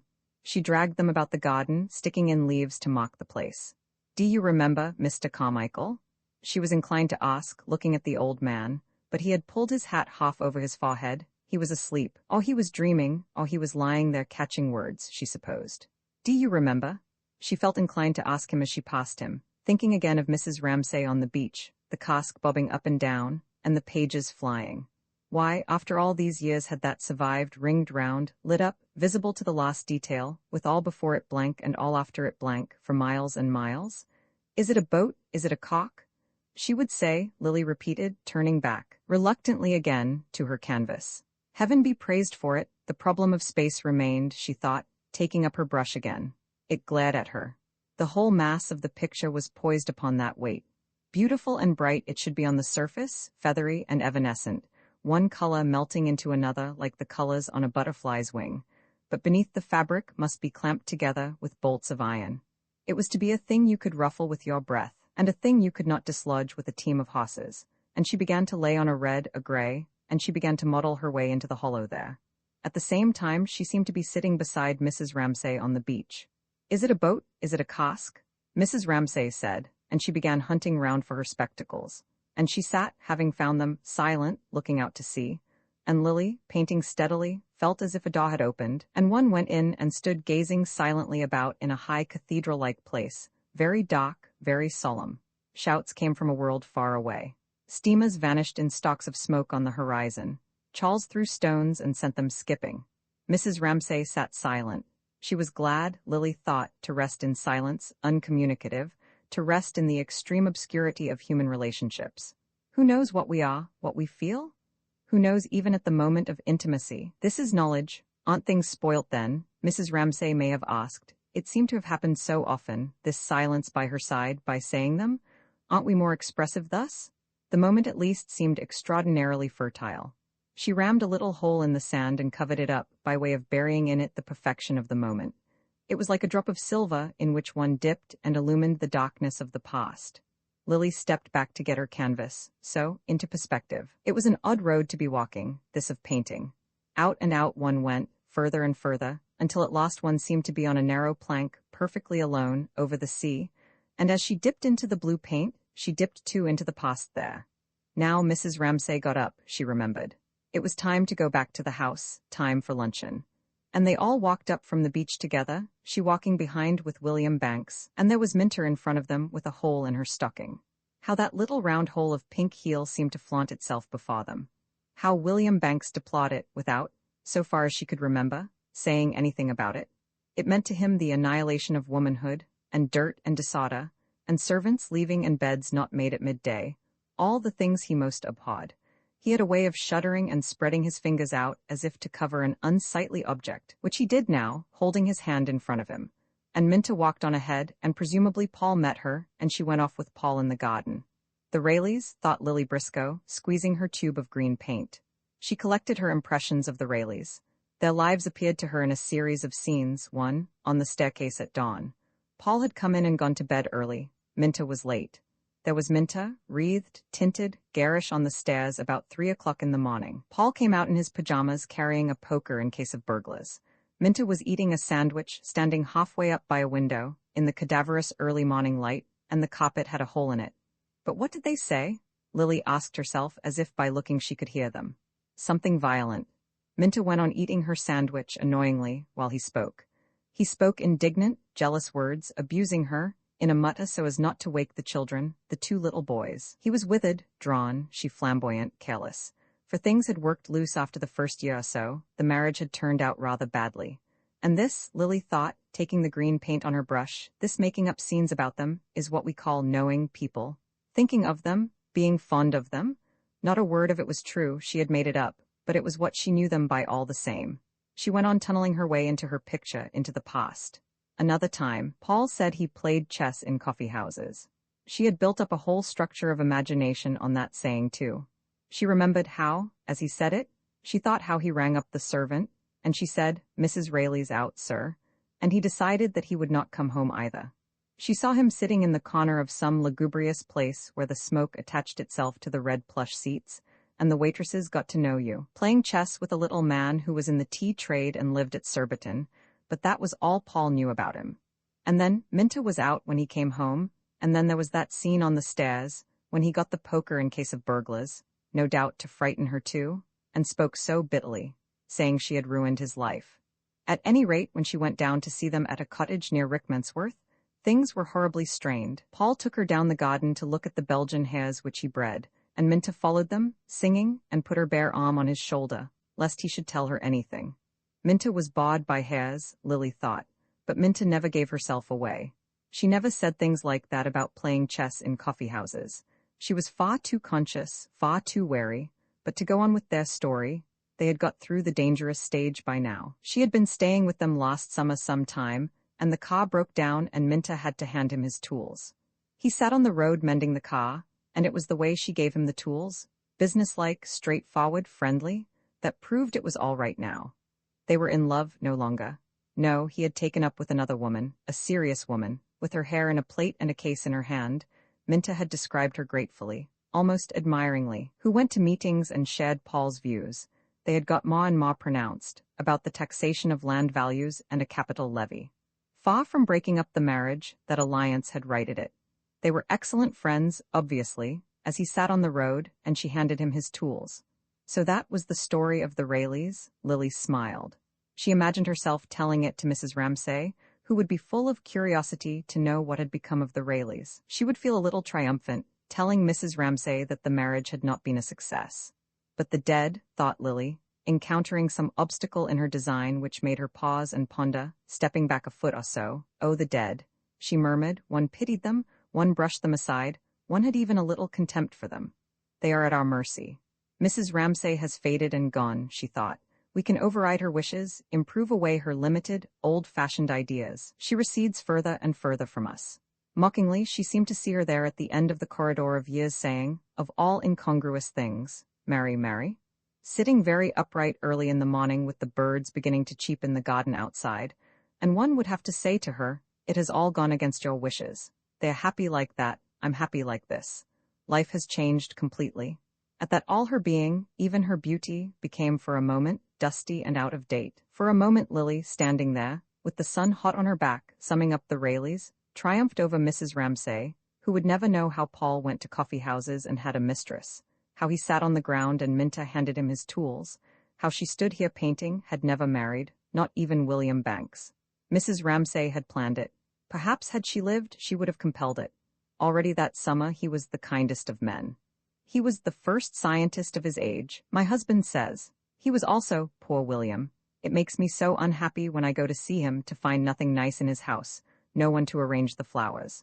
So they were sent for walks together, and she was told, with that faint touch of irony that made Mrs. Ramsay slip through one's fingers, that she had a scientific mind, she liked flowers. She was so exact. What was this mania of hers for marriage? Lily wondered, stepping to and fro from her easel. Suddenly as a star slides in the sky, a reddish light seemed to burn in her mind, covering Paul Rayleigh, issuing from him. It rose like a fire sent up in token of some celebration by savages on a distant beach. She heard the roar and the crackle. The whole sea for miles round ran red and gold. Some winy smell mixed with it and intoxicated her, for she felt again her own headlong desire to throw herself off the cliff and be drowned looking for a pearl brooch on a beach. And the roar and the crackle repelled her with fear and disgust, as if while she saw its splendor and power she saw too how it fed on the treasure of the house, greedily, disgustingly, and she loathed it. But for a sight, for a glory, it surpassed everything in her experience and burnt year after year like a signal fire on a desert island at the edge of the sea, and one had only to say, in love, and instantly, as happened now, up rose Paul's fire again. And it sank, and she said to herself, laughing, the Rayleighs, how Paul went to coffee-houses and played chess. She had only escaped by the skin of her teeth, though, she thought. She had been looking at the tablecloth, and it had flashed upon her that she would move the tree to the middle, and need never marry anybody, and she had felt an enormous exultation. She had felt, now she could stand up to Mrs. Ramsay, a tribute to the astonishing power that Mrs. Ramsay had over one. Do this, she said, and one did it. Even her shadow at the window with James was full of authority. She remembered how William Banks had been shocked by her neglect of the significance of mother and son. Did she not admire their beauty? He said. But William, she remembered, had listened to her with his wise child's eyes when she explained how it was not irreverence, how a light there needed a shadow there, and so on. She did not intend to disparage a subject which, they agreed, Raphael had treated divinely. She was not cynical, quite the contrary. Thanks to his scientific mind, he understood, a proof of disinterested intelligence which had pleased her and comforted her enormously. One could talk of painting then seriously to a man. Indeed, his friendship had been one of the pleasures of her life. She loved William Banks.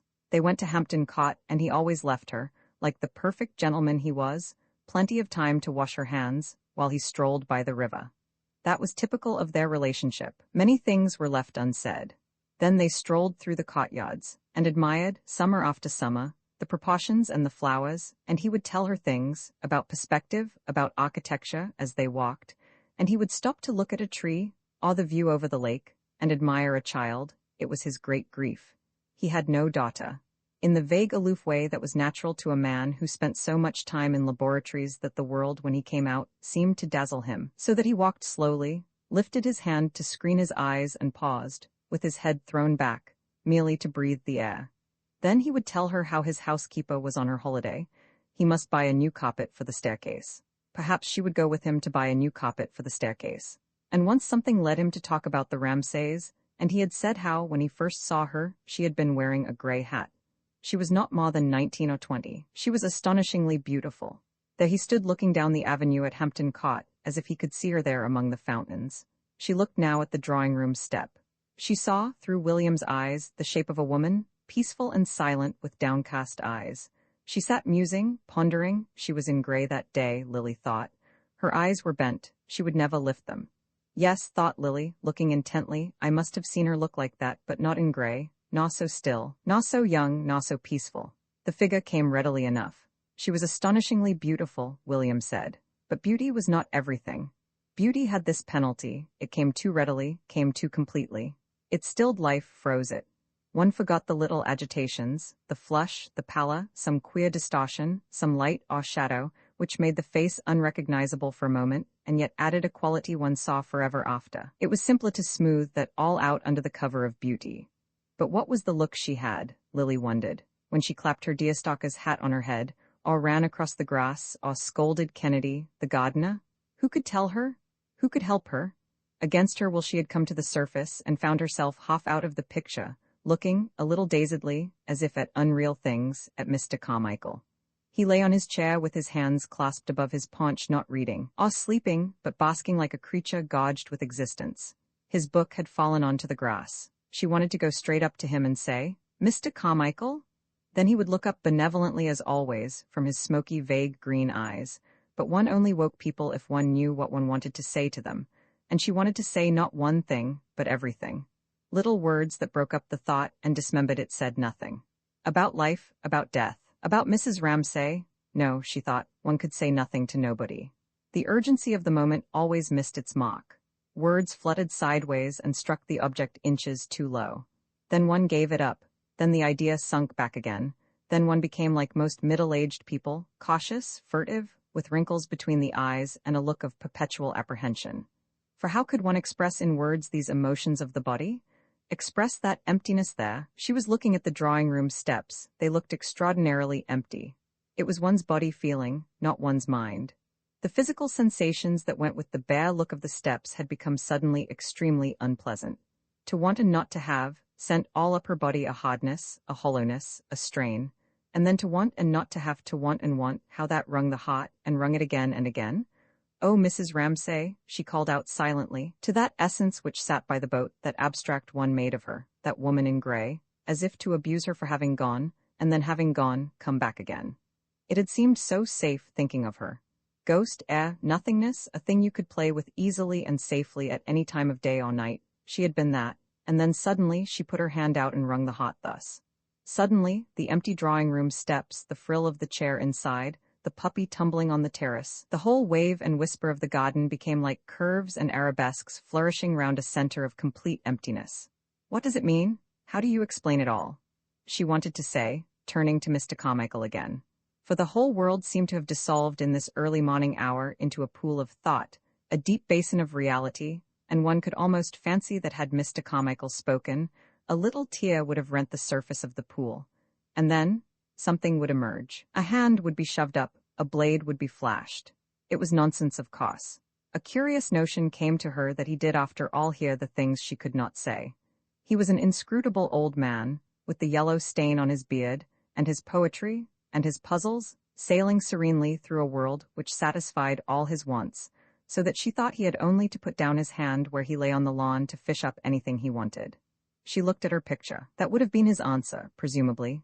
How you and I and she pass and vanish. Nothing stays, all changes, but not words, not paint.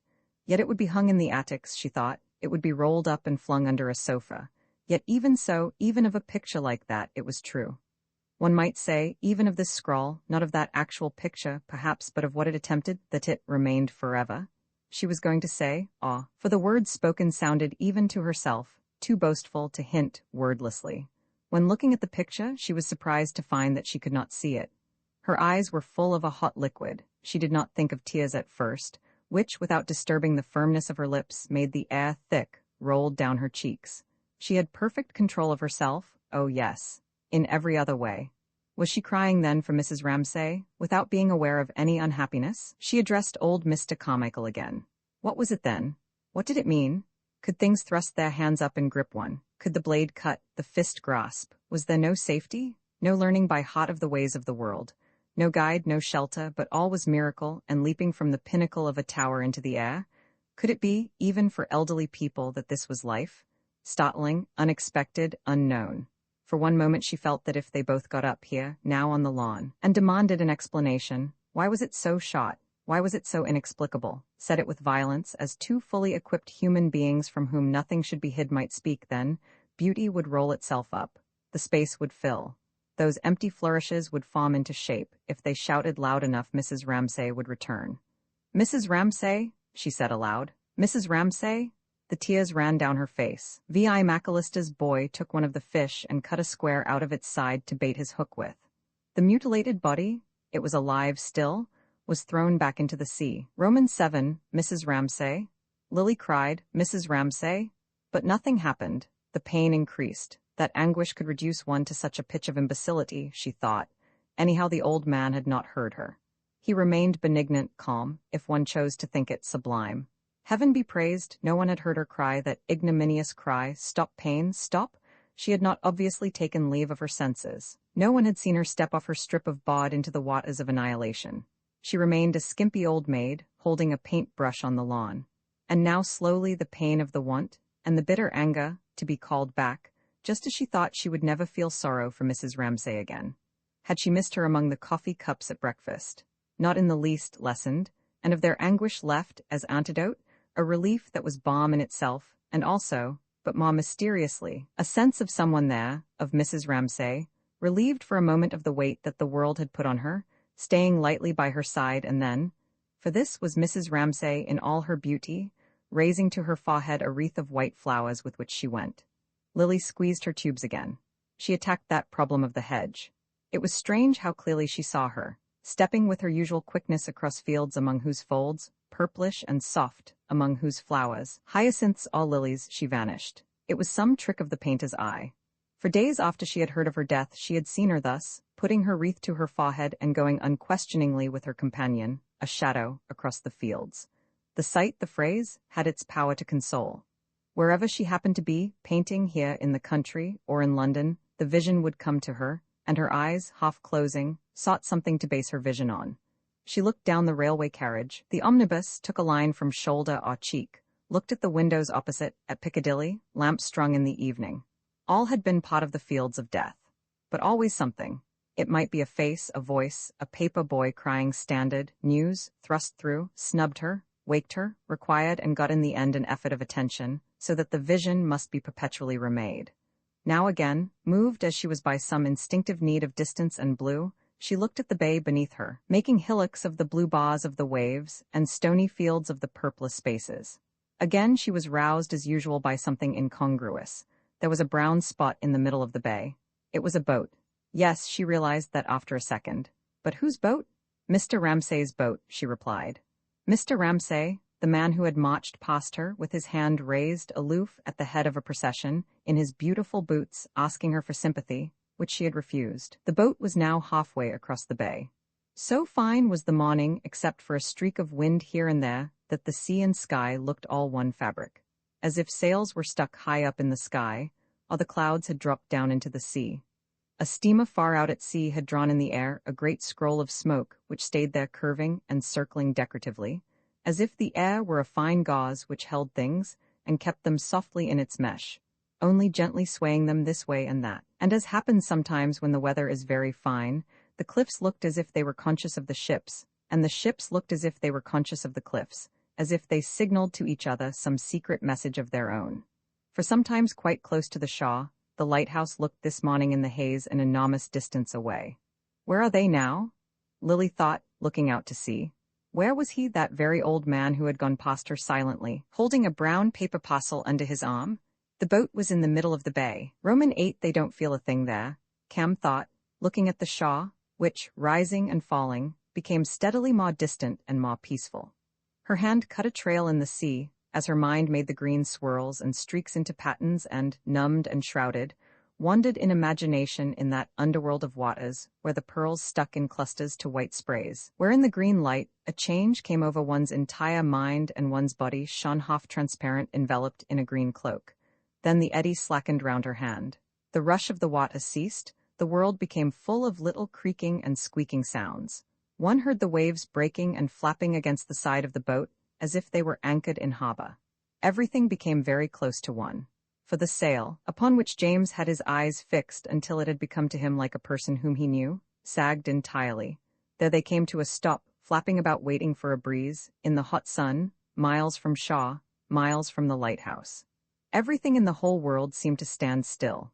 The lighthouse became immovable, and the line of the distant Shaw became fixed. The sun grew hotter, and everybody seemed to come very close together, and to feel each other's presence, which they had almost forgotten.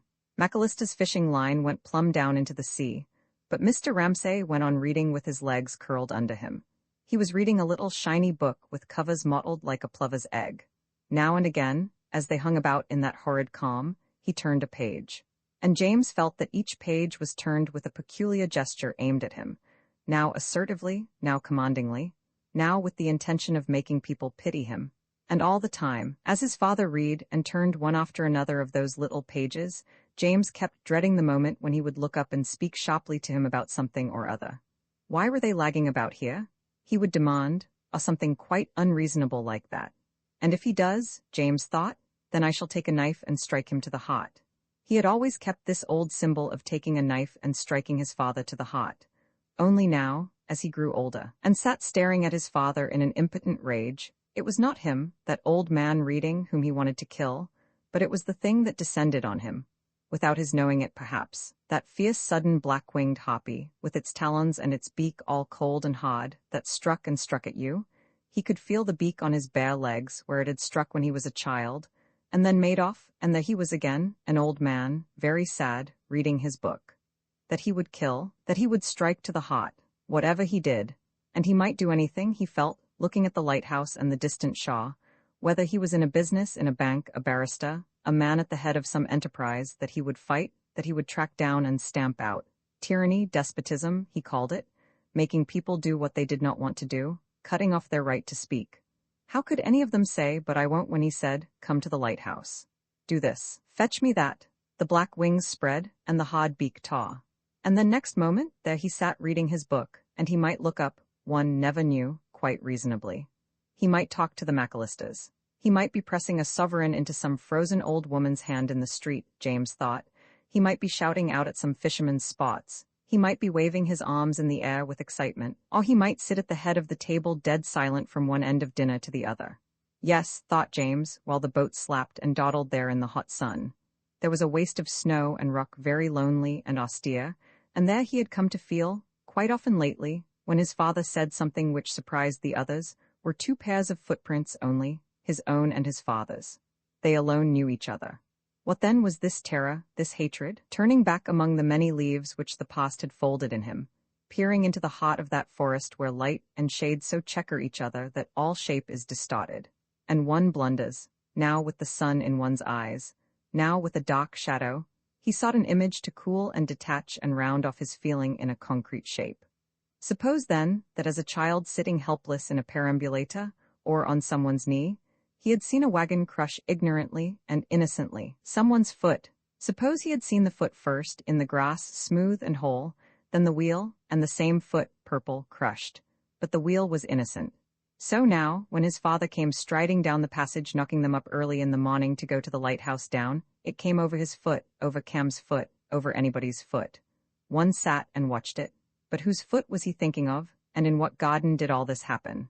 For one had settings for these scenes, trees that grew there, flowers, a certain light, a few figures. Everything tended to set itself in a garden where there was none of this gloom and none of this throwing of hands about. People spoke in an ordinary tone of voice. They went in and out all day long. There was an old woman gossiping in the kitchen, and the blinds were sucked in and out by the breeze. All was blowing, all was growing, and over all those plates and bowls and tall brandishing red and yellow flowers a very thin yellow veil would be drawn, like a vine leaf, at night. Things became stiller and darker at night, but the leaf-like veil was so fine that lights lifted it, voices crinkled it. He could see through it a figure stooping here, coming close, going away, some dress rustling, some chain tinkling. It was in this world that the wheel went over the person's foot. Something, he remembered, stayed and darkened over him, would not move, something flourished up in the air, something arid and sharp descended even there, like a blade, a scimitar, smiting through the leaves and flowers even of that happy world and making them shrivel and fall. "It will rain," he remembered his father saying. "You won't be able to go to the lighthouse." The lighthouse was then a silvery, misty-looking tower with a yellow eye that opened suddenly and softly in the evening. Now, James looked at the lighthouse. He could see the whitewashed rocks, the tower, stark and straight. He could see that it was barred with black and white. He could see windows in it. He could even see washing spread on the rocks to dry. So that was the lighthouse, was it? No, the other was also the lighthouse. For nothing was simply one thing. The other was the lighthouse too. It was sometimes hardly to be seen across the bay. In the evening one looked up and saw the eye opening and shutting, and the light seemed to reach them in that airy sunny garden where they sat. But he pulled himself up. Whenever he said they awe a person, and then began hearing the rustle of someone coming, the tinkle of someone going, he became extremely sensitive to the presence of whoever might be in the room. It was his father now. The strain became acute, for in one moment, if there was no breeze, his father would slap the covers of his book together and say, "What's happening now? What are we dawdling about here for, eh?" As once before, he had brought his blade down among them on the terrace and she had gone stiff all over, and if there had been an axe handy, a knife, or anything with a sharp point, he would have seized it and struck his father through the heart. His mother had gone stiff all over, and then, her arm slackening, so that he felt she listened to him no longer. She had risen somehow and gone away and left him there, impotent, ridiculous, sitting on the floor grasping a pair of scissors. Not a breath of wind blew. The water chuckled and gurgled in the bottom of the boat, where 3 or 4 mackerel beat their tails up and down in a pool of water not deep enough to cover them. At any moment Mr. Ramsay, James scarcely dared look at him, might rouse himself, shut his book, and say something sharp, but for the moment he was reading, so that James stealthily, as if he were stealing downstairs on bare feet, afraid of waking a watchdog by a creaking board, went on thinking what was she like, where did she go that day? He began following her from room to room, and at last they came to a room where in a blue light, as if the reflection came from many china dishes, she talked to somebody. He listened to her talking. She talked to a servant, saying simply whatever came into her head. "We shall need a big dish tonight. Where is it, the blue dish?" She alone spoke the truth, to her alone could he speak it. That was the source of her everlasting attraction for him, perhaps. She was a person to whom one could say what came into one's head. But all the time he thought of her, he was conscious of his father following his thought, shadowing it, making it shiver and falter. At last he ceased to think. There he sat with his hand on the tiller in the sun, staring at the lighthouse, powerless to move, powerless to flick off these grains of misery which settled on his mind one after another. A rope seemed to bind him there, and his father had knotted it, and he could only escape by taking a knife and plunging it. But at that moment the sail swung slowly round, filled slowly out, the boat seemed to shake herself, and then to move off half-conscious in her sleep, and then she woke and shot through the waves. The relief was extraordinary. They all seemed to fall away from each other again and to be at their ease, and the fishing lines slanted taut across the side of the boat. But his father did not rouse himself. He only raised his right hand mysteriously high in the air and let it fall upon his knee again, as if he were conducting some secret symphony. Roman 9 The sea without a stain on it, thought Lily Briscoe, still standing and looking out over the bay. The sea is stretched like silk across the bay. Distance had an extraordinary power. They had been swallowed up in it, she felt. They were gone forever. They had become part of the nature of things. It was so calm, it was so quiet. The steamer itself had vanished, but the great scroll of smoke still hung in the air and drooped like a flag mournfully in valediction. It was like that then, the island, thought Cam, once more drawing her fingers through the waves. She had never seen it from out at sea before. It lay like that on the sea, did it? With a dent in the middle and two sharp crags, and the sea swept in there, and spread away for miles and miles on either side of the island. It was very small, shaped something like a leaf stood on end. So we took a little boat, she thought, beginning to tell herself a story of adventure about escaping from a sinking ship. But with the sea streaming through her fingers, a spray of seaweed vanishing behind them, she did not want to tell herself seriously a story. It was the sense of adventure and escape that she wanted, for she was thinking, as the boat sailed on, how her father's anger about the points of the compass, James's obstinacy about the compact, and her own anguish, all had slipped, all had passed, all had streamed away. What then came next? Where were they going? From her hand, ice-cold, held deep in the sea, there spurted up a fountain of joy at the change, at the escape, at the adventure. That she should be alive, that she should be there. And the drops falling from this sudden and unthinking fountain of joy fell here and there on the dock, the slumberous shapes in her mind, shapes of a world not realized but turning in their darkness, catching here and there, a spark of light, Greece, Rome, Constantinople. Small as it was, and shaped something like a leaf stood on end with the gold-sprinkled waters flowing in and about it, it had, she supposed, a place in the universe, even that little island. The old gentleman in the study, she thought, could have told her. Sometimes she strayed in from the garden purposely to catch them at it. There they were. It might be Mr. Carmichael or Mr. Banks, very old, very stiff, sitting opposite each other in their low armchairs. They were crackling in front of them the pages of the Times when she came in from the garden, all in a muddle, about something someone had said about Christ. A mammoth had been dug up in a London street. What was the great Napoleon like? Then they took all this with their clean hands. They wore grey-colored clothes. They smelt of heather, and they brushed the scraps together, turning the paper, crossing their knees, and said something now and then very brief. In a kind of trance she would take a book from the shelf and stand there, watching her father write, so equally, so neatly from one side of the page to another, with a little cough now and then, or something said briefly to the other old gentleman opposite. And she thought, standing there with her book open, here one could let whatever one thought expand like a leaf in water. And if it did well here, among the old gentlemen smoking and the Times crackling, then it was right. And watching her father as he wrote in his study, she thought, now sitting in the boat, he was most lovable, he was most wise, he was not vain nor a tyrant. Indeed, if he saw she was there, reading a book, he would ask her, as gently as anyone could, was there nothing he could give her? Lest this should be wrong, she looked at him reading the little book with the shiny cover mottled like a plover's egg. No, it was right. Look at him now, she wanted to say aloud to James. But James had his eye on the sail. He is a sarcastic brute, James would say. He brings the talk round to himself and his books, James would say. He is intolerably egotistical. Worst of all, he is a tyrant. But look, she said, looking at him. Look at him now. She looked at him reading the little book with his legs curled, the little book whose yellowish pages she knew, without knowing what was written on them. It was small, it was closely printed, on the flyleaf, she knew. He had written that he had spent 15 francs on dinner. The wine had been so much. He had given so much to the waiter. All was added up neatly at the bottom of the page. But what might be written in the book which had rounded its edges off in his pocket, she did not know. What he thought they none of them knew. But he was absorbed in it, so that when he looked up, as he did now for an instant, it was not to see anything. It was to pin down some thought more exactly. That done, his mind flew back again, and he plunged into his reading. He read, she thought, as if he were guiding something, all wheedling a large flock of sheep, all pushing his way up and up a single narrow path.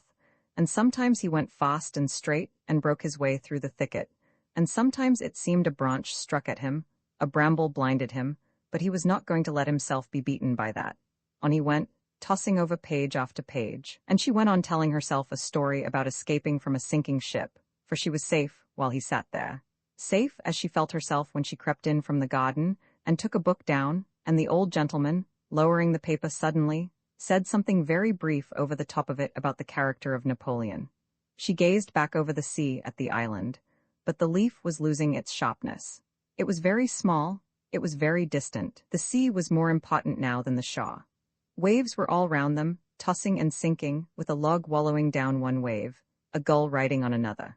About here, she thought, dabbling her fingers in the water, a ship had sunk, and she murmured, dreamily, half asleep, how we perished, each alone. Roman 4 indeed, he almost knocked her easel over, coming down upon her with his hands waving, shouting out, boldly we rode and well. But mercifully, he turned sharp and rode off, to die gloriously, she supposed, upon the heights of Balaclava. Never was anybody at once so ridiculous and so alarming. But so long as he kept like that, waving, shouting, she was safe, he would not stand still and look at her picture. And that was what Lily Briscoe could not have endured. Even while she looked at the mass, at the line, at the color, at Mrs. Ramsay sitting in the window with James, she kept a feeler on her surroundings lest someone should creep up, and suddenly she should find her picture looked at. But now, with all her senses quickened as they were, looking, straining, till the color of the wall and the jackmanna beyond burnt into her eyes, she was aware of someone coming out of the house, coming towards her, but somehow divined, from the footfall, William Banks, so that though her brush quivered, she did not, as she would have done had it been Mr. Tansley, Paul Rayleigh, Minta Doyle, or practically anybody else, turn her canvas upon the grass, but let it stand. William Banks stood beside her.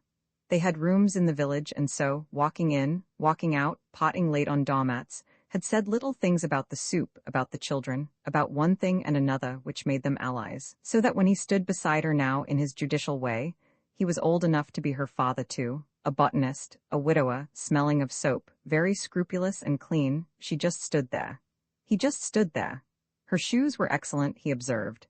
They allowed the toes their natural expansion. Lodging in the same house with her, he had noticed too how oddly she was, up before breakfast and off to paint, he believed, alone. Poor, presumably, and without the complexion or the allurement of Miss Doyle certainly, but with a good sense which made her in his eyes superior to that young lady.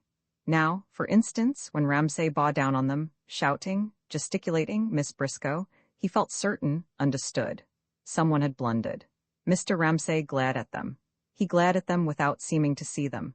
That did make them both vaguely uncomfortable. Together they had seen a thing they had not been meant to see. They had encroached upon a privacy. So, Lily thought, it was probably an excuse of his for moving, for getting out of earshot, that made Mr. Banks almost immediately say something about its being chilly and suggest taking a stroll. She could come, yes. But it was with difficulty that she took her eyes off her picture. The jackmanna was bright violet, the walls staring white.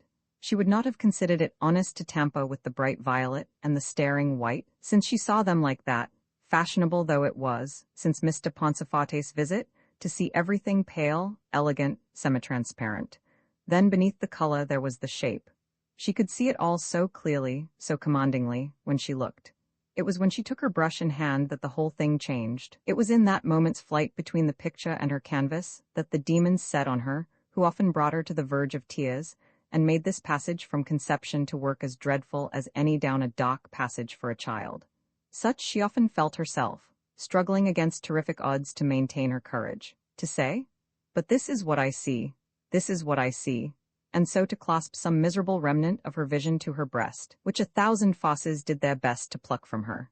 And it was then, too, in that chill and windy way, as she began to paint, that there forced themselves upon her other things. Her own inadequacy, her insignificance, keeping house for her father off the Brompton Road, and had much ado to control her impulse to fling herself. Thank heaven she had always resisted so far, at Mrs. Ramsay's knee and say to her, but what could one say to her? "I'm in love with you?" No, that was not true. "I'm in love with this all," waving her hand at the hedge, at the house, at the children?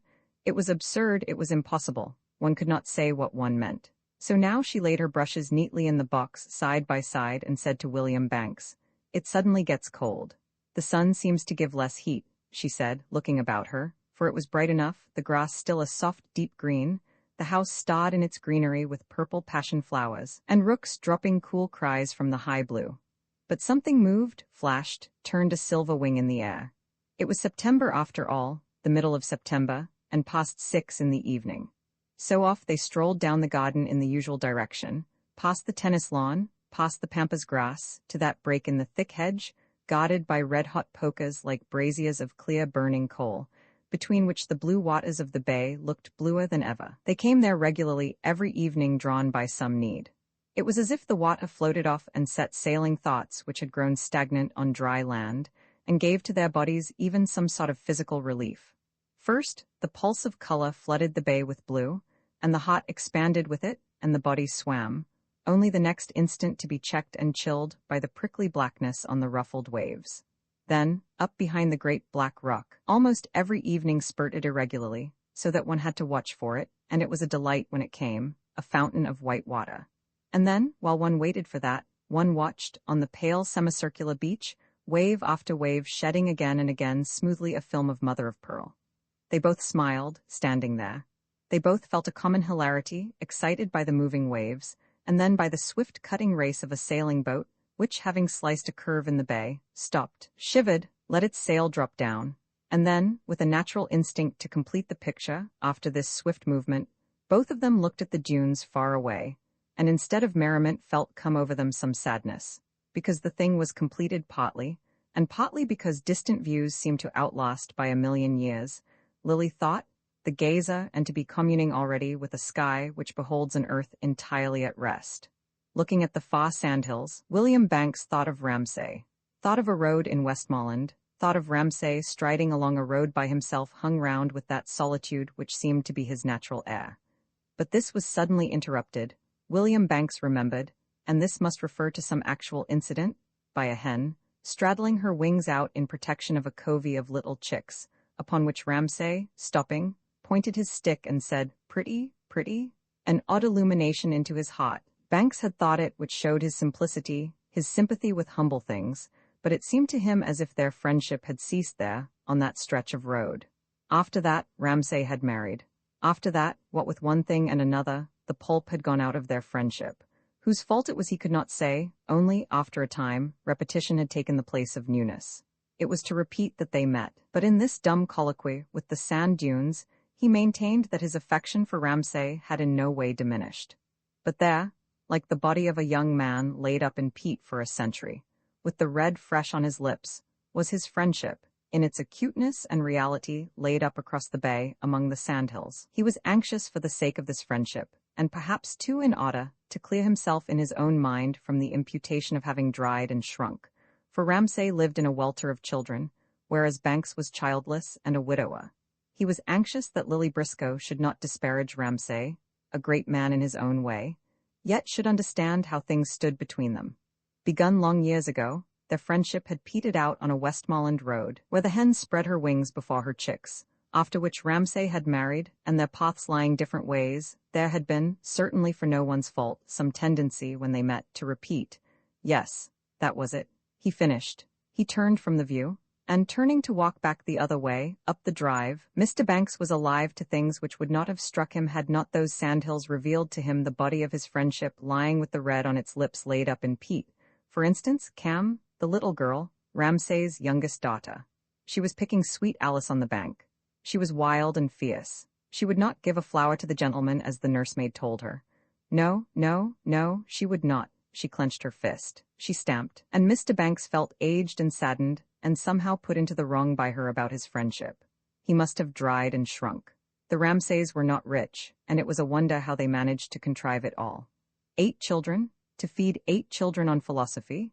Here was another of them, Jasper this time, strolling past to have a shot at a bird, he said, nonchalantly, swinging Lily's hand like a pump handle as he passed, which caused Mr. Banks to say, bitterly, how she was a favorite. There was education now to be considered true. Mrs. Ramsay had something of her own perhaps, let alone the daily wear and tear of shoes and stockings which those great fellows, all well-grown, angular, ruthless youngsters, must require. As for being sure which was which or in what order they came, that was beyond him. He called them privately after the kings and queens of England, Cam the wicked, James the ruthless, Andrew the just, Prue the fair, for Prue would have beauty, he thought, how could she help it? And Andrew brains. While he walked up the drive and Lily Briscoe said yes and no and capped his comments, for she was in love with them all, in love with this world. He weighed Ramsay's case, commiserated him, envied him, as if he had seen him divest himself of all those glories of isolation and austerity which crowned him in youth to cumber himself definitely with fluttering wings and clucking domesticities. They gave him something. William Banks acknowledged that, It would have been pleasant if Cam had stuck a flower in his coat or clambered over his shoulder, as over her father's, to look at a picture of Vesuvius in eruption, but they had also, his old friends could not but feel, destroyed something. What would a stranger think now? What did this Lily Briscoe think? Could one help noticing that habits grew on him? Eccentricities, weaknesses, perhaps. It was astonishing that a man of his intellect could stoop so low as he did, but that was too harsh a phrase, could depend so much as he did upon people's praise. Oh, but, said Lily, think of his work. Whenever she thought of his work, she always saw clearly before her a large kitchen table. It was Andrew's doing. She asked him what his father's books were about. Subject and object and the nature of reality, Andrew had said, and when she said heavens, she had no notion what that meant. Think of a kitchen table then, he told her, when you're not there. So she always saw, when she thought of Mr. Ramsay's work, a scrubbed kitchen table. It lodged now in the fork of a pear tree, for they had reached the orchard. And with a painful effort of concentration, she focused her mind, not upon the silver-bossed bark of the tree, or upon its fish-shaped leaves, but upon a phantom kitchen table, one of those scrubbed bod tables, grained and knotted, whose virtue seems to have been laid bare by years of muscular integrity, which stuck there, its 4 legs in air. Naturally, if one's days were passed in this seeing of angular essences, this reducing of lovely evenings, with all their flamingo clouds and blue and silver, to a white deal 4-legged table, and it was a mock of the finest mind so to do. Naturally, one could not be judged like an ordinary person. Mr. Banks liked her for bidding him think of his work. He had thought of it, often and often. Times without number, he had said, Ramsay is one of those men who do their best work before they are 40. He had made a definite contribution to philosophy in one little book, when he was only 25. What came after was more or less amplification, repetition. But the number of men who make a definite contribution to anything whatsoever is very small, he said, pausing by the pear tree, well-brushed, scrupulously exact, exquisitely judicial. Suddenly, as if the movement of his hand had released it, the load of her accumulated impressions of him tilted up, and down pawed in a ponderous avalanche all she felt about him. That was one sensation. Then up rose in a fume the essence of his being. That was another. She felt herself transfixed by the intensity of her perception. It was his severity, his goodness. I respect you, she addressed him silently, in every atom. You are not vain, you are entirely impersonal. You are finer than Mr. Ramsay. You are the finest human being that I know. You have neither wife nor child, without any sexual feeling. She longed to cherish that loneliness. You live for science, involuntarily. Sections of potatoes rose before her eyes. Praise would be an insult to you, generous, pure-hearted, heroic man. But simultaneously, she remembered how he had brought a valet all the way up here, objected to dogs on chairs, would prose for hours, until Mr. Ramsay slammed out of the room, about salt in vegetables and the iniquity of English cooks. How then did it work out, all this? How did one judge people, think of them? How did one add up this and that, and conclude that it was liking one felt, or disliking? And to those words, what meaning attached after all? Standing now, apparently transfixed, by the pear tree, impressions pawed in upon her of those 2 men, and to follow her thought was like following a voice which speaks too quickly to be taken down by one's pencil, and the voice was her own voice saying without prompting undeniable, everlasting, contradictory things, so that even the fishes and humps on the bark of the pear tree were irrevocably fixed there for eternity. You have greatness, she continued, but Mr. Ramsay has none of it. He is petty, selfish, vain, egotistical, he is spoilt, he is a tyrant, he wears Mrs. Ramsay to death. But he is what you, she addressed Mr. Banks, have not. A fiery unworldliness, he knows nothing about trifles, he loves dogs and his children. He has 8, you have none. Did he not come down in 2 coats the other night and let Mrs. Ramsay trim his hair into a pudding basin? All of this danced up and down, like a company of gnats, each separate, but all marvelously controlled in an invisible elastic net. Danced up and down in Lily's mind, in and about the branches of the pear tree, where still hung in effigy the scrubbed kitchen table, symbol of her profound respect for Mr. Ramsay's mind, until her thought which had spun quicker and quicker exploded of its own intensity. She felt released. A shot went off close at hand, and there came, flying from its fragments, frightened, effusive, tumultuous, a flock of starlings. Jasper, said Mr. Banks. They turned the way the starlings flew, over the terrace. Following the scatter of swift-flying birds in the sky, they stepped through the gap in the high hedge straight into Mr. Ramsay, who boomed tragically at them, someone had blundered. His eyes, glazed with emotion, defiant with tragic intensity, met theirs for a second and trembled on the verge of recognition. But then, raising his hand halfway to his face as if to avert, to brush off, in an agony of peevish shame, their normal gaze, as if he begged them to withhold for a moment what he knew to be inevitable, as if he impressed upon them his own childlike resentment of interruption, yet even in the moment of discovery was not to be routed utterly, but was determined to hold fast to something of this delicious emotion, this impure rhapsody of which he was ashamed, but in which he reveled.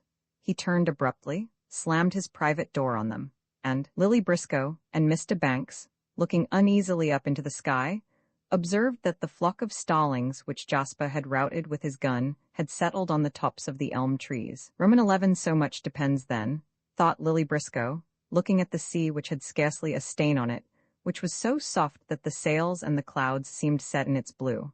So much depends, she thought, upon distance, whether people are near us or far from us, for her feeling for Mr. Ramsay changed as he sailed further and further across the bay. It seemed to be elongated, stretched out. He seemed to become more and more remote. He and his children seemed to be swallowed up in that blue, that distance. But here, on the lawn, close at hand, Mr. Carmichael suddenly grunted. She laughed. He clawed his book up from the grass. He settled into his chair again, puffing and blowing like some sea monster. That was different altogether, because he was so near. And now again all was quiet. They must be out of bed by this time, she supposed, looking at the house, but nothing appeared there. But then, she remembered, they had always made off directly a meal was over, on business of their own.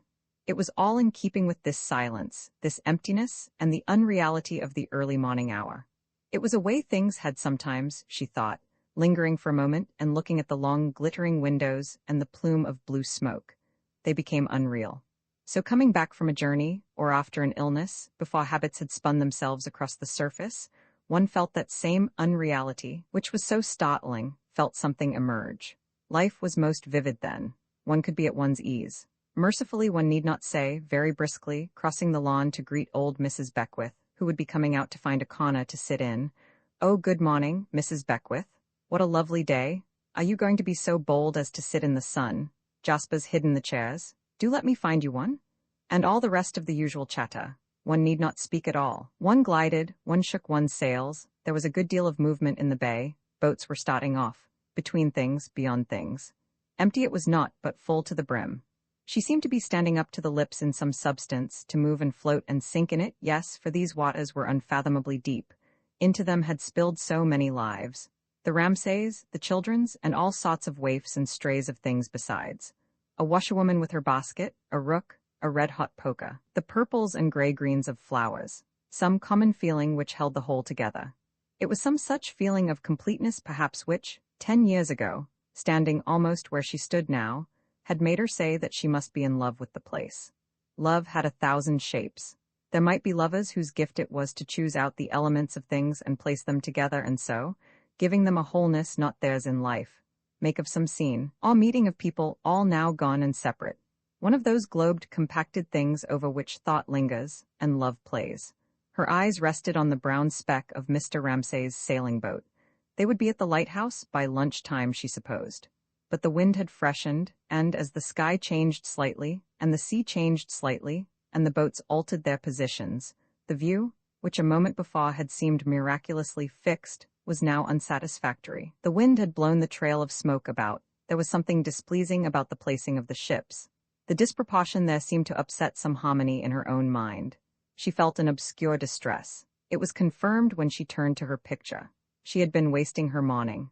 For whatever reason, she could not achieve that razor edge of balance between two opposite forces, Mr. Ramsay and the picture, which was necessary. There was something perhaps wrong with the design. Was it, she wondered, that the line of the wall wanted breaking? Was it that the mass of the trees was too heavy? She smiled ironically, for had she not thought when she began that she had solved her problem? What was the problem then? She must try to get hold of something that evaded her. It evaded her when she thought of Mrs. Ramsay. It evaded her now when she thought of her picture. Phrases came, visions came, beautiful pictures, beautiful phrases, but what she wished to get hold of was that very jar on the nerves, the thing itself before it has been made anything. Get that and start afresh, get that and start afresh, she said desperately, pitching herself firmly again before her easel. It was a miserable machine, an inefficient machine, she thought, the human apparatus for painting or for feeling. It always broke down at the critical moment. Heroically, one must force it on. She stared, frowning. There was the hedge, sure enough, but one got nothing by soliciting urgently.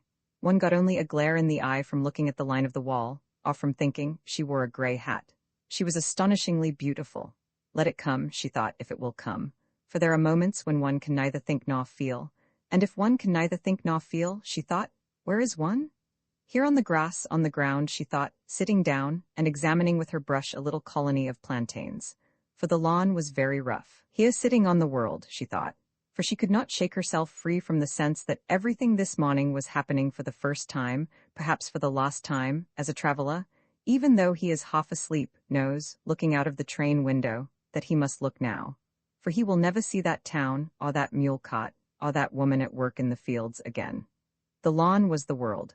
They were up here together, on this exalted station, she thought, looking at old Mr. Carmichael, who seemed, though they had not said a word all this time, to share her thoughts. And she would never see him again, perhaps. He was growing old. Also, she remembered, smiling at the slipper that dangled from his foot, he was growing famous. People said that his poetry was so beautiful. They went and published things he had written 40 years ago. There was a famous man now called Carmichael, she smiled, thinking how many shapes one person might wear, how he was that in the newspapers, but here the same as he had always been. He looked the same, grayer rather. Yes, he looked the same, but somebody had said, she recalled, that when he had heard of Andrew Ramsay's death, he was killed in a second by a shell. He should have been a great mathematician. Mr. Carmichael had lost all interest in life. What did it mean, that, she wondered? Had he marched through Trafalgar Square grasping a big stick? Had he turned pages over and over, without reading them, sitting in his room in St. John's Wood alone? She did not know what he had done, when he heard that Andrew was killed, but she felt it in him all the same. They only mumbled at each other on staircases. They looked up at the sky and said it will be fine, or it won't be fine. But this was one way of knowing people, she thought. To know the outline, not the detail, to sit in one's garden and look at the slopes of a hill running purple down into the distant heather. She knew him in that way. She knew that he had changed somehow. She had never read a line of his poetry. She thought that she knew how it went, though, slowly and sonorously. It was seasoned and mellow. It was about the desert and the camel. It was about the palm tree and the sunset. It was extremely impersonal. It said something about death. It said very little about love. There was an aloofness about him. He wanted very little of other people. Had he not always lurched rather awkwardly past the drawing-room window with some newspaper under his arm, trying to avoid Mrs. Ramsay, whom for some reason he did not much like? On that account, of course, she would always try to make him stop. He would bow to her. He would halt unwillingly and bow profoundly. Annoyed that he did not want anything of her, Mrs. Ramsay would ask him, Lily could hear her, wouldn't he like a coat, a rug, a newspaper? No, he wanted nothing. Here he bowed. There was some quality in her which he did not much like. It was perhaps her masterfulness, her positiveness, something matter-of-fact in her. She was so direct. A noise drew her attention to the drawing-room window, the squeak of a hinge. The light breeze was toying with the window. There must have been people who disliked her very much, Lily thought, yes. She realized that the drawing-room step was empty, but it had no effect on her whatever. She did not want Mrs. Ramsay now. People who thought her too sure, too drastic. Also, her beauty offended people probably. How monotonous, they would say, and the same always. They preferred another type, the dark, the vivacious. Then she was weak with her husband. She let him make those scenes. Then she was reserved. Nobody knew exactly what had happened to her. And to go back to Mr. Carmichael and his dislike, one could not imagine Mrs. Ramsay standing painting, lying reading, a whole morning on the lawn. It was unthinkable. Without saying a word, the only token of her errand a basket on her arm, she went off to the town, to the poor, to sit in some stuffy little bedroom. Often and often Lily had seen her go silently in the midst of some game, some discussion, with her basket on her arm, very upright. She had noted her return. She had thought, half laughing, she was so methodical with the tea-cups, half moved, her beauty took one's breath away. Eyes that are closing in pain have looked on you. You have been with them there. And then Mrs. Ramsay would be annoyed because somebody was late, or the butter not fresh, or the teapot chipped. And all the time she was saying that the butter was not fresh, one would be thinking of Greek temples, and how beauty had been with them there. She never talked of it, she went, punctually, directly. It was her instinct to go, an instinct like the swallows for the south. the artichokes for the sun, turning her infallibly to the human race, making her nest in its hot. And this, like all instincts, was a little distressing to people who did not share it, to Mr. Carmichael perhaps, to herself certainly. Some notion was in both of them about the ineffectiveness of action, the supremacy of thought.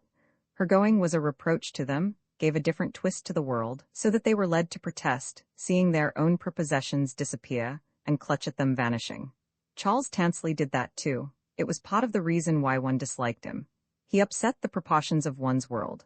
And what had happened to him, she wondered, idly stirring the plantains with her brush. He had got his fellowship. He had married, he lived at Golders Green. She had gone one day into a hall and heard him speaking during the war. He was denouncing something, he was condemning somebody. He was preaching brotherly love. And all she felt was how could he love his kind who did not know one picture from another, who had stood behind her smoking shag.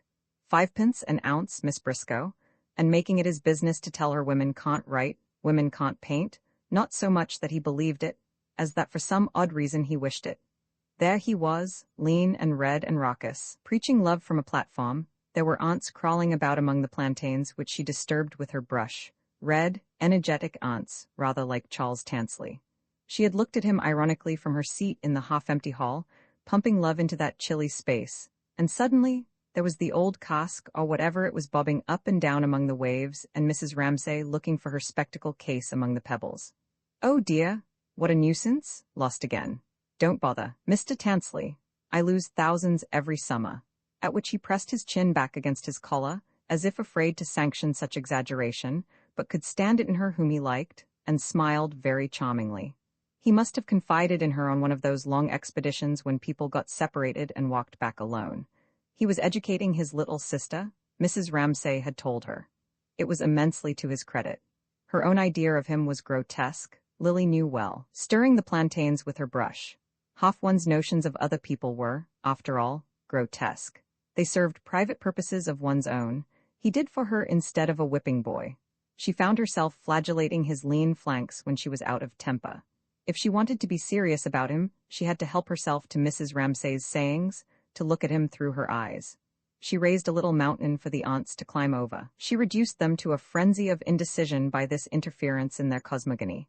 Some ran this way, others that. One wanted 50 pairs of eyes to see with, she reflected. 50 pairs of eyes were not enough to get round that one woman with, she thought. Among them must be one that was stone blind to her beauty. One wanted most some secret sense, fine as air, with which to steal through keyholes and surround her where she sat knitting, talking, sitting silent in the window alone, which took to itself and treasured up like the air which held the smoke of the steamer, her thoughts, her imaginations, her desires. What did the hedge mean to her? What did the garden mean to her? What did it mean to her when a wave broke? Lily looked up as she had seen Mrs. Ramsay look up. She too heard a wave falling on the beach. And then what stirred and trembled in her mind when the children cried, "How's that? How's that?" Cricketing? She would stop knitting for a second. She would look intent. Then she would lapse again, and suddenly Mr. Ramsay stopped dead in his pacing in front of her, and some curious shock passed through her and seemed to rock her in profound agitation on its breast when stopping there he stood over her and looked down at her. Lily could see him. He stretched out his hand and raised her from her chair. It seemed somehow as if he had done it before, as if he had once bent in the same way and raised her from a boat which, lying a few inches off some island, had required that the ladies should thus be helped on shore by the gentlemen. An old-fashioned scene that was, which required, very nearly, crinolines and peg-top trousers. Letting herself be helped by him, Mrs. Ramsay had thought, Lily supposed, the time has come now. Yes, she would say it now. Yes, she would marry him, and she stepped slowly, quietly on shore. Probably she said one word only, letting her hand rest still in his. "I will marry you," she might have said, with her hand in his. But no more. Time after time the same thrill had passed between them. Obviously it had, Lily thought, smoothing a way for her aunts. She was not inventing, she was only trying to smooth out something she had been given years ago folded up, something she had seen. For in the rough and tumble of daily life, with all those children about, all those visitors, one had constantly a sense of repetition, of one thing falling where another had fallen, and so setting up an echo which chimed in the air and made it full of vibrations. But it would be a mistake, she thought, thinking how they walked off together, she in her green shawl, he with his tie flying, arm in arm, past the greenhouse, to simplify their relationship. It was no monotony of bliss, she with her impulses and quicknesses, he with his shudders and glooms. Oh no, the bedroom door would slam violently early in the morning. He would start from the table in a temper. He would whiz his plate through the window. Then all through the house there would be a sense of doors slamming and blinds fluttering, as if a gusty wind were blowing and people scudded about trying in a hasty way to fasten hatches and make things shipshape. She had met Paul Rayleigh like that one day on the stairs. They had laughed and laughed, like a couple of children, all because Mr. Ramsay, finding an earwig in his milk at breakfast, had sent the whole thing flying through the air onto the terrace outside. An earwig? Prue murmured, awestruck. In his milk. Other people might find centipedes, but he had built round him such a fence of sanctity, and occupied the space with such a demeanor of majesty that an earwig in his milk was a monster. But it tired Mrs. Ramsay, it cowed her a little, the plates whizzing and the doors slamming, and there would fall between them sometimes long rigid silences, when, in a state of mind which annoyed Lily in her, half plaintive, half resentful, she seemed unable to surmount the tempest calmly, or to laugh as they laughed, but in her weariness perhaps concealed something. She brooded and sat silent. After a time he would hang stealthily about the places where she was, roaming under the window where she sat writing letters or talking, for she would take care to be busy when he passed, and evade him and pretend not to see him. Then he would turn smooth as silk, affable, urbane, and try to win her so. Still she would hold off, and now she would assert for a brief season some of those prides and airs the due of her beauty which she was generally utterly without, would turn her head, would look so, over her shoulder, always with some Minta, Paul, or William Banks at her side. At length, standing outside the group the very figure of a famished wolf-hound, Lily got up off the grass and stood looking at the steps at the window where she had seen him. He would say her name, once only, for all the world like a wolf barking in the snow, but still she held back. And he would say it once more, and this time something in the tone would rouse her, and she would go to him, leaving them all of a sudden, and they would walk off together among the pear trees, the cabbages, and the raspberry beds. They would have it out together. But with what attitudes and with what words? Such a dignity was theirs in this relationship that, turning away, she and Paul and Minta would hide their curiosity and their discomfort, and begin picking flowers, throwing balls, chattering, until it was time for dinner, and there they were, he at one end of the table, she at the other, as usual. "Why don't some of you take up botany? With all those legs and arms, why doesn't one of you?" So they would talk as usual, laughing, among the children.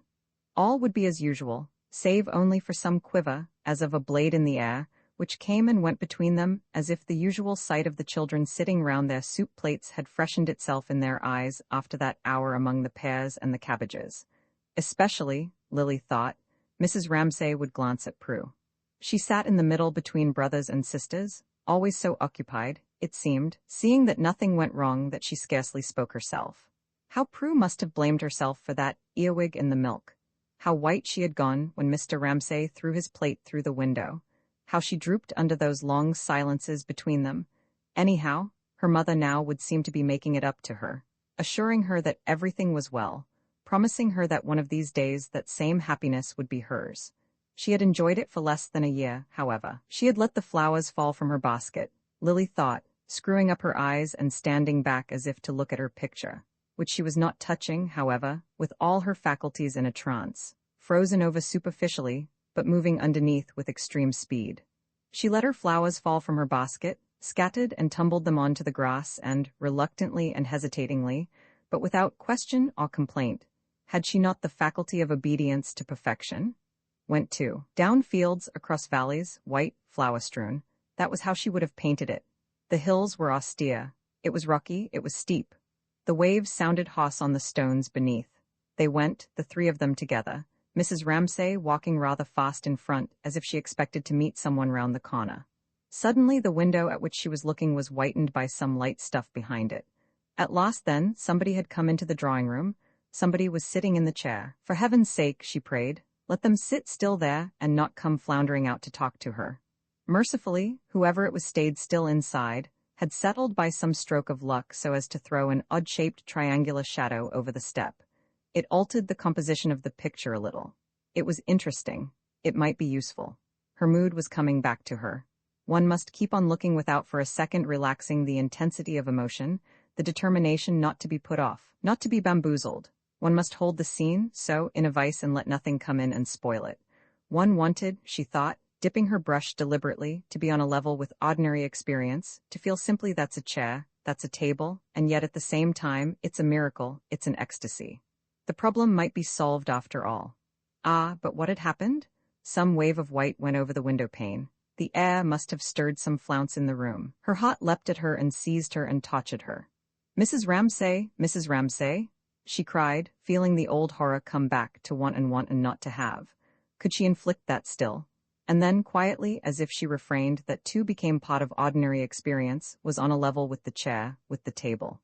Mrs. Ramsay, it was part of her perfect goodness to Lily, sat there quite simply, in the chair, flicked her needles to and fro, knitted her reddish-brown stocking, cast her shadow on the step. There she sat.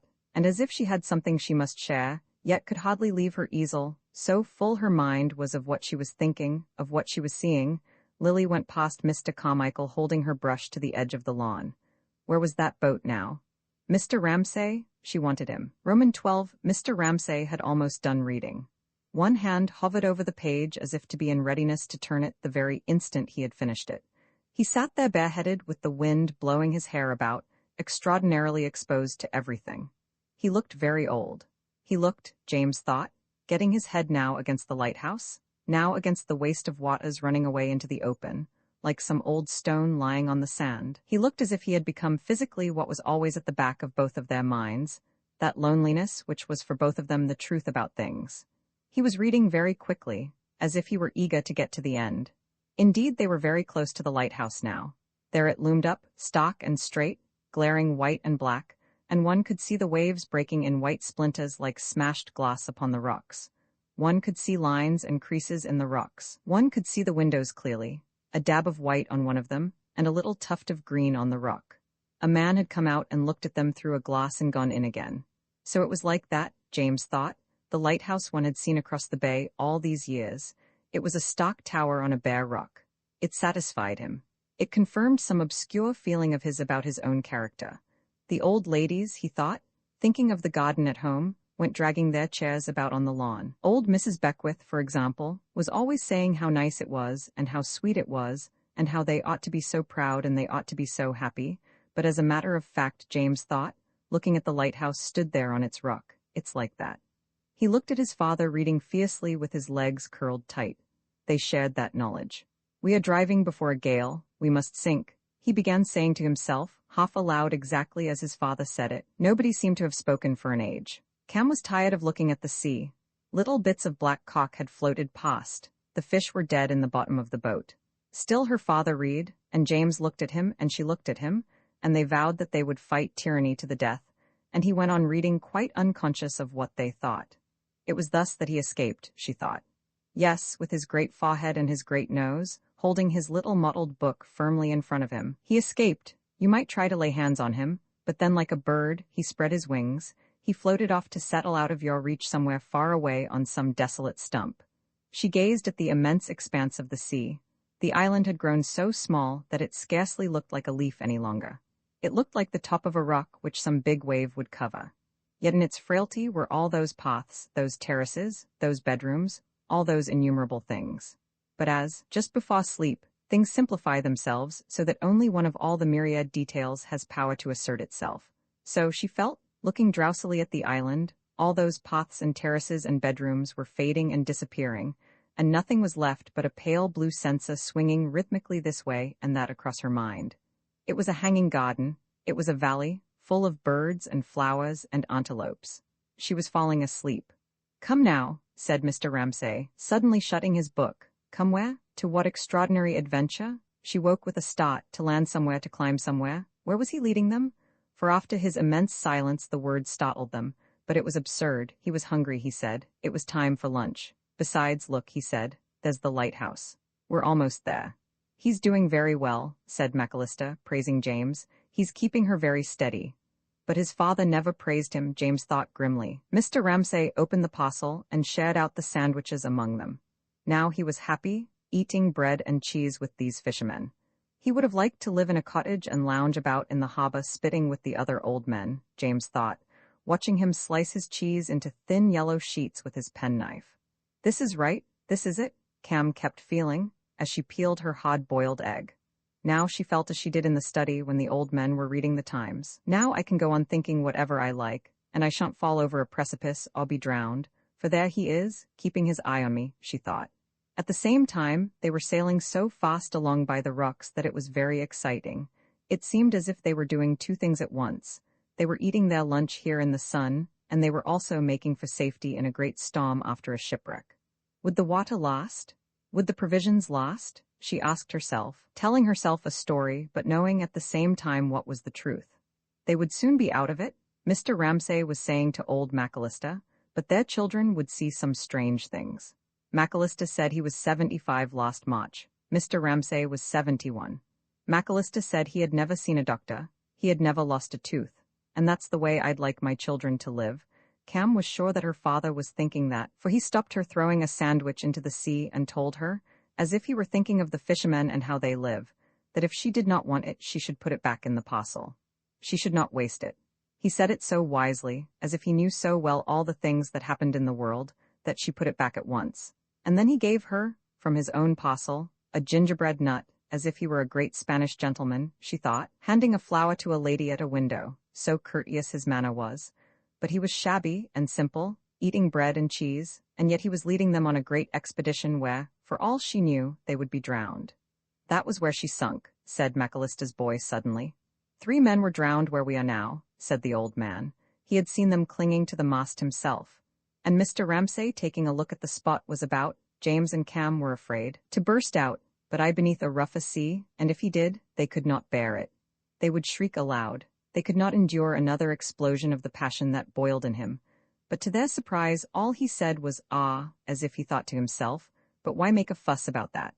Naturally, men are drowned in a storm, but it is a perfectly straightforward affair, and the depths of the sea, he sprinkled the crumbs from his sandwich paper over them, are only water after all. Then having lighted his pipe, he took out his watch.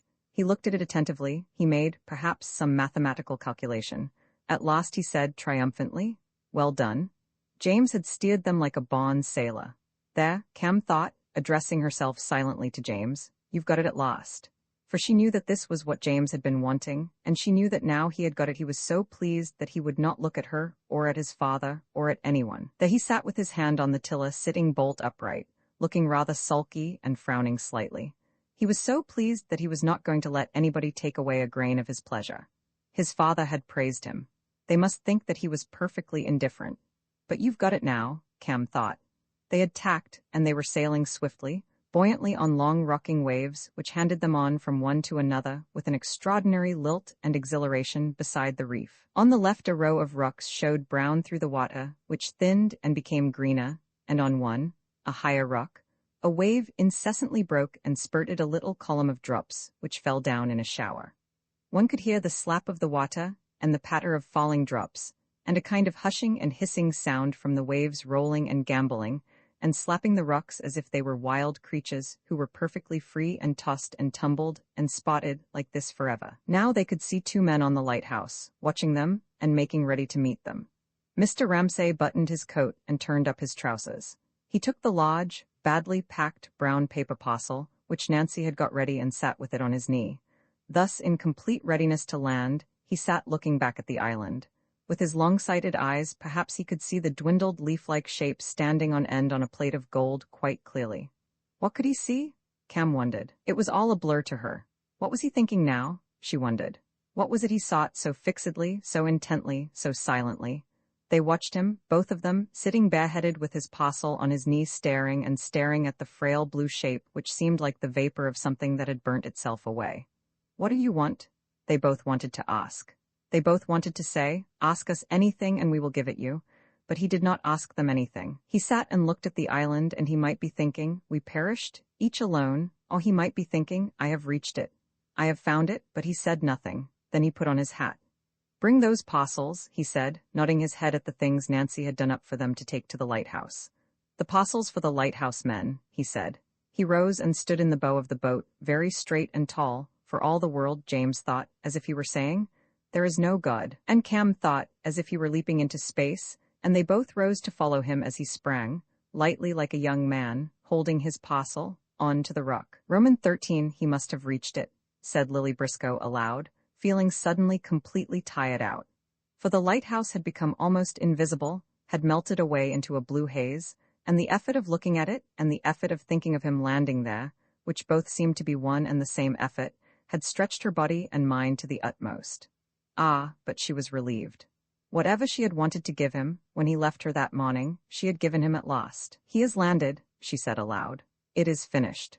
Then, surging up, puffing slightly, old Mr. Carmichael stood beside her, looking like an old pagan god, shaggy, with weeds in his hair and the trident, it was only a French novel, in his hand. He stood by her on the edge of the lawn, swaying a little in his bulk, and said, shading his eyes with his hand, "They will have landed," and she felt that she had been right.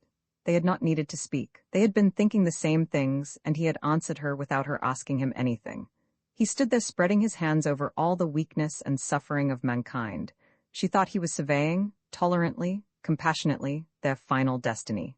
Now he has crowned the occasion, she thought, when his hand slowly fell, as if she had seen him let fall from his great height a wreath of violets and asphodels, which, fluttering slowly, lay at length upon the earth. Quickly, as if she were recalled by something over there, she turned to her canvas. There it was, her picture. Yes, with all its green and blues, its lines running up and across, its attempt at something. It would be hung in the attics, she thought, it would be destroyed. But what did that matter? She asked herself, taking up her brush again. She looked at the steps, they were empty. She looked at her canvas, it was blurred. With a sudden intensity, as if she saw it clear for a second, she drew a line there. In the center, it was done, it was finished. Yes, she thought, laying down her brush in extreme fatigue, I have had my vision. And even if it isn't fine tomorrow, said Mrs. Ramsay, raising her eyes to glance at William Banks and Lily Briscoe as they passed, it will be another day. And now, she said, thinking that Lily's charm was her Chinese eyes, a slant in her white, puckered little face, but it would take a clever man to see it, and now stand up and let me measure your leg. For they might go to the lighthouse after all, and she must see if the stocking did not need to be an inch or two longer in the leg. Smiling, for an admirable idea had flashed upon her this very second. William and Lily should marry. She took the heather mixture stocking, with its crisscross of steel needles at the mouth of it, and measured it against James's leg. "My dear, stand still," she said, for in his jealousy, not liking to serve as measuring block for the lighthouse keeper's little boy, James fidgeted purposely. And if he did that, how could she see? Was it too long? Was it too short? She asked. She looked up. What demon possessed him, her youngest, her cherished? And saw the room, saw the chairs, thought them fearfully shabby. Their entrails, as Andrew said the other day, were all over the floor. But then what was the point, she asked herself, of buying good chairs to let them spoil up here all through the winter when the house, with only one old woman to see to it, positively dripped with wet? Never mind, the rent was precisely 2 pence halfpenny. The children loved it. It did her husband good to be 3,000, or if she must be accurate, 300 miles from his library and his lectures and his disciples, and there was room for visitors. Mats, camp beds, crazy ghosts of chairs and tables whose London life of service was done. They did well enough here, and a photograph or two and books. Books, she thought, grew of themselves. She never had time to read them. Alas, even the books that had been given her, and inscribed by the hand of the poet himself. For her whose wishes must be obeyed, the happier Helen of our days, disgraceful to say, she had never read them. And Croom on the mind and Bates on the savage customs of Polynesia. My dear, stand still, she said. Neither of those could one send to the lighthouse. At a certain moment, she supposed, the house would become so shabby that something must be done. If they could be taught to wipe their feet and not bring the beach in with them, that would be something. Crabs she had to allow, if Andrew really wished to dissect them, or if Jasper believed that one could make soup from seaweed, one could not prevent it. Or Rose's objects, shells, reeds, stones, for they were gifted, her children, but all in quite different ways. And the result of it was, she sighed, taking in the whole room from floor to ceiling, as she held the stocking against James's leg, that things got shabbier and got shabbier summer after summer. The mat was fading, the wallpaper was flapping. You couldn't tell any more that those were roses on it. Still, if every door in a house is left perpetually open, and no lockmaker in the whole of Scotland can mend a bolt, things must spoil. What was the use of flinging a green cashmere shawl over the edge of a picture frame? In 2 weeks it would be the color of pea soup. But it was the doors that annoyed her. Every door was left open. She listened. The drawing-room door was open. The hall door was open. It sounded as if the bedroom doors were open, and certainly the window on the landing was open for that she had opened herself. that windows should be open and doors shut, simple as it was, could none of them remember it. She would go into the maids' bedrooms at night and find them sealed like ovens, except for Marie's, the Swiss girl, who would rather go without a bath than without fresh air. But then at home, she had said, "The mountains are so beautiful." She had said that last night looking out of the window with tears in her eyes. The mountains are so beautiful. Her father was dying there, Mrs. Ramsay knew. He was leaving them fatherless, scolding and demonstrating how to make a bed, how to open a window, with hands that shut and spread like a Frenchwoman's. All had folded itself quietly about her, when the girl spoke, as, after a flight through the sunshine, the wings of a bird fold themselves quietly, and the blue of its plumage changes from bright steel to soft purple. She had stood there silent, for there was nothing to be said. He had cancer of the throat. At the recollection, how she had stood there, how the girl had said, "At home the mountains are so beautiful," and there was no hope whatever, she had a spasm of irritation, and speaking sharply said to James, "Stand still. Don't be tiresome," so that he knew instantly that her severity was real, and straightened his leg, and she measured it. The stocking was too short by half an inch at least, making allowance for the fact that Solly's little boy would be less well grown than James. "It's too short," she said, "ever so much too short." Never did anybody look so sad. Bitter and black, halfway down in the darkness, in the shaft which ran from the sunlight to the depths, perhaps a tear formed. A tear fell. The waters swayed this way and that, received it, and were at rest.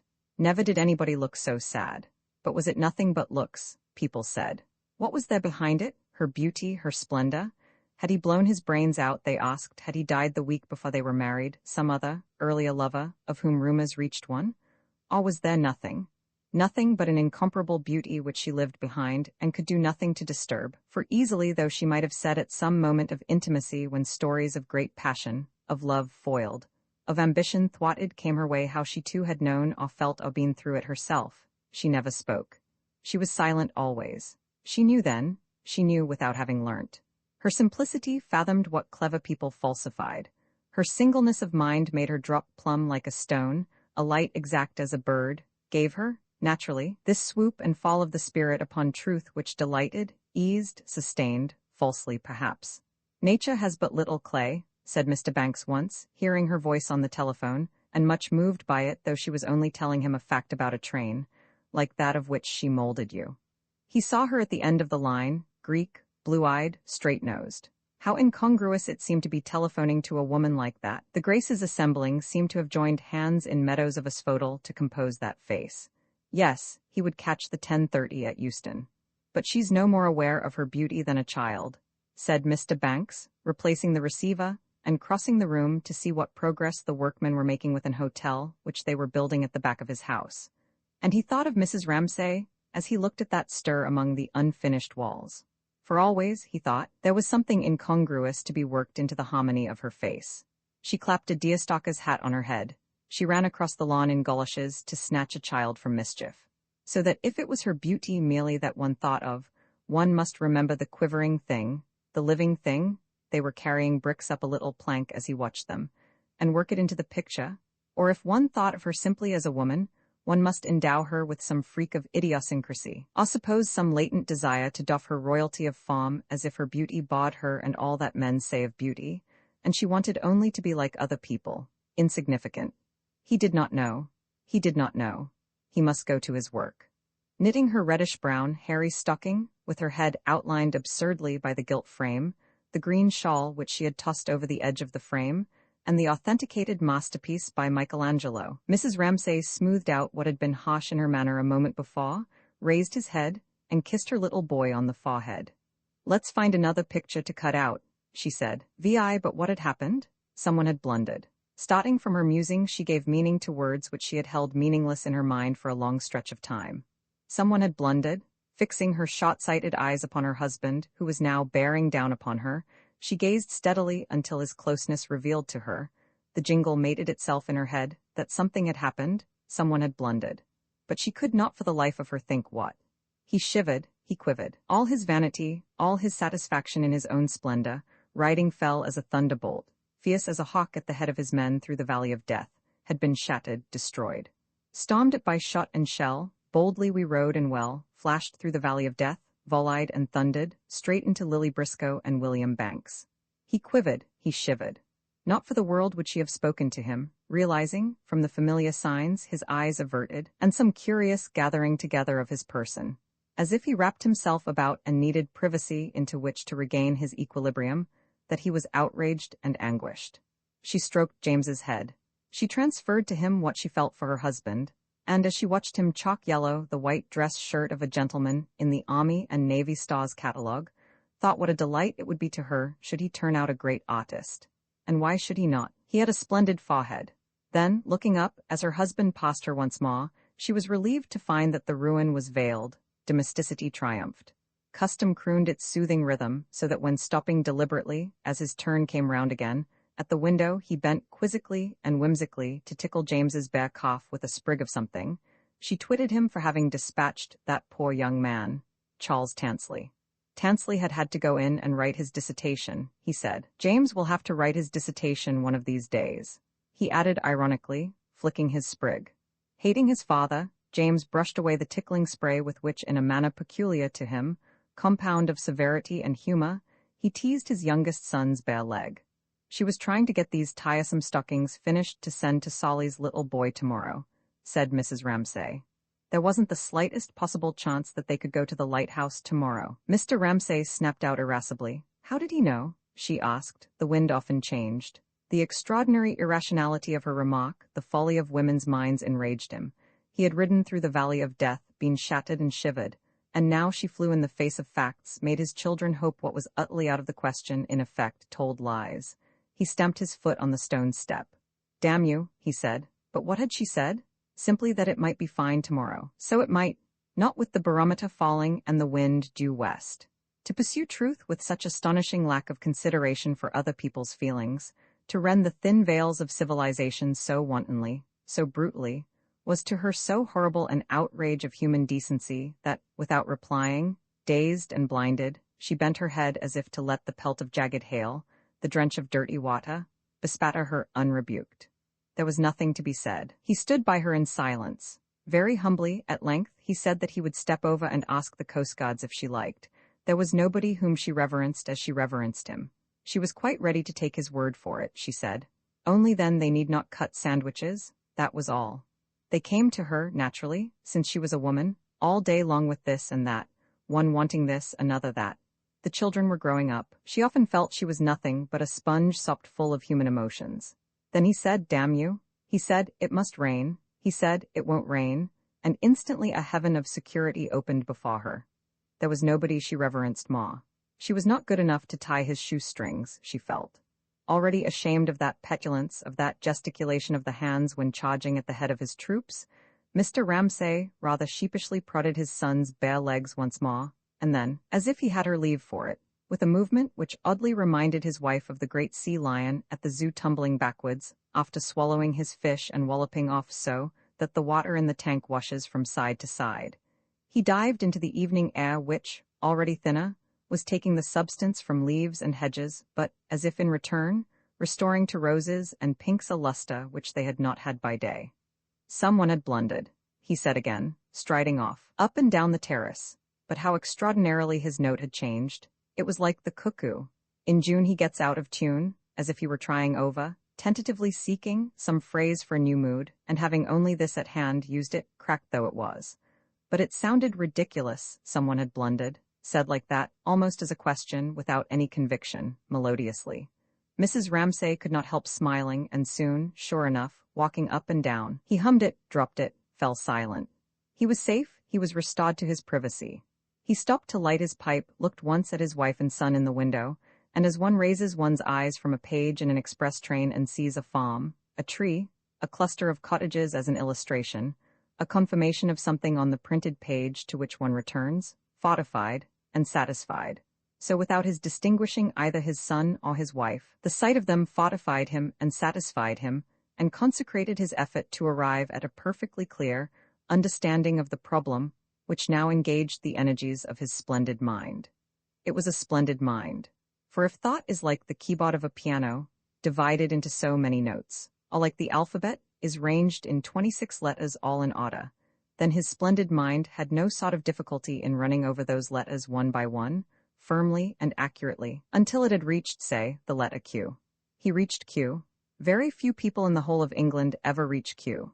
Here, stopping for one moment by the stone urn which held the geraniums, he saw, but now far, far away, like children picking up shells, divinely innocent and occupied with little trifles at their feet, and somehow entirely defenseless against a doom which he perceived, his wife and son, together, in the window. They needed his protection, he gave it them. But after Q, what comes next? After Q there are a number of letters, the last of which is scarcely visible to mortal eyes, but glimmers red in the distance. Z is only reached once by one man in a generation. Still, if he could reach R it would be something. Here at least was Q. He dug his heels in at Q. Q he was sure of. Q he could demonstrate. If Q then is Q, here he knocked his pipe out, with 2 or 3 resonant taps on the ram's horn which made the handle of the urn, and proceeded. Then, he braced himself. He clenched himself. Qualities that would have saved a ship's company exposed on a broiling sea with 6 biscuits and a flask of water. Endurance and justice, foresight, devotion, skill, came to his help. R is then, what is A? A shutter, like the leathern eyelid of a lizard, flickered over the intensity of his gaze and obscured the letter A. In that flash of darkness he heard people saying, he was a failure, that A was beyond him. He would never reach A. On to A once more.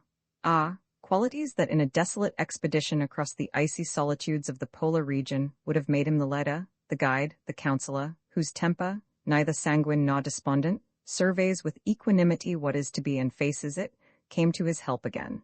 The lizard's eye flickered once more. The veins on his forehead bulged. The geranium in the urn became startlingly visible, and displayed among its leaves, he could see, without wishing it, that obvious distinction between the 2 classes of men. On the one hand, the steady goers of superhuman strength who, plodding and persevering, repeat the whole alphabet in order, 26 letters in all, from start to finish.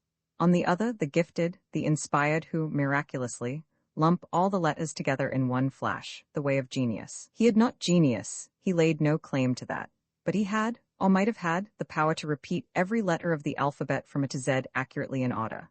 Meanwhile, he stuck at Q. On to A. Feelings that would not have disgraced a leader who, now that the snow has begun to fall and the mountain-top is covered in mist, knows that he must lay himself down and die before morning comes, stole upon him, paling the color of his eyes, giving him, even in the 2 minutes of his turn on the terrace, the bleached look of withered old age. Yet he would not die lying down. He would find some crag of rock, and there, his eyes fixed on the storm, trying to the end to pierce the darkness, he would die standing. He would never reach A.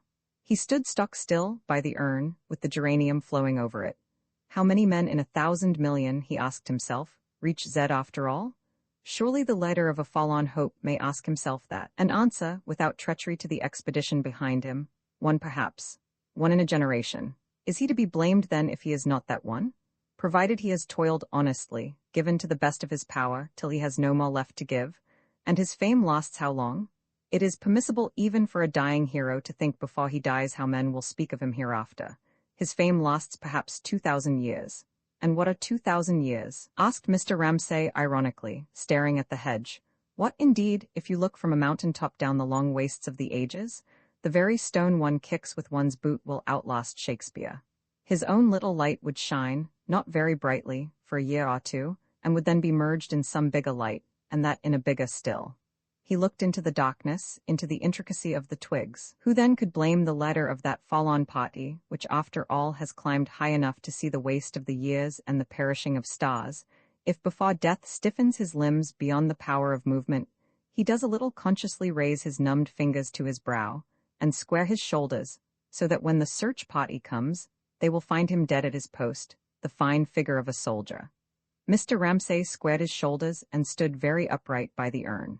Who shall blame him, if, so standing for a moment, he dwells upon fame, upon search parties, upon cans raised by grateful followers over his bones? Finally, who shall blame the latter of the doomed expedition, if, having adventured to the uttermost, and used his strength wholly to the last ounce and fallen asleep not much caring if he wakes or not, he now perceives by some pricking in his toes that he lives, and does not on the whole object to live, but requires sympathy, and whiskey, and someone to tell the story of his suffering to at once? Who shall blame him? Who will not secretly rejoice when the hero puts his armor off, and halts by the window and gazes at his wife and son, who very distant at first, gradually come closer and closer, till lips and book and head are clearly before him, though still lovely and unfamiliar from the intensity of his isolation and the waste of ages and the perishing of the stars, and finally putting his pipe in his pocket and bending his magnificent head before her. Who will blame him if he does homage to the beauty of the world? Romans 7. But his son hated him. He hated him for coming up to them, for stopping and looking down on them. He hated him for interrupting them. He hated him for the exaltation and sublimity of his gestures, for the magnificence of his head, for his exactingness and egotism. For there he stood, commanding them to attend to him. But most of all he hated the twang and twitter of his father's emotion which, vibrating round them, disturbed the perfect simplicity and good sense of his relations with his mother. By looking fixedly at the page, he hoped to make him move on. By pointing his finger at a word, he hoped to recall his mother's attention, which he knew angrily, wavered instantly his father stopped. But no, nothing would make Mr. Ramsay move on. There he stood, demanding sympathy. Mrs. Ramsay, who had been sitting loosely, folding her son in her arm, braced herself and, half-turning, seemed to raise herself with an effort, and at once to pour erect into the air a rain of energy, a column of spray, looking at the same time animated and alive as if all her energies were being fused into force, burning and illuminating, quietly though she sat, taking up her stocking again, and into this delicious fecundity, this fountain and spray of life, the fatal sterility of the male plunged itself, like a beak of brass, barren and bare. He wanted sympathy. He was a failure, he said. Mrs. Ramsay flashed her needles. Mr. Ramsay repeated, never taking his eyes from her face, that he was a failure. She blew the words back at him. Charles Tansley, she said, but he must have more than that. It was sympathy he wanted, to be assured of his genius first of all, and then to be taken within the circle of life, warmed and soothed, to have his senses restored to him, his barrenness made fertile, and all the rooms of the house made full of life. The drawing-room, behind the drawing-room the kitchen, above the kitchen the bedrooms, and beyond them the nurseries. They must be furnished, they must be filled with life. Charles Tansley thought him the greatest metaphysician of the time, she said, but he must have more than that. He must have sympathy. He must be assured that he too lived in the heart of life, was needed, not here only, but all over the world. Flashing her needles, confident, upright, she created drawing-room and kitchen, set them all aglow, bade him take his ease there, go in and out, enjoy himself. She laughed, she knitted. Standing between her knees, very stiff, James felt all her strength flaring up to be drunk and quenched by the beak of brass, the arid scimitar of the male, which smote mercilessly, again and again, demanding sympathy. He was a failure, he repeated. Well, look then, feel then. Flashing her needles, glancing round about her, out of the window, into the room, at James himself, she assured him, beyond a shadow of a doubt, by her laugh, her poise, her competence, as a nurse carrying a light across a dark room assures a fractious child, that it was real. The house was full, the garden blowing. If he put implicit faith in her, nothing should hurt him.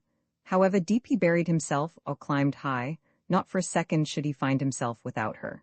So boasting of her capacity to surround and protect, there was scarcely a shell of herself left for her to know herself by. All was so lavished and spent. And James, as he stood stiff between her knees, felt her rise in a rosy-flowered fruit tree laid with leaves and dancing boughs into which the beak of brass, the arid scimitar of his father, the egotistical man, plunged and smote, demanding sympathy. Filled with her words, like a child who drops off satisfied, he said, at last, looking at her with humble gratitude, restored, renewed, that he would take a turn. He would watch the children playing cricket. He went. Immediately, Mrs. Ramsay seemed to fold herself together, one petal closed in another, and the whole fabric fell in exhaustion upon itself, so that she had only strength enough to move her finger, in exquisite abandonment to exhaustion, across the page of Grimm's fairy story, while there throbbed through her, like the pulse in a spring which has expanded to its full width and now gently ceases to beat, the rapture of successful creation. Every throb of this pulse seemed, as he walked away, to enclose her and her husband, and to give to each that solace which two different notes, one high, one low, struck together, seem to give each other as they combine. Yet, as the resonance died, and she turned to the fairy tale again, Mrs. Ramsay felt not only exhausted in body, afterwards, not at the time, she always felt this, but also there tinged her physical fatigue some faintly disagreeable sensation with another origin. Not that, as she read aloud the story of the fisherman's wife, she knew precisely what it came from.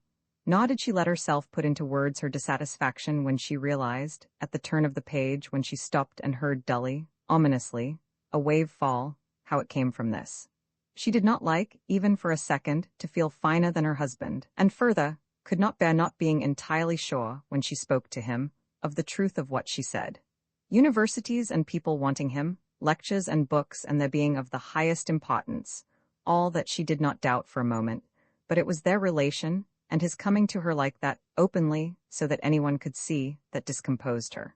For then people said he depended on her, when they must know that of the two he was infinitely the more important, and what she gave the world, in comparison with what he gave, negligible. But then again, it was the other thing too, not being able to tell him the truth, being afraid, for instance, about the greenhouse roof and the expense it would be, £50 perhaps to mend it. And then about his books, to be afraid that he might guess, what she a little suspected, that his last book was not quite his best book. She gathered that from William Banks. And then to hide small daily things, and the children seeing it, and the burden it laid on them. All this diminished the entire joy, the pure joy, of the two notes sounding together, and let the sound die on her ear now with a dismal flatness. A shadow was on the page. She looked up.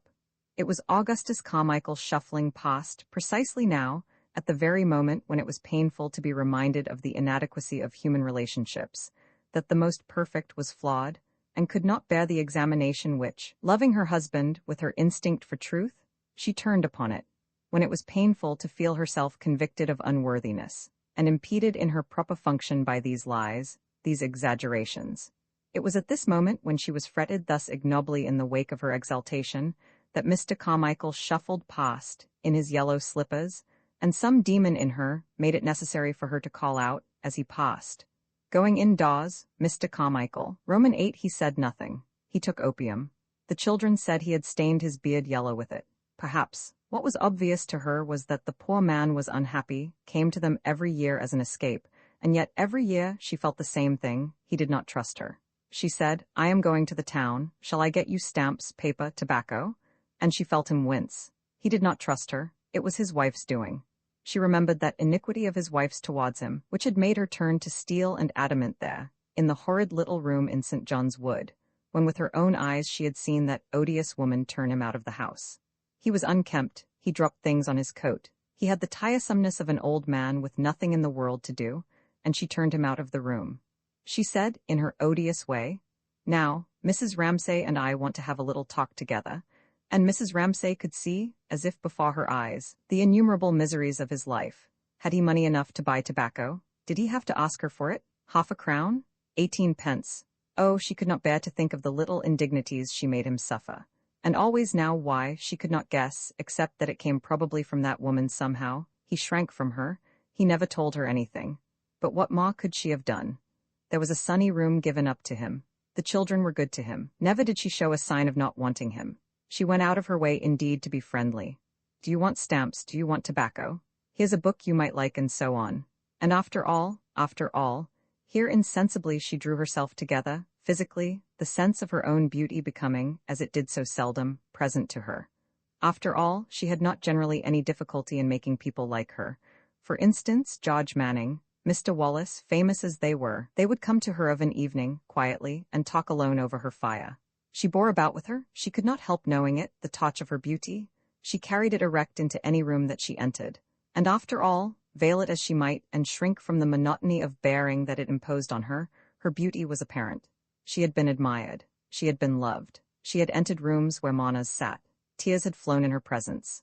Men, and women too, letting go the multiplicity of things, had allowed themselves with her the relief of simplicity.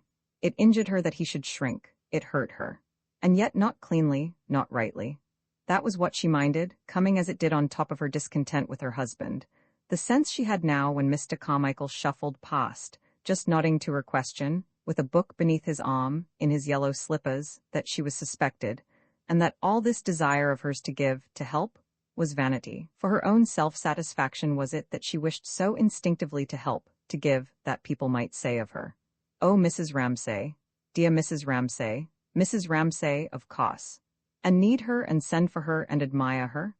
Was it not secretly this that she wanted, and therefore when Mr. Carmichael shrank away from her, as he did at this moment, making off to some corner where he did acrostics endlessly, She did not feel merely snubbed back in her instinct, but made aware of the pettiness of some part of her, and of human relations, how flawed they are, how despicable, how self-seeking at their best. Shabby and worn out, and not presumably, her cheeks were hollow, her hair was white. Any longer a sight that filled the eyes with joy, she had better devote her mind to the story of the fisherman and his wife, and so pacify that bundle of sensitiveness. None of her children was as sensitive as he was, her son James. The man's heart grew heavy, she read aloud. And he would not go. He said to himself, it is not right, and yet he went. And when he came to the sea, the water was quite purple and dark blue, and grey and thick, and no longer so green and yellow, but it was still quiet. And he stood there and said, Mrs. Ramsay could have wished that her husband had not chosen that moment to stop. Why had he not gone, as he said, to watch the children playing cricket? But he did not speak. He looked, he nodded, he approved, he went on. He slipped, seeing before him that hedge which had over and over again rounded some pause, signified some conclusion, seeing his wife and child, seeing again the urns with the trailing red geraniums which had so often decorated processes of thought, and Ba, written up among their leaves, as if they were scraps of paper on which one scribbles notes in the rush of reading. He slipped, seeing all this, smoothly into speculation, suggested by an article in the Times about the number of Americans who visit Shakespeare's house every year. If Shakespeare had never existed, he asked, would the world have differed much from what it is today? Does the progress of civilization depend upon great men? Is the lot of the average human being better now than in the time of the pharaohs? Is the lot of the average human being, however, he asked himself, the criterion by which we judge the measure of civilization? Possibly not. Possibly the greatest good requires the existence of a slave class. The liftman in the tube is an eternal necessity. The thought was distasteful to him. He tossed his head. To avoid it, he would find some way of snubbing the predominance of the arts. He would argue that the world exists for the average human being, that the arts are merely a decoration imposed on the top of human life. They do not express it, nor is Shakespeare necessary to it. Not knowing precisely why it was that he wanted to disparage Shakespeare and come to the rescue of the man who stands eternally in the door of the lift, he picked a leaf sharply from the hedge. All this would have to be dished up for the young men at Cardiff next month, he thought. Here, on his terrace, he was merely foraging and picnicking. He threw away the leaf that he had picked so peevishly. Like a man who reaches from his house to pick a bunch of roses, or stuffs his pockets with nuts as he ambles at his ease through the lanes and fields of a country known to him from boyhood. It was all familiar, this turning, that stile, that cut across the fields. Hours he would spend thus, with his pipe of an evening, thinking up and down and in and out of the old familiar lanes and commons, which were all stuck about with the history of that campaign there, the life of this statesman here, with poems and with anecdotes, with figures too, this thinker, that soldier, all very brisk and clear. But at length the lane, the field, the common, the fruitful nut tree and the flowering hedge led him onto that further turn of the road where he dismounted always, tied his horse to a tree, and proceeded on foot alone. He reached the edge of the lawn and looked out on the bay beneath. It was his fate, his peculiarity, whether he wished it or not, to come out thus on a spit of land which the sea is slowly eating away, and there to stand, like a desolate sea-bird, alone. It was his power, his gift, suddenly to shed all superfluities, to shrink and diminish so that he looked barer and felt sparer, even physically, yet lost none of his intensity of mind, and so to stand on his little ledge facing the dock of human ignorance, how we know nothing and the sea eats away the ground we stand on. That was his fate, his gift. But having thrown away, when he dismounted, all gestures and fripperies, all trophies of nuts and roses, and shrunk so that not only fame, but even his own name was forgotten by him, he kept even in that desolation a vigilance which spared no phantom and luxuriated in no vision, and it was in this guise that he inspired in William Banks, intermittently, and in Charles Tansley, obsequiously, and in his wife now, when she looked up and saw him standing at the edge of the lawn, profound reverence and pity and gratitude too, as a stake driven into the bed of a channel upon which the gulls perch, and the waves beat in spires in merry boatloads, a feeling of gratitude for the duty it has taken upon itself of marking the channel out there in the floods alone. But the father of 8 children has no choice.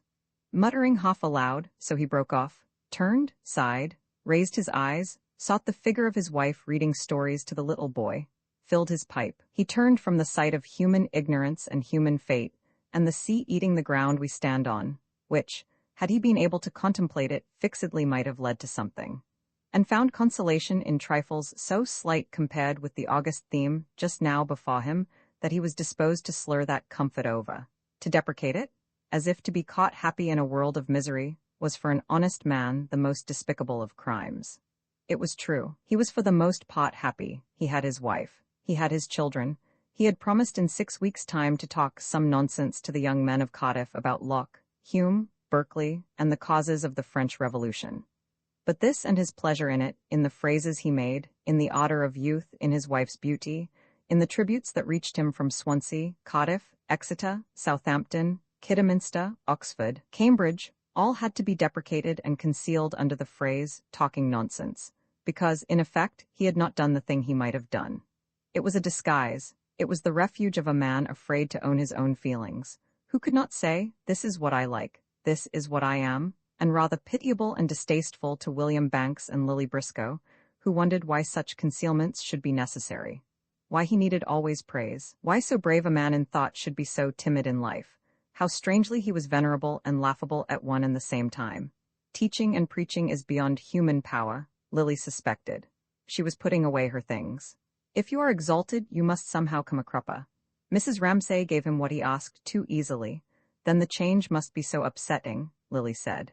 He comes in from his books and finds us all playing games and talking nonsense. Imagine what a change from the things he thinks about, she said. He was bearing down upon them. Now he stopped dead and stood looking in silence at the sea. Now he had turned away again. Roman 9, yes, Mr. Banks said, watching him go. It was 1,000 pities. Lily had said something about his frightening her. He changed from one mood to another so suddenly. Yes, said Mr. Banks, it was 1,000 pities that Ramsay could not behave a little more like other people. For he liked Lily Briscoe. He could discuss Ramsay with her quite openly. It was for that reason, he said, that the young don't read Carlyle. A crusty old grumbler who lost his temper if the porridge was cold. Why should he preach to us? Was what Mr. Banks understood that young people said nowadays. It was 1,000 pities if you thought, as he did, that Carlyle was one of the great teachers of mankind. Lily was ashamed to say that she had not read Carlyle since she was at school, but in her opinion, one liked Mr. Ramsay all the better for thinking that if his little finger ached the whole world must come to an end. It was not that she minded, for who could be deceived by him? He asked you quite openly to flatter him, to admire him. His little dodges deceived nobody. What she disliked was his narrowness, his blindness, she said, looking after him. A bit of a hypocrite? Mr. Banks suggested, looking, too, at Mr. Ramsay's back, for was he not thinking of his friendship, and of Cam refusing to give him a flower, and of all those boys and girls, and his own house, full of comfort, but, since his wife's death, quiet rather, of course he had his work. All the same, he rather wished Lily to agree that Ramsay was, as he said, a bit of a hypocrite. Lily Briscoe went on putting away her brushes, looking up, looking down. Looking up, there he was, Mr. Ramsay, advancing towards them, swinging, careless, oblivious, remote. A bit of a hypocrite, she repeated. Oh no, the most sincere of men, the truest, here he was, the best. But looking down, she thought, he is absorbed in himself, he is tyrannical, he is unjust, and kept looking down purposely, for only so could she keep steady, staying with the Ramsays. Directly one looked up and saw them, what she called being in love flooded them. They became part of that unreal but penetrating and exciting universe, which is the world seen through the eyes of love. The sky stuck to them, the birds sang through them. And what was even more exciting, she felt too, as she saw Mr. Ramsay bearing down and retreating, and Mrs. Ramsay sitting with James in the window, and the cloud moving and the tree bending, how life, from being made up of little separate incidents which one lived one by one, became curled and whole like a wave which bore one up with it and threw one down with it there, with a dash on the beach. Mr. Banks expected her to answer, and she was about to say something criticizing Mrs. Ramsay, how she was alarming, too, in her way, high-handed, all words to that effect, when Mr. Banks made it entirely unnecessary for her to speak by his rapture. For such it was considering his age, turned 60, and his cleanliness and his impersonality, and the white scientific coat which seemed to clothe him. For him to gaze as Lily saw him gazing at Mrs. Ramsay was a rapture, equivalent, Lily felt, to the loves of dozens of young men, and perhaps Mrs. Ramsay had never excited the loves of dozens of young men. It was love, she thought, pretending to move her canvas, distilled and filtered. Love that never attempted to clutch its object, But like the love which mathematicians bear their symbols, or poets their phrases, was meant to be spread over the world and become part of the human gain. So it was indeed. The world by all means should have shared it. Could Mr. Banks have said why that woman pleased him so? Why the sight of her reading a fairy tale to her boy had upon him precisely the same effect as the solution of a scientific problem, so that he rested in contemplation of it, and felt, as he felt when he had proved something absolute about the digestive system of plants, that barbarity was tamed, the reign of chaos subdued. Such a rapture, for by what other name could one call it, made Lily Briscoe forget entirely what she had been about to say. It was nothing of importance, something about Mrs. Ramsay. It paled beside this rapture, this silent stare, for which she felt intense gratitude. For nothing so solaced her, eased her of the perplexity of life, and miraculously raised its burdens as this sublime power, this heavenly gift, and one would no more disturb it, while it lasted, than break up the shaft of sunlight lying level across the floor. That people should love like this, that Mr. Banks should feel this for Mrs. Ramsay, she glanced at him musing, was helpful, was exalting. She wiped one brush after another upon a piece of old rag, menially, on purpose. She took shelter from the reverence which covered all women. She felt herself praised. Let him gaze, she would steal a look at her picture. She could have wept. It was bad, it was bad, it was infinitely bad. She could have done it differently, of course. The color could have been thinned and faded, the shapes etherealized. That was how Ponsafate would have seen it. But then she did not see it like that. She saw the color burning on a framework of steel, the light of a butterfly's wing lying upon the arches of a cathedral.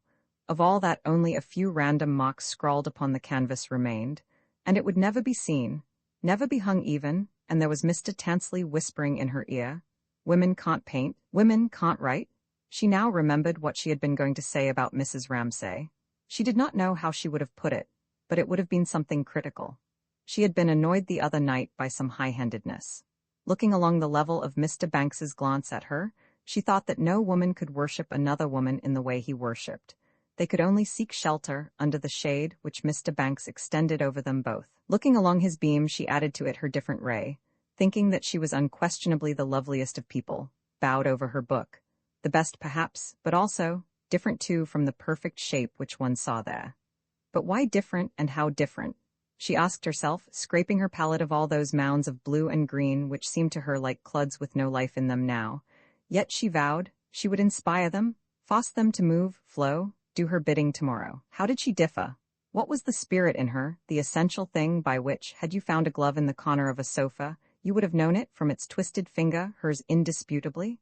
She was like a bird for speed, an arrow for directness. She was willful, she was commanding of costs, Lily reminded herself. I am thinking of her relations with women, and I am much younger, an insignificant person, living off the Brompton Road. She opened bedroom windows. She shut doors. So she tried to start the tune of Mrs. Ramsay in her head. Arriving late at night with a light tap on one's bedroom door, wrapped in an old fur coat, for the setting of her beauty was always that, hasty but apt, she would enact again whatever it might be, Charles Tansley losing his umbrella, Mr. Carmichael snuffling and sniffing, Mr. Banks saying, "The vegetable salt's a lost." All this she would adroitly shape, even maliciously twist, and, moving over to the window, in pretense that she must go. It was dawn, she could see the sun rising, half turn back, more intimately, but still always laughing, insist that she must, Minta must, they all must marry, since in the whole world, whatever laurels might be tossed to her. But Mrs. Ramsay cared not a fig for her painting, or triumphs won by her. Probably Mrs. Ramsay had her share of those, and here she saddened, darkened, and came back to her chair. There could be no disputing this. An unmarried woman, she lightly took her hand for a moment, an unmarried woman has missed the best of life. The house seemed full of children sleeping and Mrs. Ramsay listening, of shaded lights and regular breathing. Oh, but Lily would say there was her father, her home, even, had she dared to say it, her painting. But all this seemed so little, so virginal, against the other. Yet, as the night wore on, and white lights potted the curtains, and even now and then some bird chirped in the garden, gathering a desperate courage she would urge her own exemption from the universal law, plead for it. She liked to be alone. She liked to be herself. She was not made for that, and so have to meet a serious stare from eyes of unparalleled depth, and confront Mrs. Ramsay's simple certainty, and she was childlike now, that her dear Lily, her little Brisk, was a fool. Then, she remembered, she had laid her head on Mrs. Ramsay's lap and laughed and laughed and laughed, laughed almost hysterically at the thought of Mrs. Ramsay presiding with immutable calm over destinies which she completely failed to understand. There she sat, simple, serious. She had recovered her sense of her now. This was the glove's twisted finger. But into what sanctuary had one penetrated? Lily Briscoe had looked up at last, and there was Mrs. Ramsay, unwitting entirely what had caused her laughter, still presiding, but now with every trace of willfulness abolished, and in its stead, something clear as the space which the clouds at last uncover, the little space of sky which sleeps beside the moon. Was it wisdom? Was it knowledge? Was it, once more, the deceptiveness of beauty, so that all one's perceptions, halfway to truth, were tangled in a golden mesh? Or did she lock up within her some secret which certainly Lily Briscoe believed people must have for the world to go on at all? Everyone could not be as helter-skelter, hand-to-mouth as she was. But if they knew, could they tell one what they knew? Sitting on the floor with her arms round Mrs. Ramsay's knees, close as she could get, smiling to think that Mrs. Ramsay would never know the reason of that pressure, she imagined how in the chambers of the mind and heart of the woman who was, physically, touching her, were stood, like the treasures in the tombs of kings, tablets bearing sacred inscriptions, which if one could spell them out would teach one everything, but they would never be offered openly, never made public. What art was there, known to love or cunning, by which one pressed through into those secret chambers? What device for becoming, like waters poured into one jar, inextricably the same, one with the object one adored?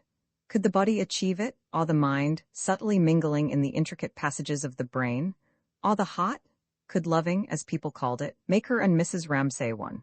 For it was not knowledge but unity that she desired, not inscriptions on tablets, nothing that could be written in any language known to men, but intimacy itself, which is knowledge, she had thought, leaning her head on Mrs. Ramsay's knee. Nothing happened. Nothing, as she leant her head against Mrs. Ramsay's knee, and yet she knew knowledge and wisdom were stored in Mrs. Ramsay's heart. How then, she had asked herself, did one know one thing or another thing about people, sealed as they were? Only like a bee, drawn by some sweetness or sharpness in the air, intangible to touch or taste, one haunted the dome-shaped hive, ranged the wastes of the air over the countries of the world alone, and then haunted the hives with their murmurs and their stirrings, the hives which were people. Mrs. Ramsay rose. Lily rose. Mrs. Ramsay went. For days there hung about her, as after a dream some subtle change is felt in the person one has dreamt of, more vividly than anything she said, the sound of murmuring, and, as she sat in the wicker armchair in the drawing-room window she wore, to Lily's eyes, an august shape, the shape of a dome. This ray passed level with Mr. Banks's ray straight to Mrs. Ramsay sitting reading there with James at her knee.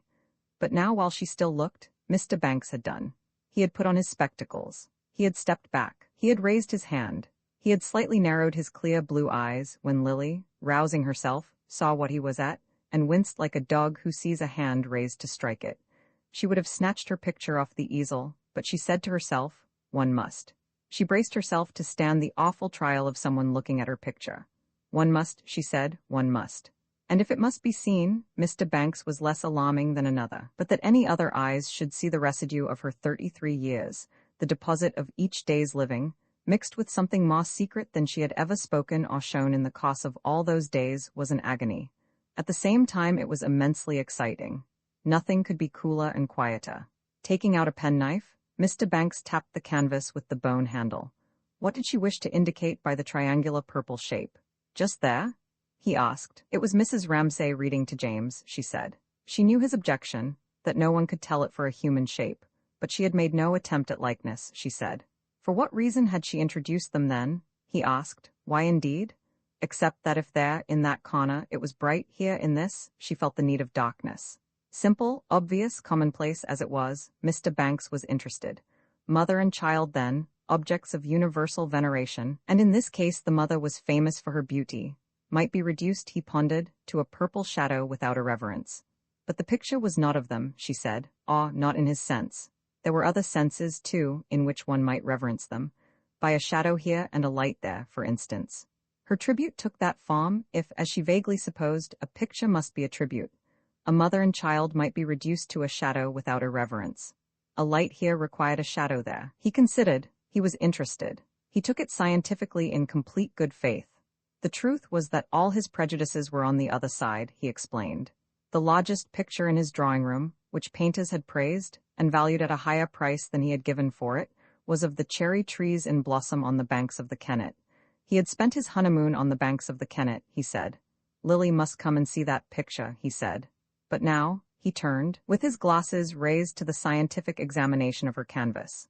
The question being one of the relations of masses, of lights and shadows, which, to be honest, he had never considered before.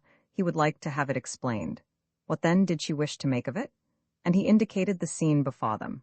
She looked. She could not show him what she wished to make of it, could not see it even herself, without a brush in her hand. She took up once more her old painting position, with the dim eyes and the absent-minded manner, subduing all her impressions as a woman to something much more general, becoming once more under the power of that vision which she had seen clearly once, and must now grope for among hedges and houses and mothers and children, her picture.